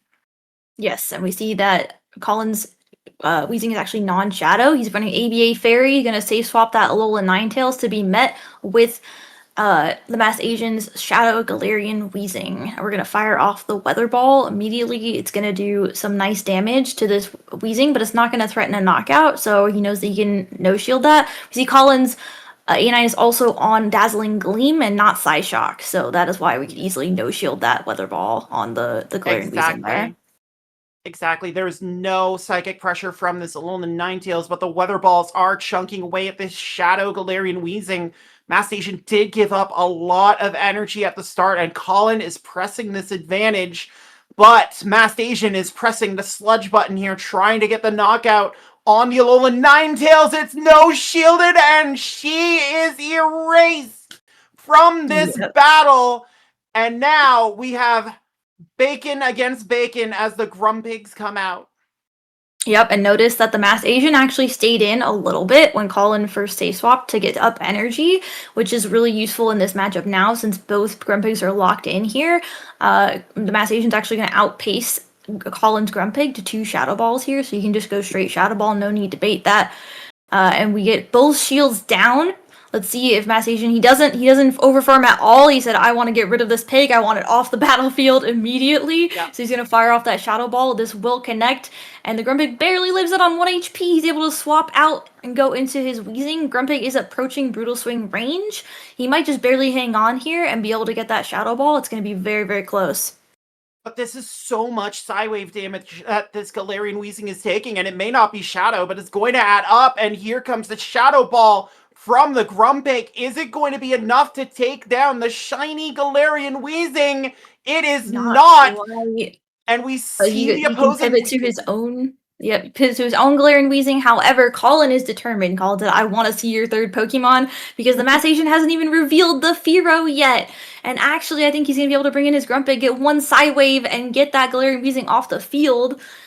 Yeah, and then Psywave down, and Psywave down the Grumpig as well. So a huge piece of information is missing on Colin's side because he doesn't know what the Masked Asian had as his third Pokemon, which is going to make it really tough for him to adjust for Game 2, not knowing what was in the back there.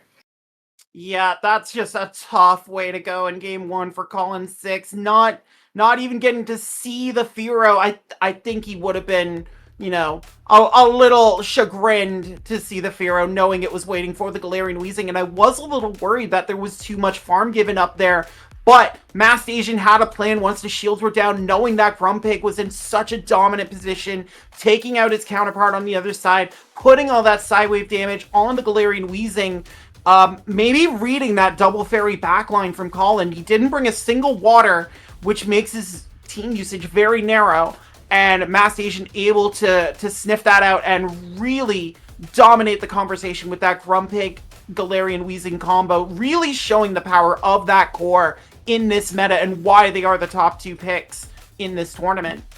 Yeah, the energy management on Grumpig by the Masked Asian there was absolutely magnificent to watch because he stayed in. Like I had mentioned before, he stayed in when Colin swapped out, and he did a couple Psywaves just to get ahead on energy to make sure that if Colin had a Grumpig in the back, that he would be ahead on energy later on when both Grumpigs hit the field, which is what ended up happening. Yeah, and like I said, once the Alolan Ninetales came in as a safe swap for Colin, I think that tipped off the Masked Asian that he did go double fairy, that Galarian Weezing was back there, so he didn't need switch. He could pivot hard into that Grumpig without fear of Colin bringing in that Galarian Weezing. Let's see how the final boss of Europe adjusts in game number 2. This time, he has the Grumpig on the Galarian Weezing. The tables have turned, Shira.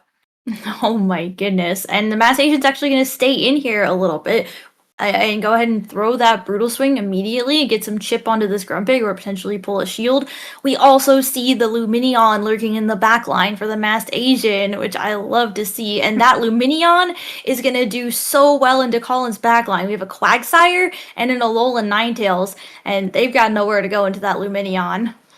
No, unless that Quagsire has Mud Bomb, which it does. It does have something it can throw onto the Lumineon, but this Galarian Weezing is going to get a parting shot in here with a Brutal Swing on this Shadow Quagsire. This might be the most it can possibly do, but Quagsire still shrugging that off. And here we go. Here's the fish. Here is Lumineon with these gusts chunking away at its fellow water type. Yeah, Lumineon should be able to hang on to Mud Bombs here very easily. Again, it's got a lot of bulk, so no problem just eating these Mud Bombs.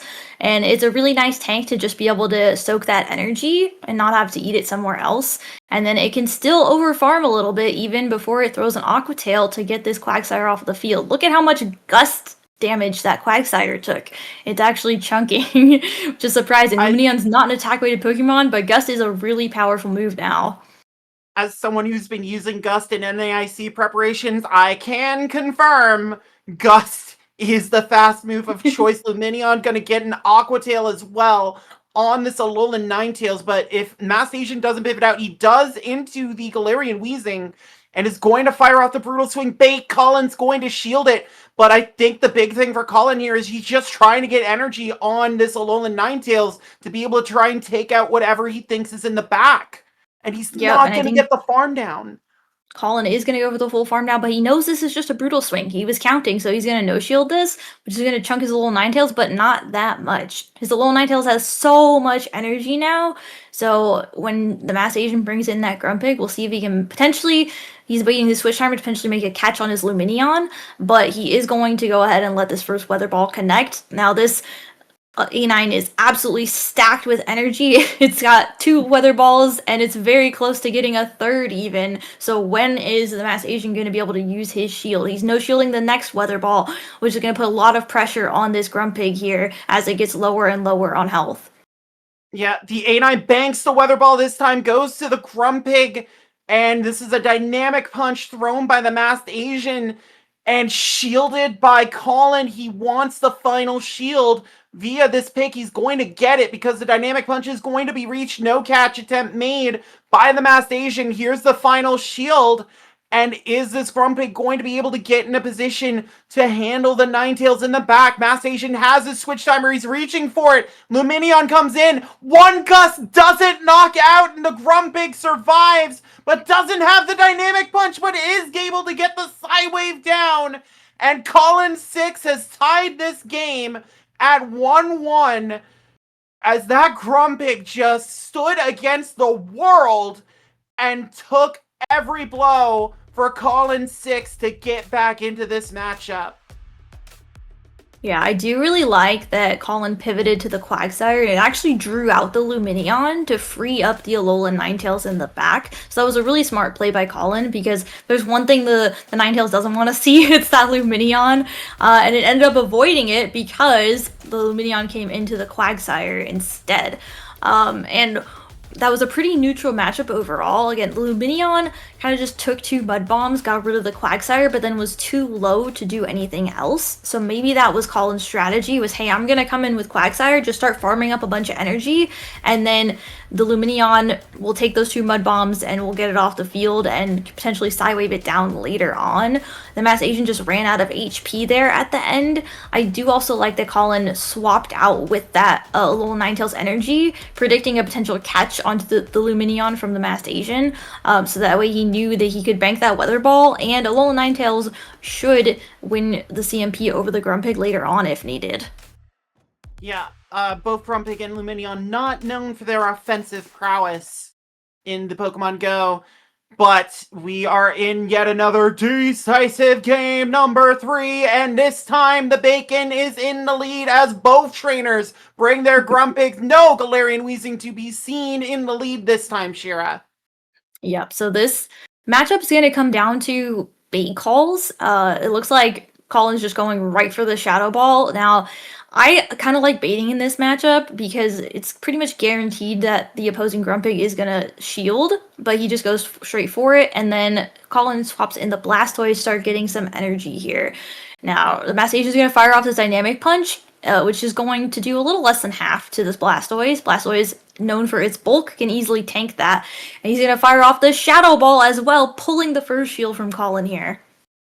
This Blastoise is not done chilling just yet. The shades are on. It's working its magic as the Hydro Cannon is directed at Miltank, making another appearance as the replacement for Lumineon in the backline takes the Hydro Cannon with ease because, as Johto players know, this cow is bulky and does not care what you want to do. It will keep rolling out until it is done.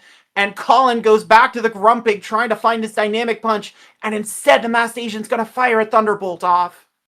Yeah, this Grumpig might be looking for the full farm down on this Miltank, but the Miltank is loaded with energy and will get off a Body Slam as well, which is going to put Colin's Grumpig very low if he decides to no-shield it. Grumpig will hang on here, but he does decide to actually put up the shield here and protect that HP on his Grumpig, which in turn allows the Mass Agent to go ahead and swap out into his Galarian Weezing to start putting pressure on this Grumpig. Colin fires off the Shadow Ball, which is going to pull the final shield from the Mass Agent. The Mass Agent is going to be able to get rid of this Grumpig very soon, as Colin's switch timer is not quite up yet, so he cannot swap out to catch this Brutal Swing somewhere else. However, we see in the back line for Colin a Shadow Quagsire looming, which the Galarian Weezing is not going to be too happy to see.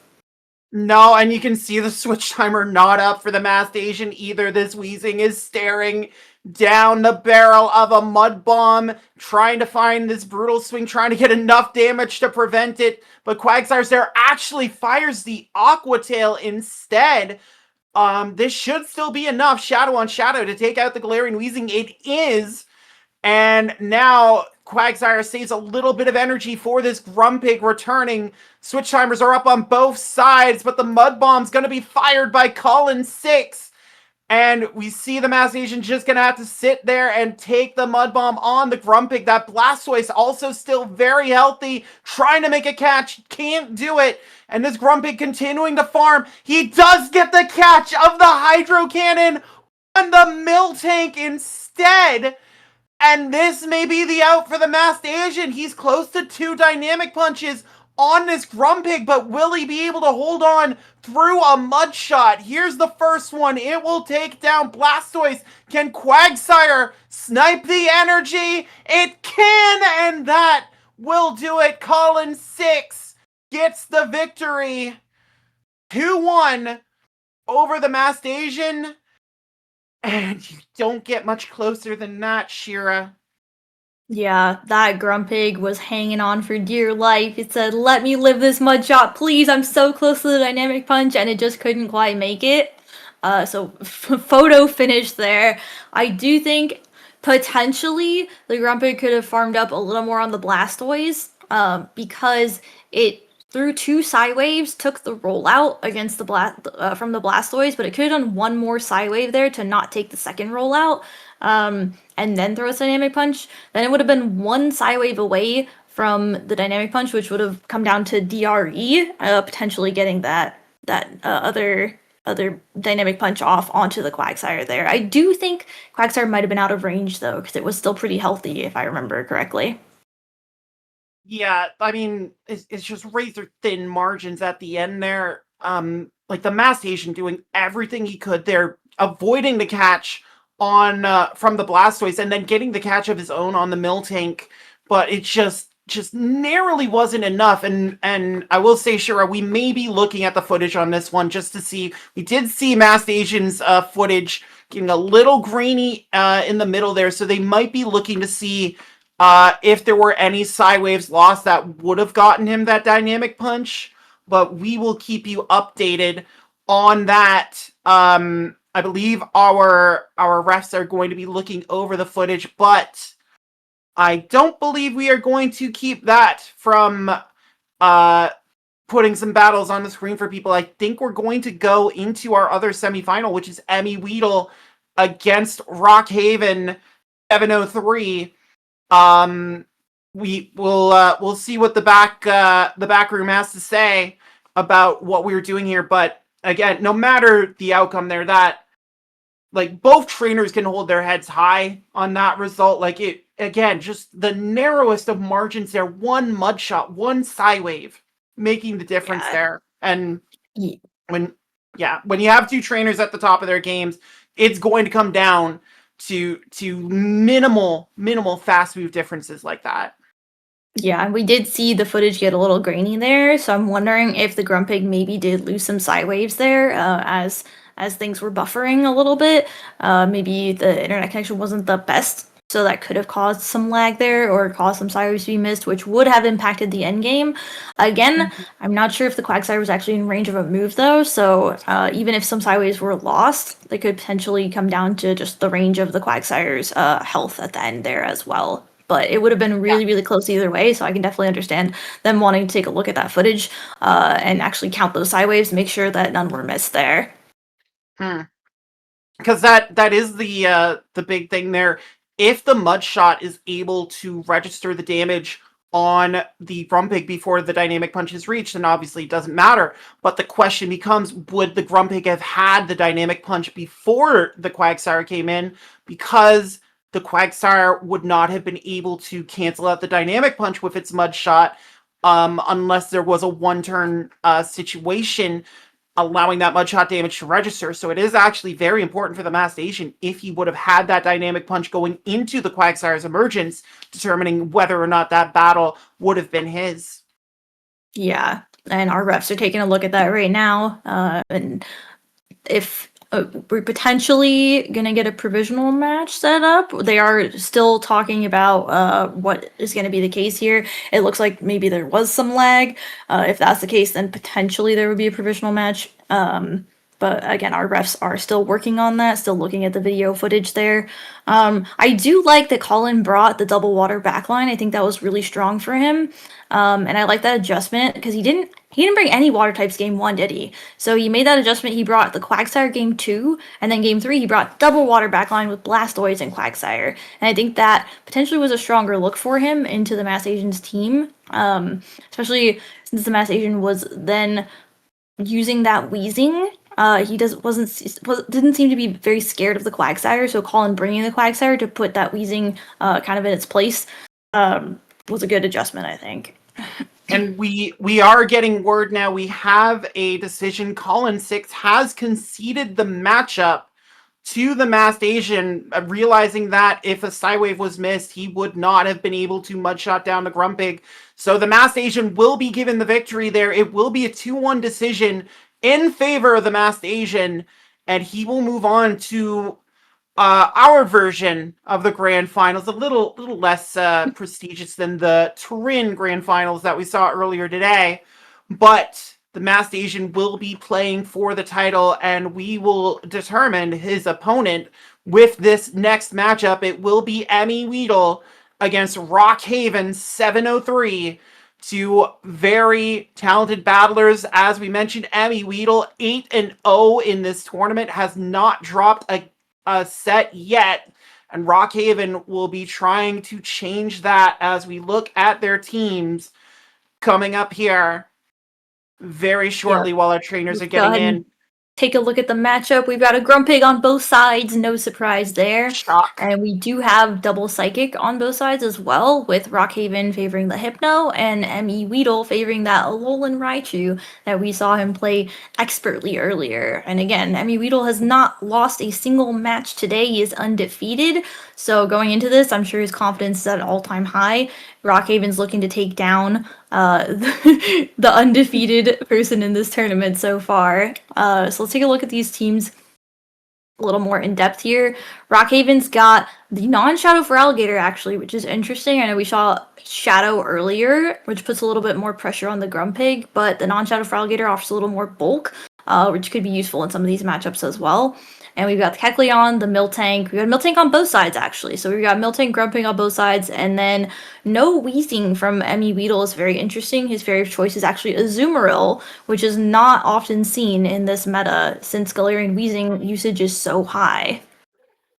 Yeah, and Emmy Weedle's got a bit of an unconventional team, not running that Galarian Weezing, but I actually really like what he's doing here. With that Alolan Raichu, there's not a lot of electric damage that's as direct as Alolan Raichu is going to offer. We think of the Thunder Punches on Hypno and Kecleon. Alolan Raichu has Thunder Shock, it has Thunder Punch, it has Wild Charge, so it is very much an offensive threat into the waters and flyers that we've seen start to emerge in this meta. And Emmy Weedle's got a flyer of his own as well in that Shadow Pidgeot. And we talked about how much Gust was playing a factor in this meta, getting that energy buff, so making it a bit more viable back when it lagged behind, say, Confusion in terms of energy generation as a 4-turn move.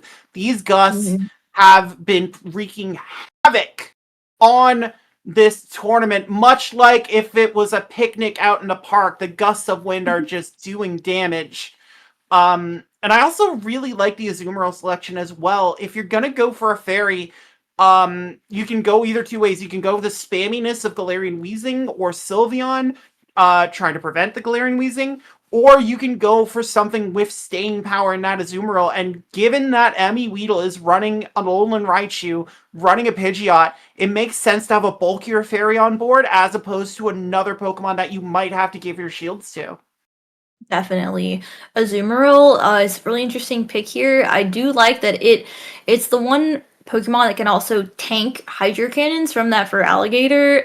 It has no problem just eating Hydro Cannons for days, which makes it a really good pick in this matchup specifically, because it can wall that Feraligatr energy really well. Nothing else in this meta really wants to take a Hydro Cannon, so Azumarill. To be Azumarill fair, definitely- yeah. to be fair, Swanna can eat a Hydro Cannon if she doesn't want to. Yeah, Swanna could take one, but I think it'd be very low afterwards. Whereas Azumarill can sit there and tank, 3, 4, potentially even 5 Hydro Cannons. Azumarill drinks down Hydro Cannons like a kid sipping from a garden hose. Yeah. Like just snacking on them easily. But no, we do also see the Quagsire as well on Emmy Weedle's side, so it is double water. That Quagsire has emerged as an anti-Miltank option. Again, resisting the rollouts, resisting the Thunderbolt, forcing Miltank to settle for body slams, which it can do. It can spam them just as quickly as Licky Licky can out in OGL, but obviously with a little less pressure behind them compared to the Licky Licky. But we are getting ready to see what these two trainers think of these opposing lineups. Our battlers are locking in Emmy Weedle against Rockhaven 703. Rockhaven's going to start with Hypno, and Emmy Weedle counters with Pidgeot. A couple of 4-turn fast moves going at it here, Shira. Yeah, we got that Shadow Pidgeot on the screen. I know we've been waiting to see it all day, and here it is. Look at those gusts actually chunking this Hypno, and he does go for an immediate catch on that Thunder Punch, which is going to be resisted by this Shadow Quagsire. So Pidgeot gets to leave with all that energy, and then that energy from the Hypno goes nowhere, and he brings in the Kecleon to try to neutralize this Quagsire a little bit. Yeah, but the Kecleon's not in a great spot either. Again, Quagsire taking away the electricity from Rockhaven's side. It can't go for Thunder Punches. It needs to hit these Dynamic Punches if it wants to deal meaningful damage to the Quagsire. Rockhaven's going to reach for it here, and there's a Protect Shield up from M.E. Weedle.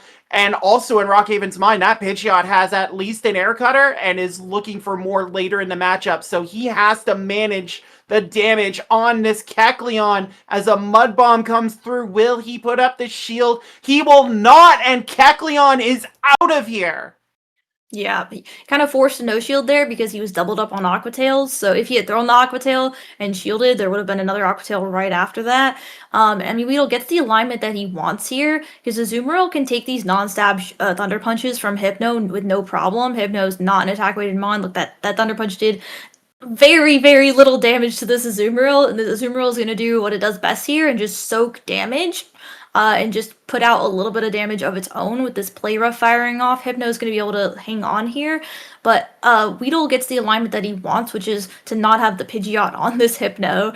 And then Rockhaven's going to go ahead and pivot to that Grumpig, go ahead and start farming up some energy that he can use later on. And Azumarill's going to fire off one more play rough here, and I believe Emmy Weedle's switch timer will be up, so he'll be able to swap back out. Potentially that Pidgeot start firing off moves. He actually brings the Quagsire in, though, which is loaded on energy to start firing off these Aqua Tails instead. Yeah, and I think this is where Emmy Weedle wants to use the energy on the Grumpig that's been just the dominant threat in this meta, forcing Rockhaven to fire this Dynamic Punch to cut off the energy, and he is going to use the shield here. That Pidgeot is not going to have any help in trying to close this battle as another Mud Bomb comes through. Rockhaven is going to let it go, trusting in the Grumpig to be able to take this damage, and it does. And it does have the move, and he's going to bank it, go to the Hypno for the confusion down. And now Emmy Weedle has some decisions to make. He goes for the Gust here, trying to get rid of this Hypno. A Thunder Punch is going to come through. Hypno's not very attack-weighted, but this Pidgeot is frail. It holds on, and Gust does KO the Hypno. And that will do it. Rockhaven not bothering to shield. He knows the Air Cutter is going to be enough, and Emmy Weedle rolls on and takes game one. Wow. Well played by Emmy Weedle, but well played by both trainers, honestly. But that energy management by Weedle there was insane. He had so much energy on that Pidgeot, and he knew that Pidgeot was going to be able to tank a Thunder Punch no problem and just live. Which I think is why some people are favoring Pidgeot as their flyer. It's a little bit bulkier, and it's not going to be threatened by one move, like maybe a Fearow or a Toucannon would be. Or a Swanna. Or a Swanna, yeah. I don't think a Swanna would be tanking a Thunder Punch. Double super effective would do quite a bit to a Swanna. Swanna does not like that. Definitely not. I think the bulk of Azumarill also played a really big role in that match as well. You could see Azumarill was just barely below half HP at the end of that match. So Hypno would have had to get to so many moves to be able to get rid of that Azumarill and the Pidgeot as well. And it just couldn't quite hang on there. Yeah, and I wonder if that was the decision right there when Rockhaven pivoted out of that Hypno into Azumarill matchup. Like, 4-turn moves into 3-turn moves are very annoying when you are the 4-turn move user, because your move time is so staggered. Like, you have to throw 2 confusions to get full value.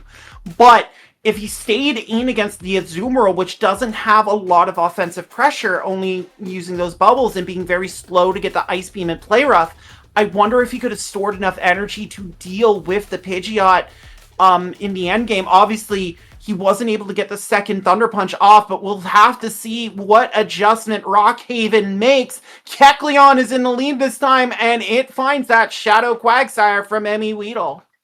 Yeah, it's a fairly neutral matchup. Quagsire is going to pace so quickly to its charge moves, though. Kecleon's a little bit slower pacing, needing 7 to get to that Dynamic Punch. Weedle actually goes for a catch, tries to catch a Dynamic Punch on his Azumarill, does not make it. Rockhaven's very patient there and is able to fire off a Thunder Punch instead. Again, super effective damage, but non-stab Thunder Punch from a Kecleon, not doing a whole lot there. And he brings in the Hypno. So we've got bulk versus bulk here. Hypno can throw super effective moves, but again, it's a non-stab Thunder Punch from a Hypno, not threatening that Azumarill very much. Azumarill can easily tank another Thunder Punch here. Hypno will have to reach 2 charge moves to take out this Azumarill, but Azumarill fires back with a Play Rough. Now he's at back-to-back Thunder Punches on this Hypno. Let's see. He's going to go ahead and no-shield the Azumarill, using it as a tank just to eat that energy. This is an interesting throwing pattern here from Rockhaven, just using both Thunder Punches to clear this Azumarill from the battle. And they, yeah, it was one bubble off there, so he had to cut off that energy. He brings in the Miltank to start farming up a bunch of energy into this Hypno. Hypno banks a bunch of energy and swaps out, and then brings back in the Kecleon to start absorbing these body slams from the Miltank. Yeah, and unfortunately, Miltank does have to be wary of the Dynamic Punch from Kecleon. There's a lot of energy on both sides. This Kecleon, newly inserted into the NAIC meta, is going to unleash a Dynamic Punch, does get shielded by the Miltank, and an Quick pivot by Emmy Weedle into that loaded Quagsire with Aqua Tails for days, Shira, and there's no water on Rockhaven's side to absorb this punishment.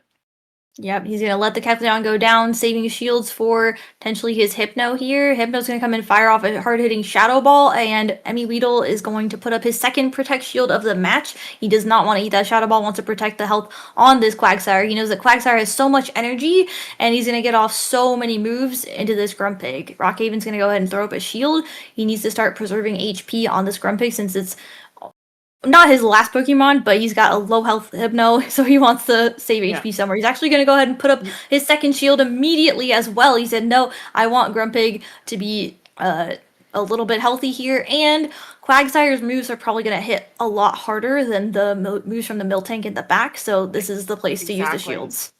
Exactly. So both shields go up on the Quagsire. It is defeated by the Dynamic Punch, and this Miltank has to dig into its past and find that Whitney level of aggression on the Grumpig. One body slam bounces off, does reach a second, but the Grumpig is gonna win the cap tie, and that should be that for Miltank as Grumpig reigns supreme over the Barnyard in game number 2 and ties this series up for Rockhaven.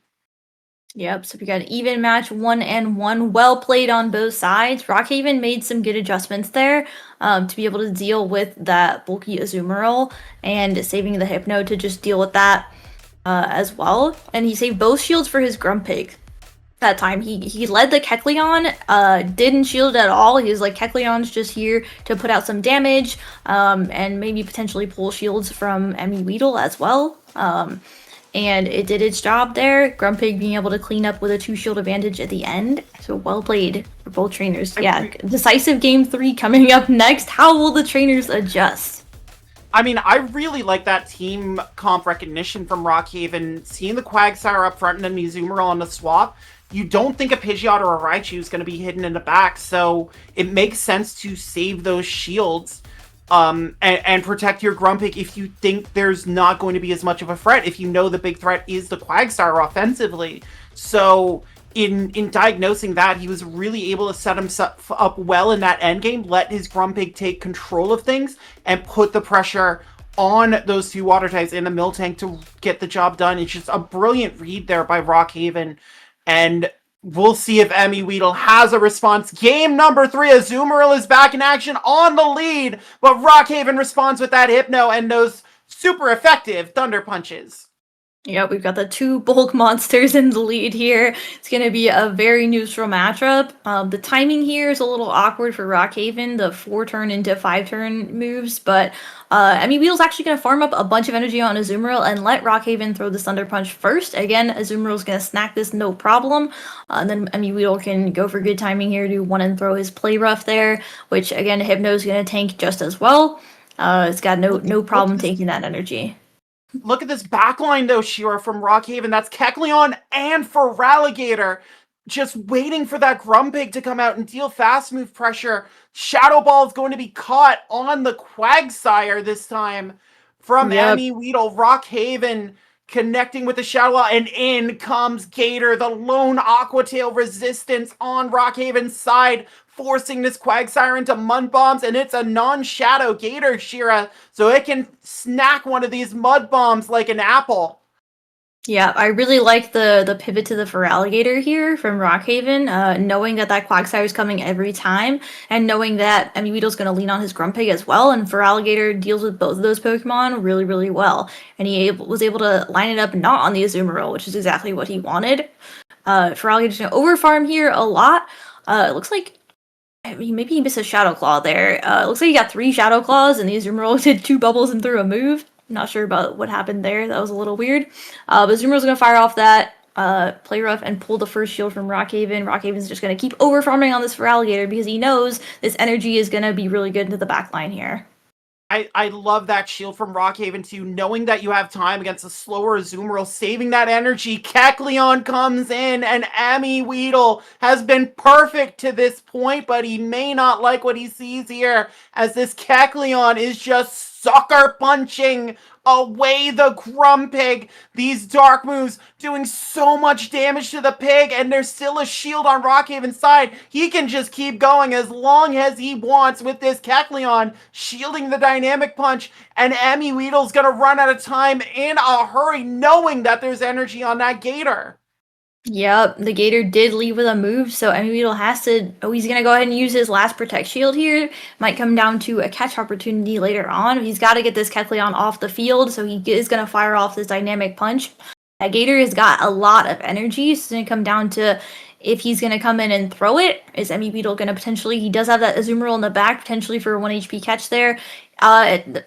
Rockhaven's actually going to bring in the Hypno, and then Emmy Weedle's going to pivot and throw the move from the Azumarill. I do think Hypno is actually going to hang on here, though. Yeah, easily take that Ice Beam there. Hypno's too bulky, and the Thunder Punch is here. Kind of a Hail Mary play there from Emmy Weedle, but the unbeaten streak is going to come to an end in the semifinals as Rockhaven 703 takes down the #1 seed in Emmy Weedle and makes it an all North American final in this NAIC meta against the Masked Asian. Very well played. What a great pivot to that for Alligator for Rockhaven, and it paid immediate dividends, just putting damage into everything on Emmy Weedle's side. A great match there, but a great win for Rockhaven. Absolutely well played from both trainers. I do really like the Feraligatr bring. The only thing it didn't really want to see on Emmy Weedle's team was the Azumarill, and he managed to, for the most part, keep it off of the Azumarill, so that was actually huge. And like you said, we will have an all North American final for this NAIC meta tournament, which is very nice to see. What a run from Emmy Weedle, though, going undefeated into the semifinals is a huge accomplishment from him. And then Colin as well, huge run into the semifinals. But we'll see if the Masked Asian or Rockhaven will come out on top in the grand finals here that we're going to get set up for you guys. Well, Rockhaven doesn't have to worry about an Azumarill next round, but yeah, like you said, the Azumarill was the big challenge for the Gator. With Emmy Weedle not bringing the Pidgeot that would resisted the Shadow Claws. And that Gator just had free reign on that team. Once the Hypno got the Azu down to yellow health, like, you're not as worried about that if you're the Gator. You know Shadow Claw damage is going to come through. You know the bubbles are bouncing off you. So once the Azu's in a manageable health position, you can bring that Gator in and just run shop on that team. If the Pidgeot's not coming, if there's not a Miltank coming, and then, like I said during that matchup, having that fast move pressure into the Grumpig, if Emmy Weedle was going to save 2 shields for the Grumpig, Rockhaven was going to make those shields not matter by having the Sucker Punch damage, having the Shadow Claw damage, even the Hypno, just resisting the Sidewave pressure and forcing the energy out of the Grumpig. It was a line 100% geared to taking down the #1 threat in the meta, and it worked perfectly for Rockhaven there. Yeah, absolutely. That line was crafted to perfection.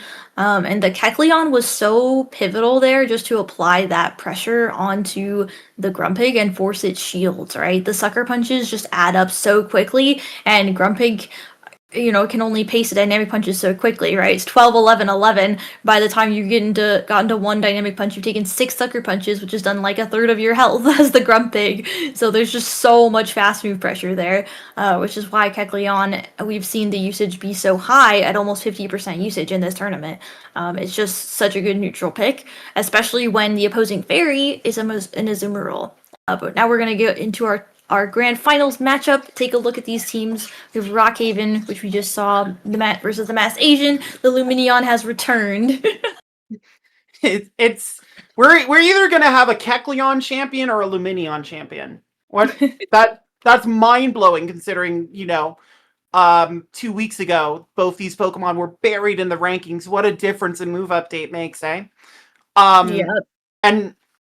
And again, we've seen these team comps. There's that hybrid theory that I mentioned in regards to the NAIC meta. We see Grumpig on both sides, Galarian Weezing on both sides, Miltank on both sides, top 3 meta picks, able to be deployed by both our trainers. But then there's the expression in the middle. You see Rockhaven going a little safer, going Hypno, Kecleon, and Feraligatr, all non-shadow, all somewhat bulky, and able to apply pressure on that Grumpig, whereas the Masked Asian has gone for a little bit more versatility, but maintaining that kind of fast move pressure with the Lumineon, also having that bulk, picking a more aggressive Pokemon in a Fearow to handle the Galarian Weezing instead, because he's brought the Sylveon too. So you can see the different kinds of team building strategies at work here with these two finalists. And again, it's going to be a challenge for them to figure out where their respective pieces need to go to get them the tournament title here today. Yeah, I'm very excited to see how these matchups are going to play out. I think maybe we'll see the Fearow come back, maybe the Lumineon come back. I think Sylveon looks pretty solid here as well. The double fairy is definitely a threat to Rockhaven's Kecleon, so he's going to have to consider that when line building here. I do think the Feraligator's a pretty solid pick into the Masked Asians team. However, it does have to worry about that Fearow and that Lumineon.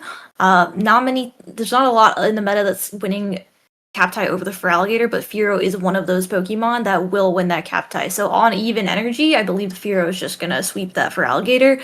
They're both non-shadow, so the Fearow can actually tank a Hydro Cannon from that Feraligatr and not be farmed down as well. Most Feraligatrs are on Crunch in this meta as well, so there's no Ice Beam threat, which makes the matchup a lot better for Fearow too. The Lumineon's definitely going to come into play here, I think, to keep that Feraligatr in check, because it will be able to tank those crunches from the Feraligatr and apply that fast move pressure with the gusts, and potentially being able to fire off those Silver Winds at the Feraligatr as well. I wonder if we're going to see a bit of a safer lineup from both these battlers in game number one, just trying to feel out where their opponent lies and how they want to use those spicier options that they've brought. I would keep an eye on the Masked Asian Sylveon. He's really like that Sylveon in this tournament, and I think given the presence of the Kecleon on the side of Rockhaven, Sylveon could be very important in making sure that the little chameleon is not able to do what it did to Emmy Weedle's Grumpig in that semifinal. Just try and blunt the damage that the Kecleon can do, because Sylveon is one of the biggest answers to that Sucker Punch user being able to resist the dark damage and take neutral from Thunder Punch. You're not ever throwing the Dynamic Punch at Sylveon, but it's just such a good answer to that Kecleon. It's going to make Rockhaven have to think about how he wants to attack his opponent's Grumpig in this game. Yeah, I do think that Hypno looks really strong on Rockhaven's side.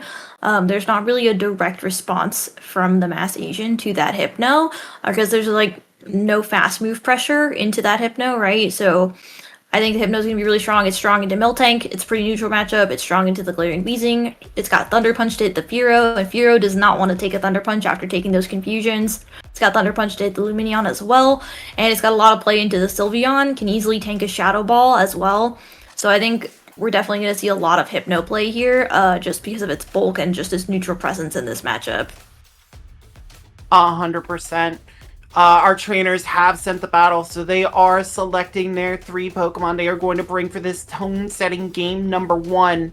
I gotta say, this has been a wonderful insight into this meta, seeing both these trainers being able to dip around, and again we see the Galarian Weezing difference. The Masked Asian at 1475, Rockhaven at 1499. So someone had a little better luck with the grunts than the other, but we will have to see how these Pokemon are going to be used. What's going to break up the trio here? Here we go. Rockhaven versus the Masked Asian. It will be Grumpig on both sides, for both trainers going with a neutral lead to start things off. Yep, we got Grumpig into Grumpig. The Sideways not doing much damage. Who's going to throw the Shadow Ball first? Who would go for it exactly on CMP? And actually, Rockhaven's Grumpig will win that CMP. Has a slightly more attack-weighted Grumpig there. Pulls a shield immediately from the Masked Asian, as the other Grumpig fires off his Shadow Ball too. One shield down on both sides. Very neutral matchup.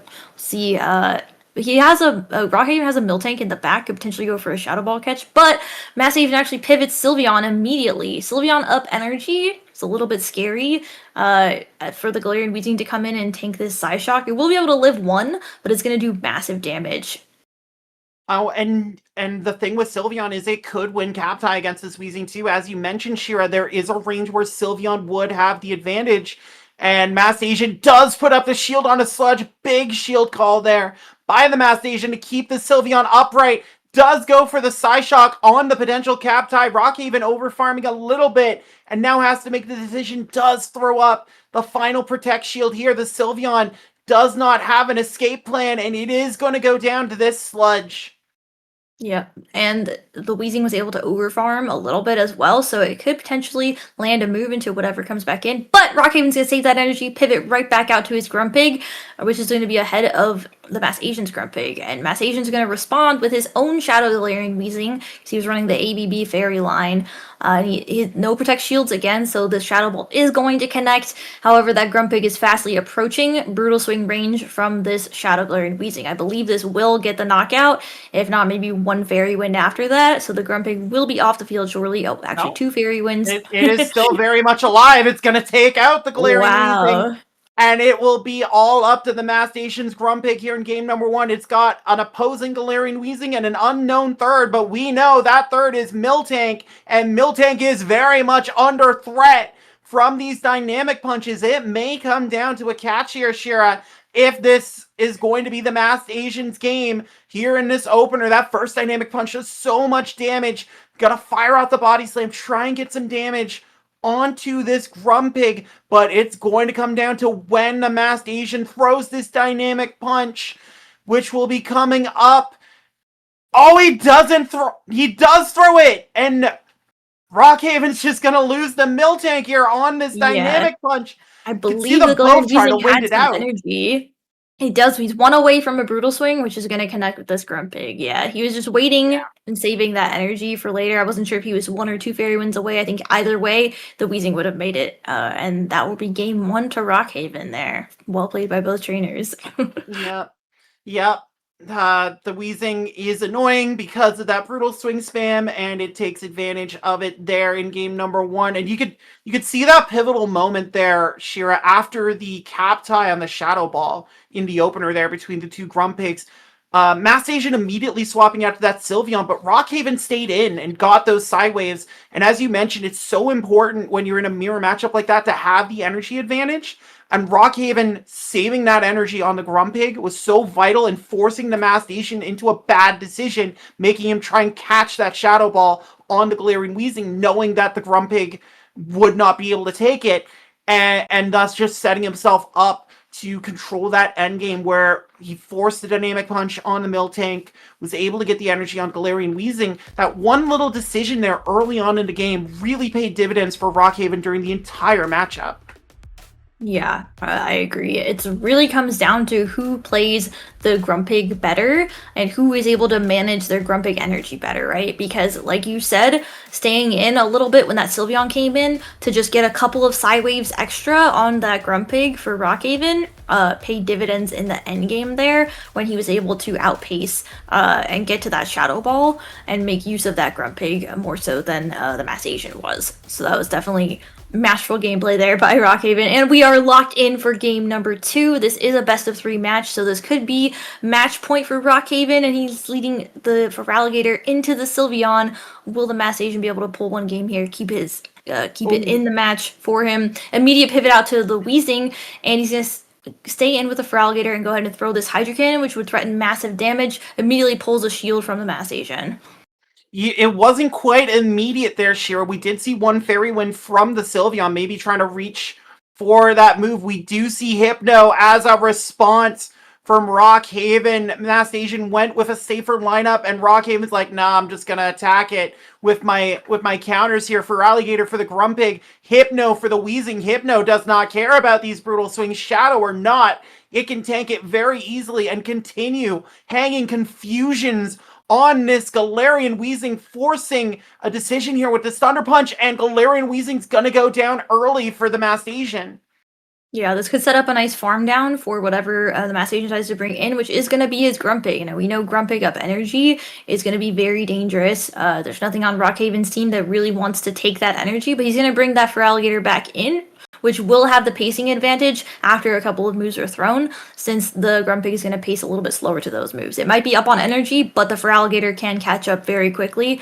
And we'll see in the backline, he's going to actually pivot out to the Sylveon, bring it back in to soak this energy. He wants to save the health on that Grumpig a little bit. Now, Sylveon can tank this Hydro Cannon, cannot be farmed down.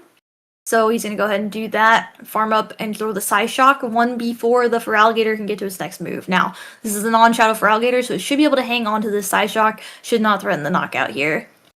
No, and the Gator's able to hang on, force a decision here. Sylveon is going to be eliminated here. You see the undercharge on the Hydro Cannon from Rockhaven, trying to get some farm for his own Grumpig to match what Mass Asian was able to get on his.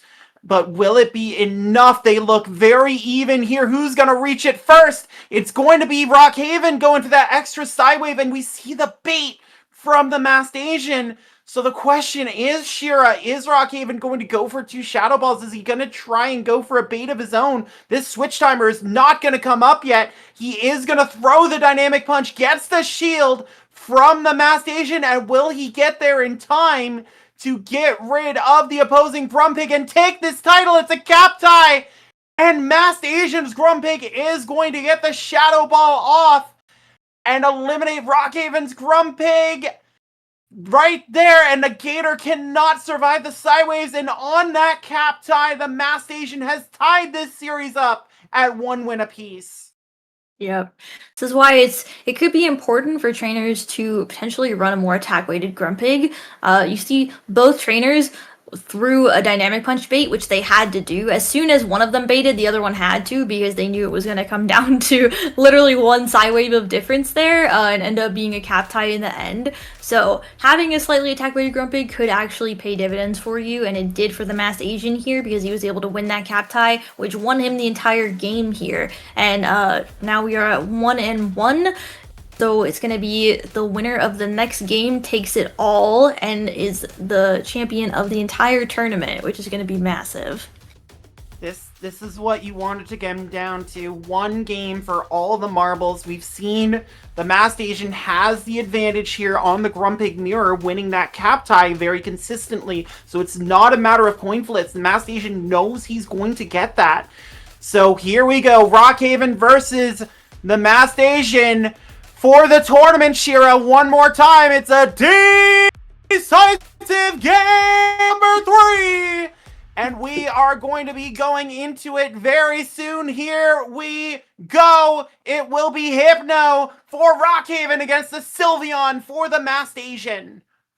This is a fairly neutral matchup. Again, we know that Hypno can tank a Shadow Ball from the Sylveon, and Hypno's going to be getting in some nice neutral damage with these confusions here, be able to go for potentially a Thunder Punch or a Shadow Ball. Sylveon's going to go right for that Shadow Ball, throw 7 in Shadow Ball, that's good timing, and Rockhaven's going to let it go because he knows that Hypno can tank this, and Sylveon will not be able to farm it down afterwards. And Rockhaven's going to fire off his own Shadow Ball in turn into the Sylveon. Sylveon should be able to hang on here quite comfortably, and then Masked Asian pivots out immediately, goes into his Grumpig, is met with the Kecleon, which is going to do massive fast move pressure with these sucker punches. You can see them already adding up on this Grumpig here.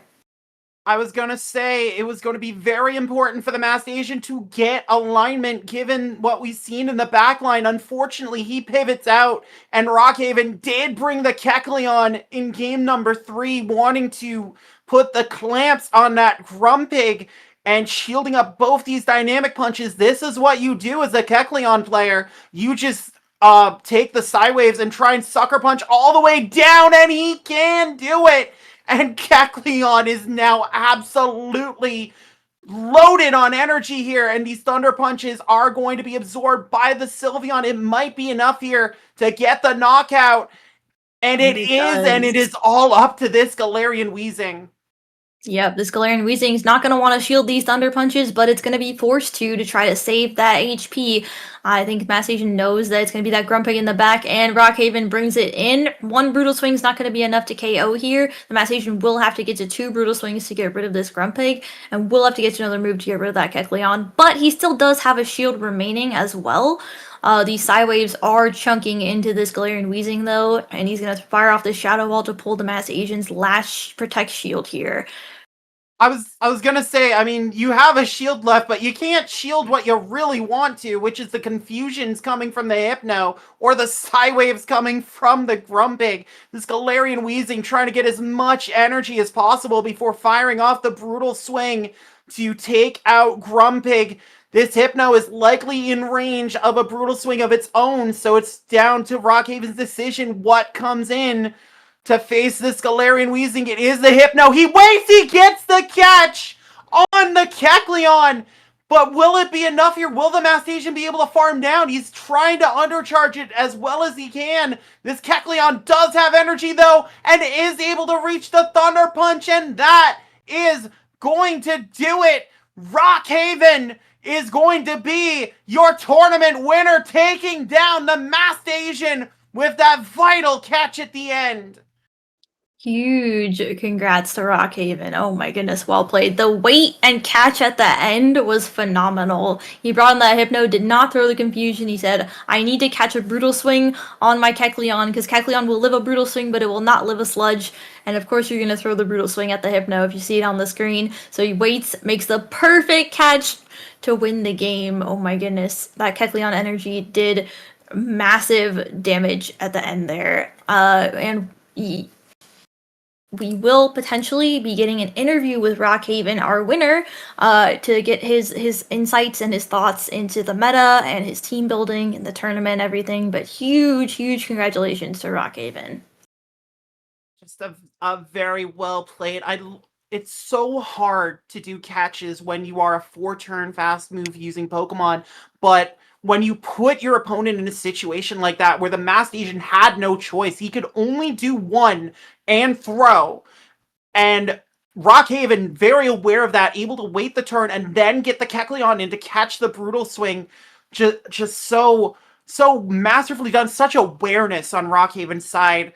It's why he is going to be joining us here very shortly as your tournament winner. We are going to pull him in and get to talk with Rockhaven as soon as our production team mics him up, gets him ready to go for the interview here. Absolutely. I'm very curious to hear his thoughts on the meta. And again, Grumpig, Shadow Galarian Weezing, top usage, Miltank top usage, Kecleon top usage, like so many of these meta staples. And welcome in Rockhaven into the call. Congratulations on your win in the tournament. Thanks. Thank you very much. What a display here, Rockhaven. I know we're gonna talk about the final in a sec, but I feel like this is gonna be a Miracle on Ice situation where we talk about the semifinal first and your win over Emmy Weedle, a trainer with accolades up and down the list who had been unbeaten going into your matchup. What was your thought process going in against someone who had been on such a tear in this tournament? Yeah, so I know Guido, he's probably like one of the best trainers in the world. But then when I'm looking at his team, I realize my Kecleon is pretty much free. Like he has Azu, but even Azu has to eat the super effective Thunder Punch. So yeah, so my plan is pretty much just to rely on my Kecleon. And then I do have 2 very flexible and like very good psychic types on my team. So yeah, so I like against him, I feel like those 3 are pretty good. So I almost feel like I have like a team comp advantage there. And yeah, and I think that was a very tough battle over here. Once again, and Guido, he's a very good player.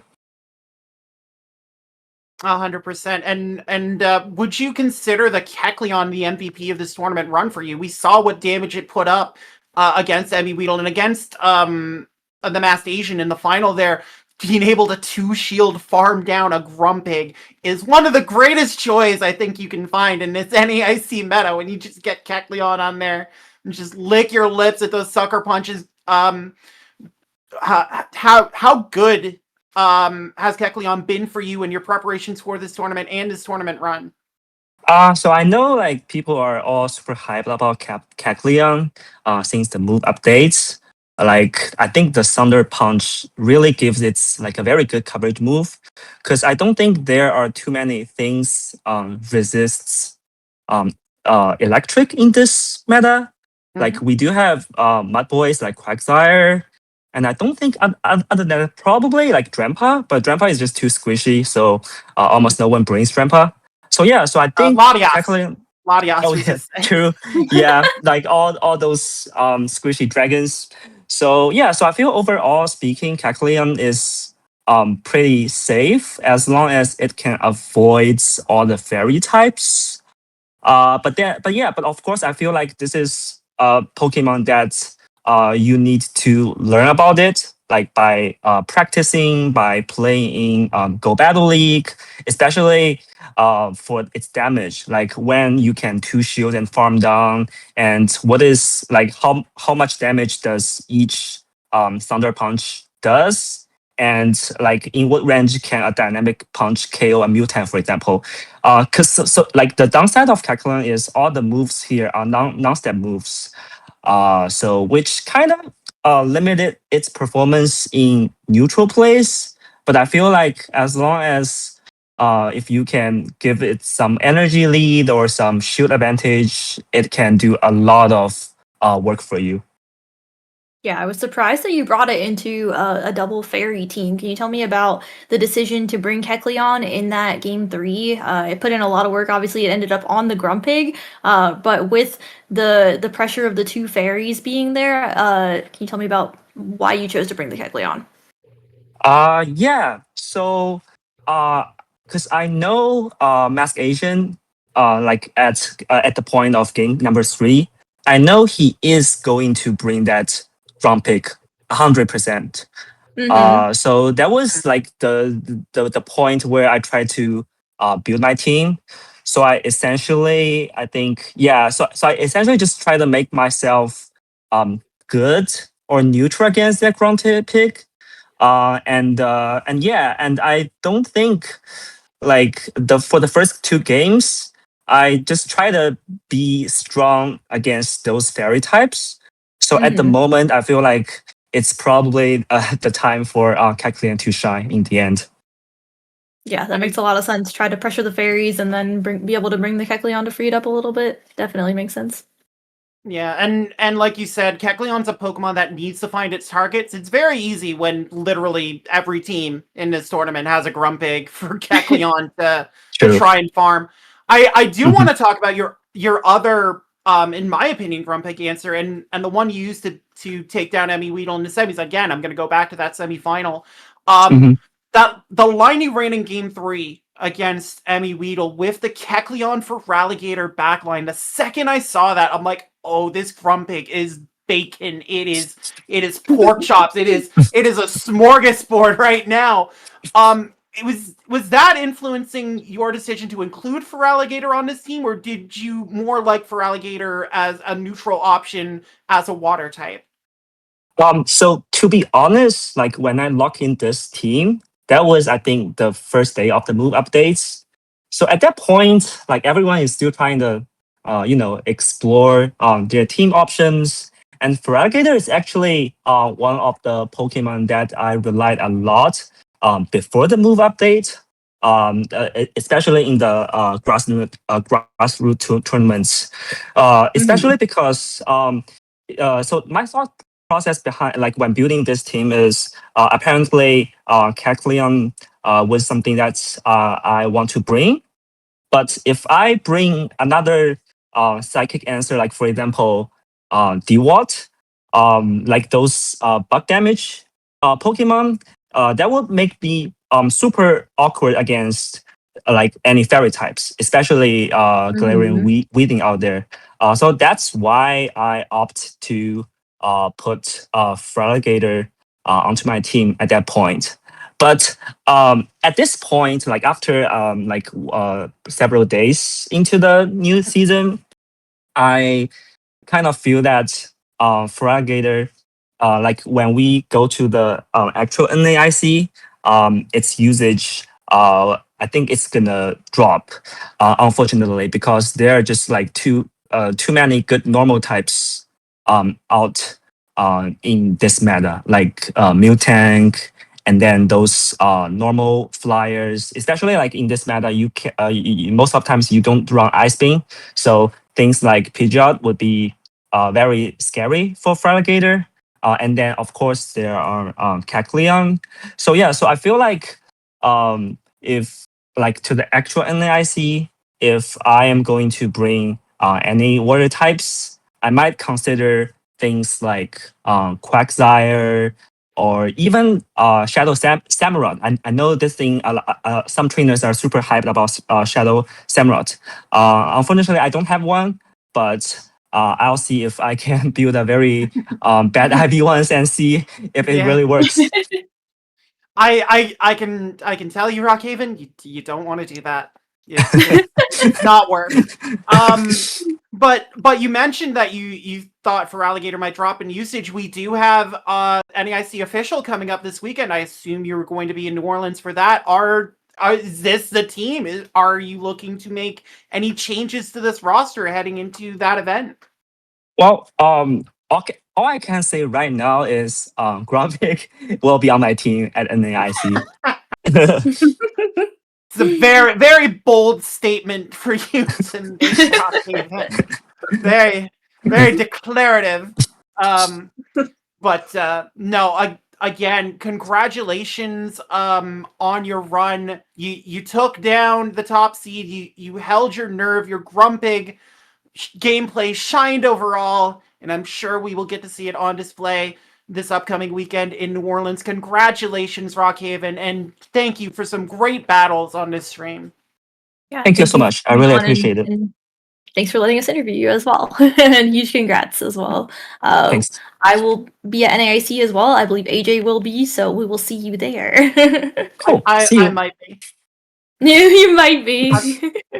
I might have booked a flight. I might have an Uber from the airport. I might be at NAIC. Potentially, But, yeah. I think it's going to be a very fun weekend to see how the meta shakes up. And that starts coming up this Friday. So that will also be live streamed on Twitch at the Pokemon Go channel. So trainers out there, stay tuned for that as well. make sure you watch the channel for your drops, because there will actually be drops this time. Yes, I believe there's going to be an Elite Charge TM drop as well, which will be really huge. To get a free one of those. Those are usually available in like community day boxes where you have to pay coins, but it's really nice to be able to get a free one from just watching a stream. Yeah, I may bring my laptop and just leave it on in the hotel room where I get my Charge TM.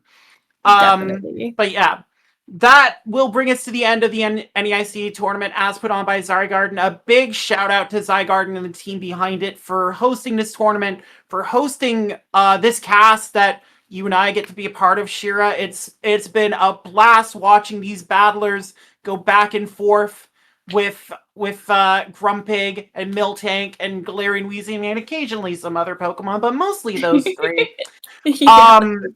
But we will wrap things up. Shira, again, a pleasure casting with you. A pleasure working alongside you. You are a credit to this community. Where can the community find you and get more of your knowledge and wisdom on display? You can find me at twitch.tv/hshira. Not on many social medias, so that's really the only place of contact. So you find me there. What about you, AJ? Where can the people find you?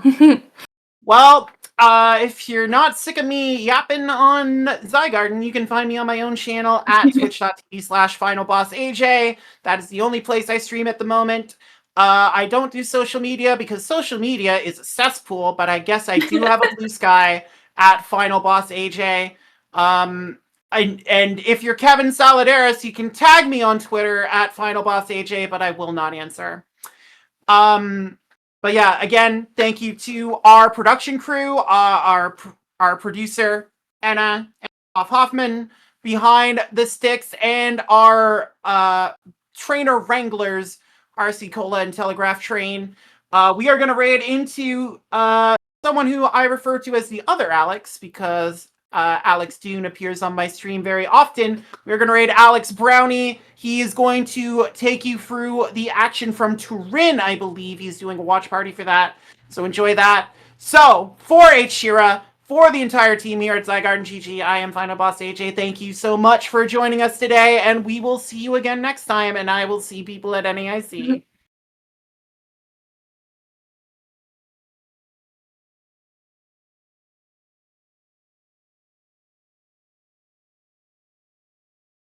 Awesome.